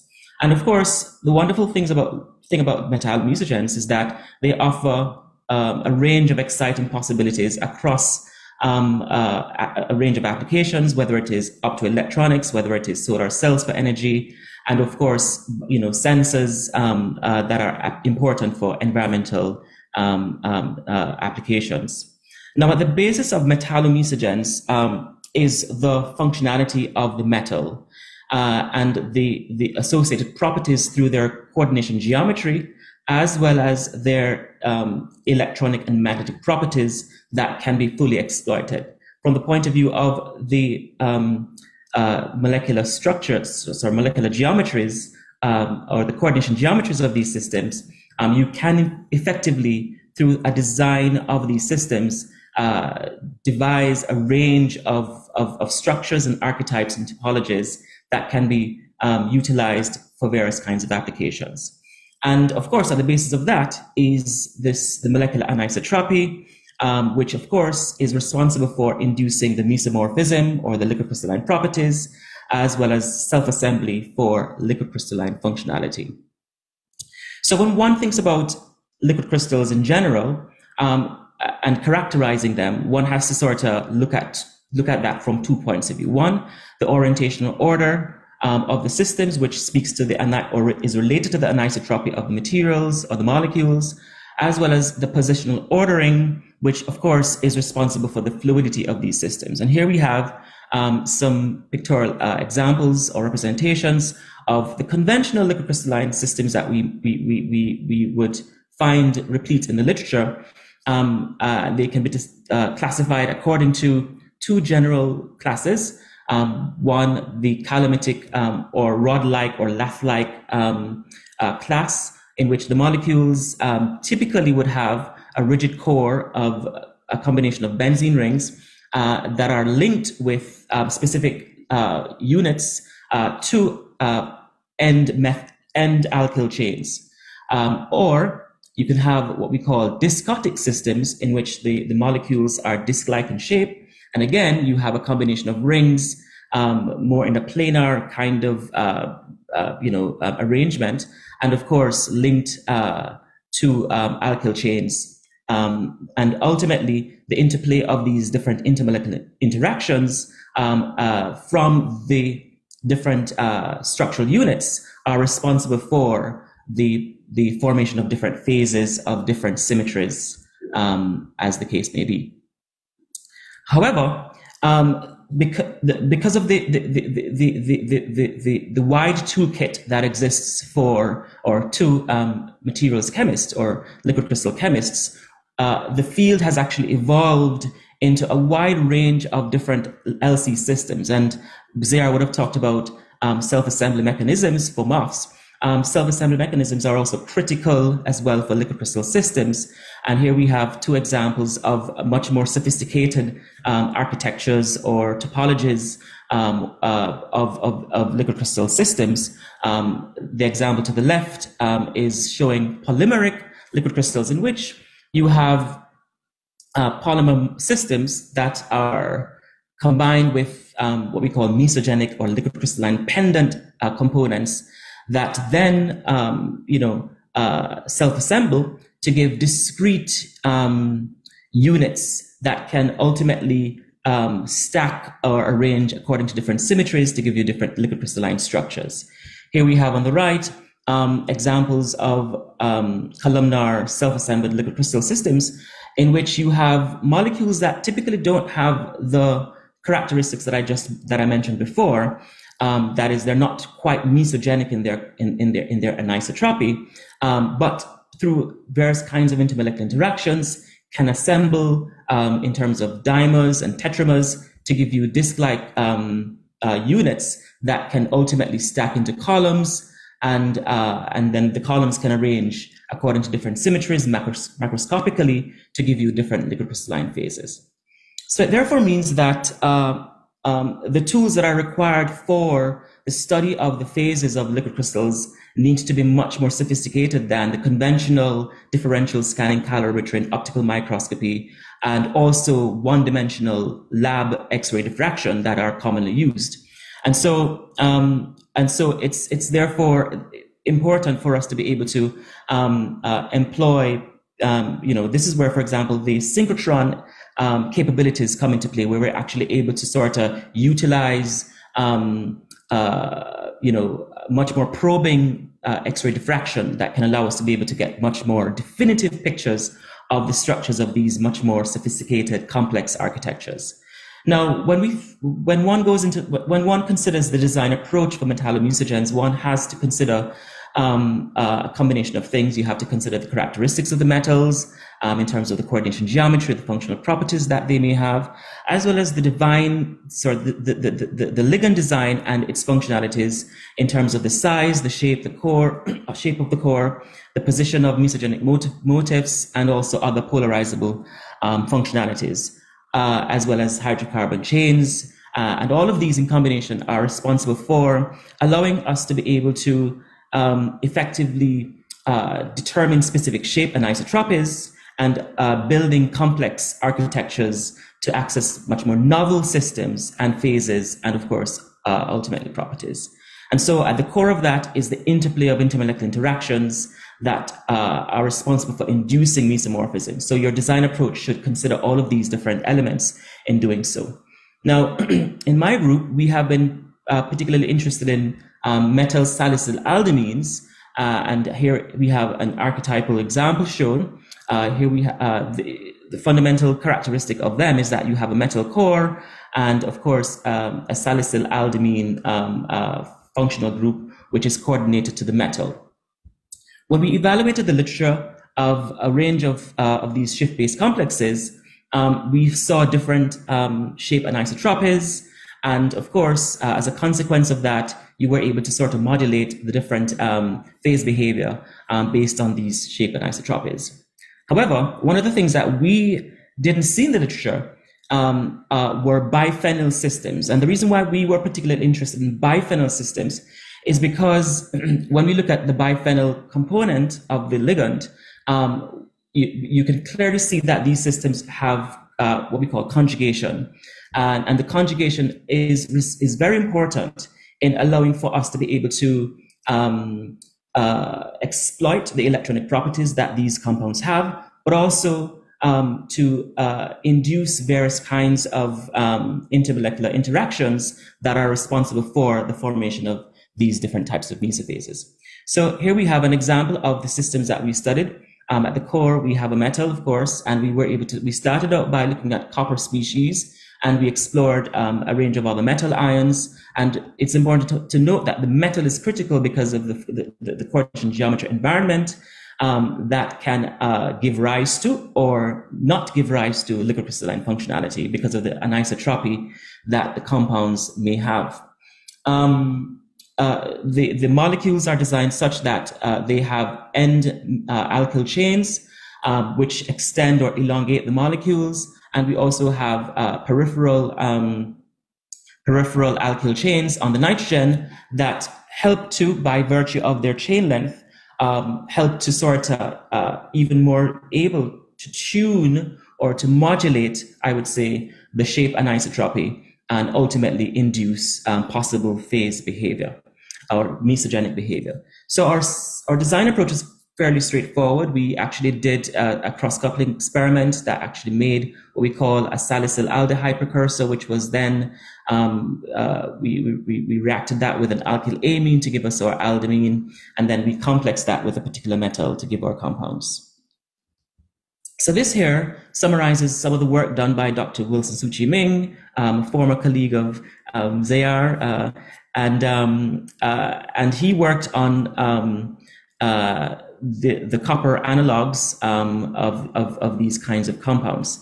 Overall, these compounds display multifunctional properties. Of course, their thermal properties, their liquid crystalline properties, but also optical properties in terms of their absorption and emission properties, as well as their magnetic properties. And we believe that with these compounds, by virtue of these properties, can be ultimately fabricated into light-emitting diode systems, and also are important, possibly, thermo-optical sensors. So what we have here is a summary of the phase properties. So we have differential scanning thermograms, corresponding optical textures, which allow us to be able to sort of understand that these systems actually displayed mesogenic liquid crystalline behavior. And we also studied the emission and absorption properties to understand the mechanisms, as Zayar would have referenced, of the electronic properties, or that are responsible for the electronic properties of these compounds. So one of the things, though, that we discovered about these systems is that they displayed a dynamic sequence of phase transition properties, and as a matter of fact, in the early stages of the study, we in fact mischaracterized the liquid crystalline phases of these systems, simply because we were primarily relying on one-dimensional laboratory X-ray diffraction. And so it therefore was necessary for us to actually look to more sophisticated X-ray techniques, particularly two-dimensional X-ray scattering and diffraction. And here we have an example of a system which is a sanidic-shaped alkyl substituted by dibenzonaphthazine, in which by evaluating both the two-dimensional patterns and extracting structural information from those in terms of the positions of the arc, the orientations of the arc, etc., and of course, reducing those two-dimensional diffractograms to one-dimensional diffractograms and extracting structural information from them, the authors were able to suggest or clearly indicate that these systems self-assemble or dimerize, and these systems, in effect, don't macroscopically exist in terms of or display their phase characteristics by individual molecules, or the alignment and the positional ordering of individual molecules, but by discrete units. And so that was very, very important for us to have discovered, because we realized that our systems were actually displaying those kinds of characteristics. So this summarized the phase behavior of our systems. We found that the short chain length homologs actually displayed liquid crystalline properties, and obviously is a consequence of the interplay of intermolecular interactions as shown here from the X-ray single crystal packing structures, where the short chain length ones actually are primarily influenced by or directed primarily by the biphenyl moieties, less so than the alkyl chains, where the reverse is true for the longer chain length homologs. So we then set out to actually carry out some phase characterization experiments using synchrotron X-ray powder diffraction. Like Zayar, we also worked with Sanjeet at the XPD28ID2 beamline. And I'm not going to go into some of the details, as clearly these pictures are now familiar to you. One of the things that we did was to actually do two sets of experiments. The first set of experiment really was to sort of evaluate the phase behavior in terms of variable temperature, and correlate that with respect to the differential scanning calorimetry data that we had and the optical microscopy data that would have indicated perhaps the type of mesomorphism that we would have. So we carried out heat-cool cycles over a range of temperature at various increments, exposing our samples to very short pulses of X-ray, 5 seconds, and we collected over a particular range. And then what we did as well was that we wanted to sort of look at the dynamics of the structural evolution with respect to time.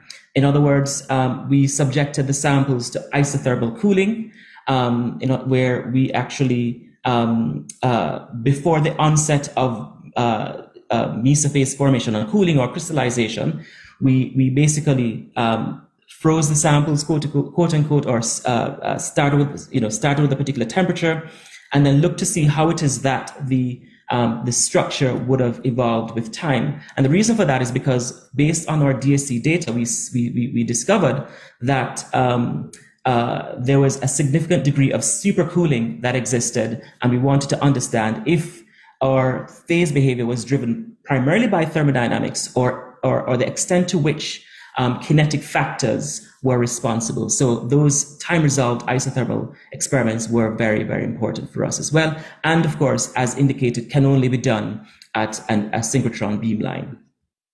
So here we have a snapshot of essentially what the data collection. Again, we collected two-dimensional PXRDs. We carried out some kind of integration or data reduction to give us our one-dimensional patterns. And the beautiful thing is that we were able to actually, show how it is, for example, that the structure evolves with temperature and also with time. So here we have an example of one of the analogs of the copper series. And as you can see, there is, we're showing here the phase behavior on cooling from the melt through to room temperature. Or down to room temperature, and we saw the evolution of the structure primarily through the change of temperature. but also we saw a similar evolution of the structure under isothermal conditions as well. I think I need to rush through because I know Marvin wants to actually wrap because we're severely behind time. But ultimately, we were able to sort of correlate the DSC data with the two-dimensional and one-dimensional PXRD data.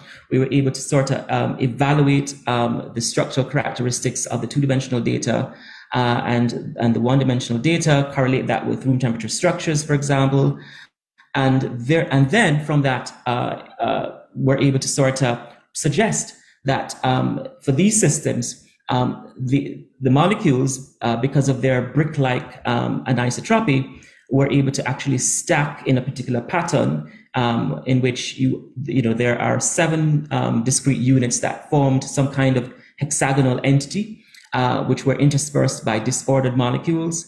And these, quasi-hexagons, as we call them, basically stack in columns with a particular interplanar spacing, and basically give rise to some kind of macroscopic,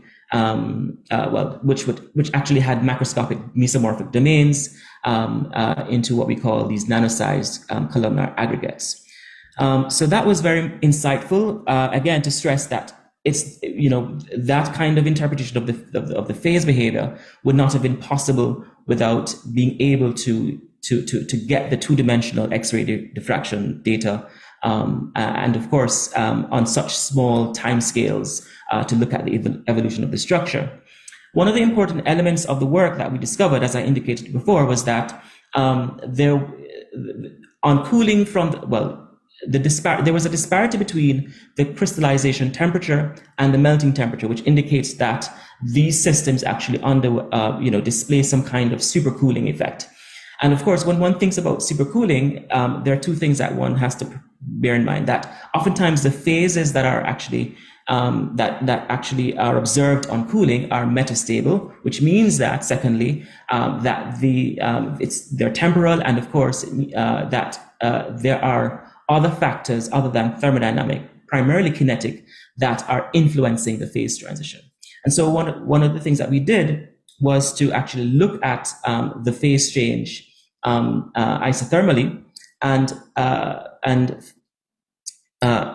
extracted data of intensity of specific reflections, of specific peaks, and plotted that versus time to derive some kind of correlation, which actually gives us a measure of the rate of crystallization through the slope, and of course a measure of the thermodynamic component associated with the phase transition through the intercept. I think my time is up, but I will actually also indicate to you that we did a couple of other series, the palladium series and also a nickel series, and we were able to actually show that in some cases, depending on chain length, that when you heated and cooled, the structure that is formed on cooling back to room temperature is slightly different from the original, which is primarily associated with various kinds of orientational disorder that the systems may have. And so we were able to actually characterize those kinds of structural features using the synchrotron X-ray diffraction data. We also, one of the things about the nickel series and how different it is from the copper series was that the kinetics of supercooling, or the kinetics associated with the supercooling, is significantly different from that of the copper series, even though the nickel and the copper systems both have square planar geometries. We postulate, of course, that the nickel system have a much more, it in fact is much more square planar than the copper series, which is slightly distorted. And that difference in the coordination environment actually influences the structural anisotropy, which again influences the overall intermolecular interactions and the macroscopic ordering of the systems. What we saw for the nickel series in particular, shown here for the nickel 8 homolog, is that the rate of crystallization is significantly different from that of the copper. And of course, there's a significantly different thermodynamic factor associated with the phase transition. So in summary, we were able to use variable temperature and time-resolved isothermal synchrotron PXRD to evaluate the thermal and temporal phase transitions of these systems. We were able to understand that the structural anisotropy is clearly dependent on the coordination environment of these systems. That is derived from the coordination that is based on the particular metal ion. And we also saw that there was some chain length dependence on the phase behavior, which really at the core of that is the interplay of intermolecular interactions, and that, of course, involving, of course, the biphenyl rings as well. And overall, we were able to sort of evaluate the dynamics of the structural evolution and understand that in addition to thermodynamic driving forces, there are kinetic driving forces that are responsible for the phase behavior. So this is a snapshot of my group. There's a picture of Zayar. Interestingly, Marvadine and I shared Zayar as a student. Of course, Zayar was more Marvadine's student, and I just facilitated his graduate journey. And of course, we have other members of the group that are on the call today. And the work that I just discussed is primarily done by Rico Phillips, who is a current student, and Wilson Suchiving, who actually is finished with his work, and of course, facilitated as well by collaborators overseas. And of course, I would like to thank my university, the LAMP program led by Sikazi, and of course, NSLS2 for having the opportunity to come and to do these kinds of experiments.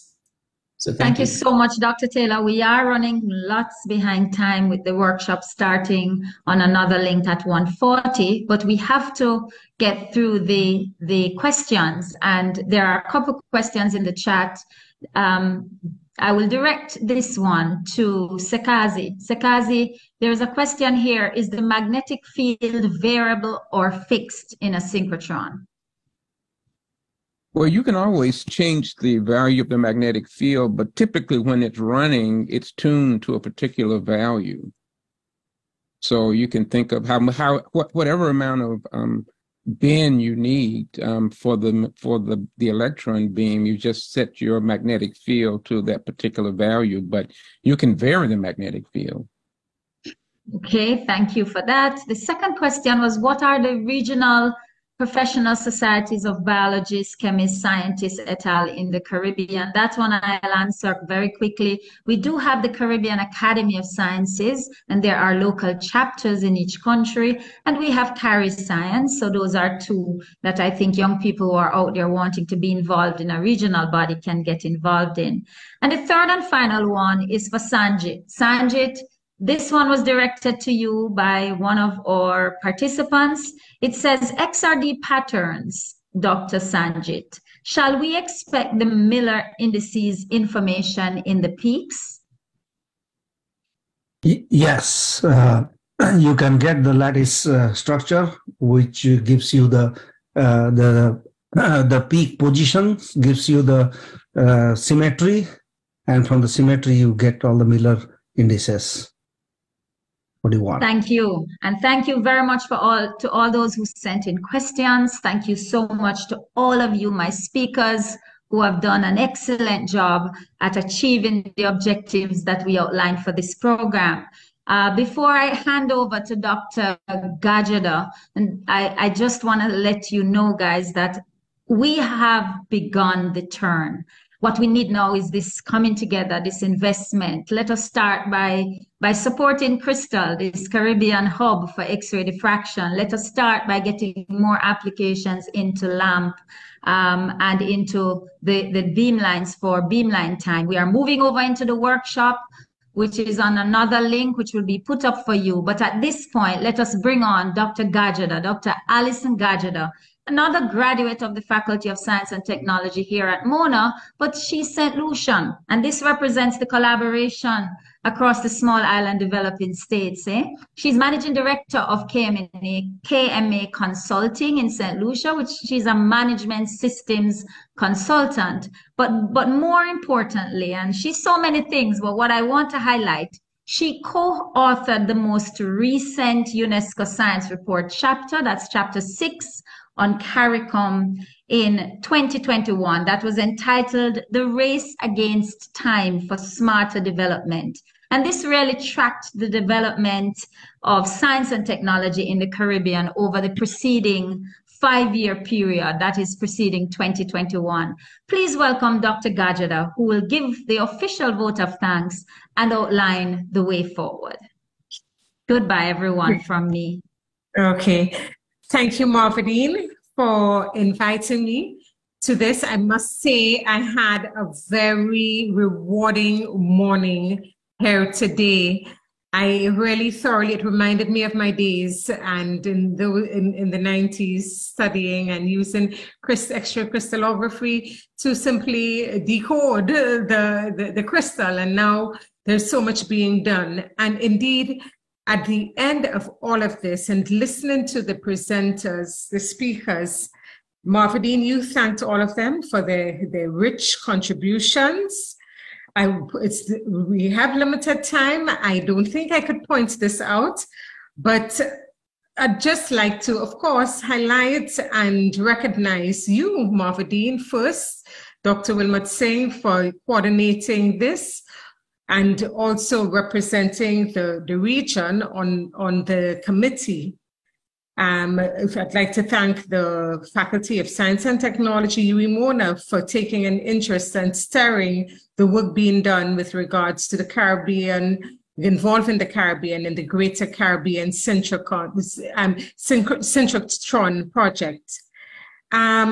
In addition, the Lamstead team, I think Marvadine has made sure that I make special attention to them for bringing all of this together and mentioning Prof. Leo Vialoni, who leads that team.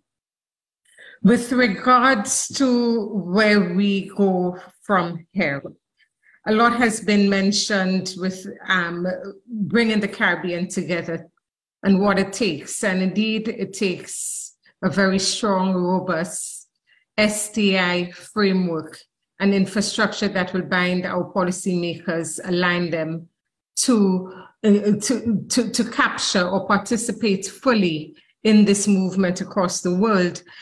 I also lament at the same time, based on the last report that was put out by UNESCO, the evidence really does not support a strengthening of this collaboration with time. Yes, we do have a Caribbean Council for Science and Technology, and that's housed in Trinidad, and that's fine. And we had a policy set up that focused on 12 key areas covering just the sectors that were presented here today that this technology would add so much value to. This includes food sciences, agriculture, health, public health issues, water resource management.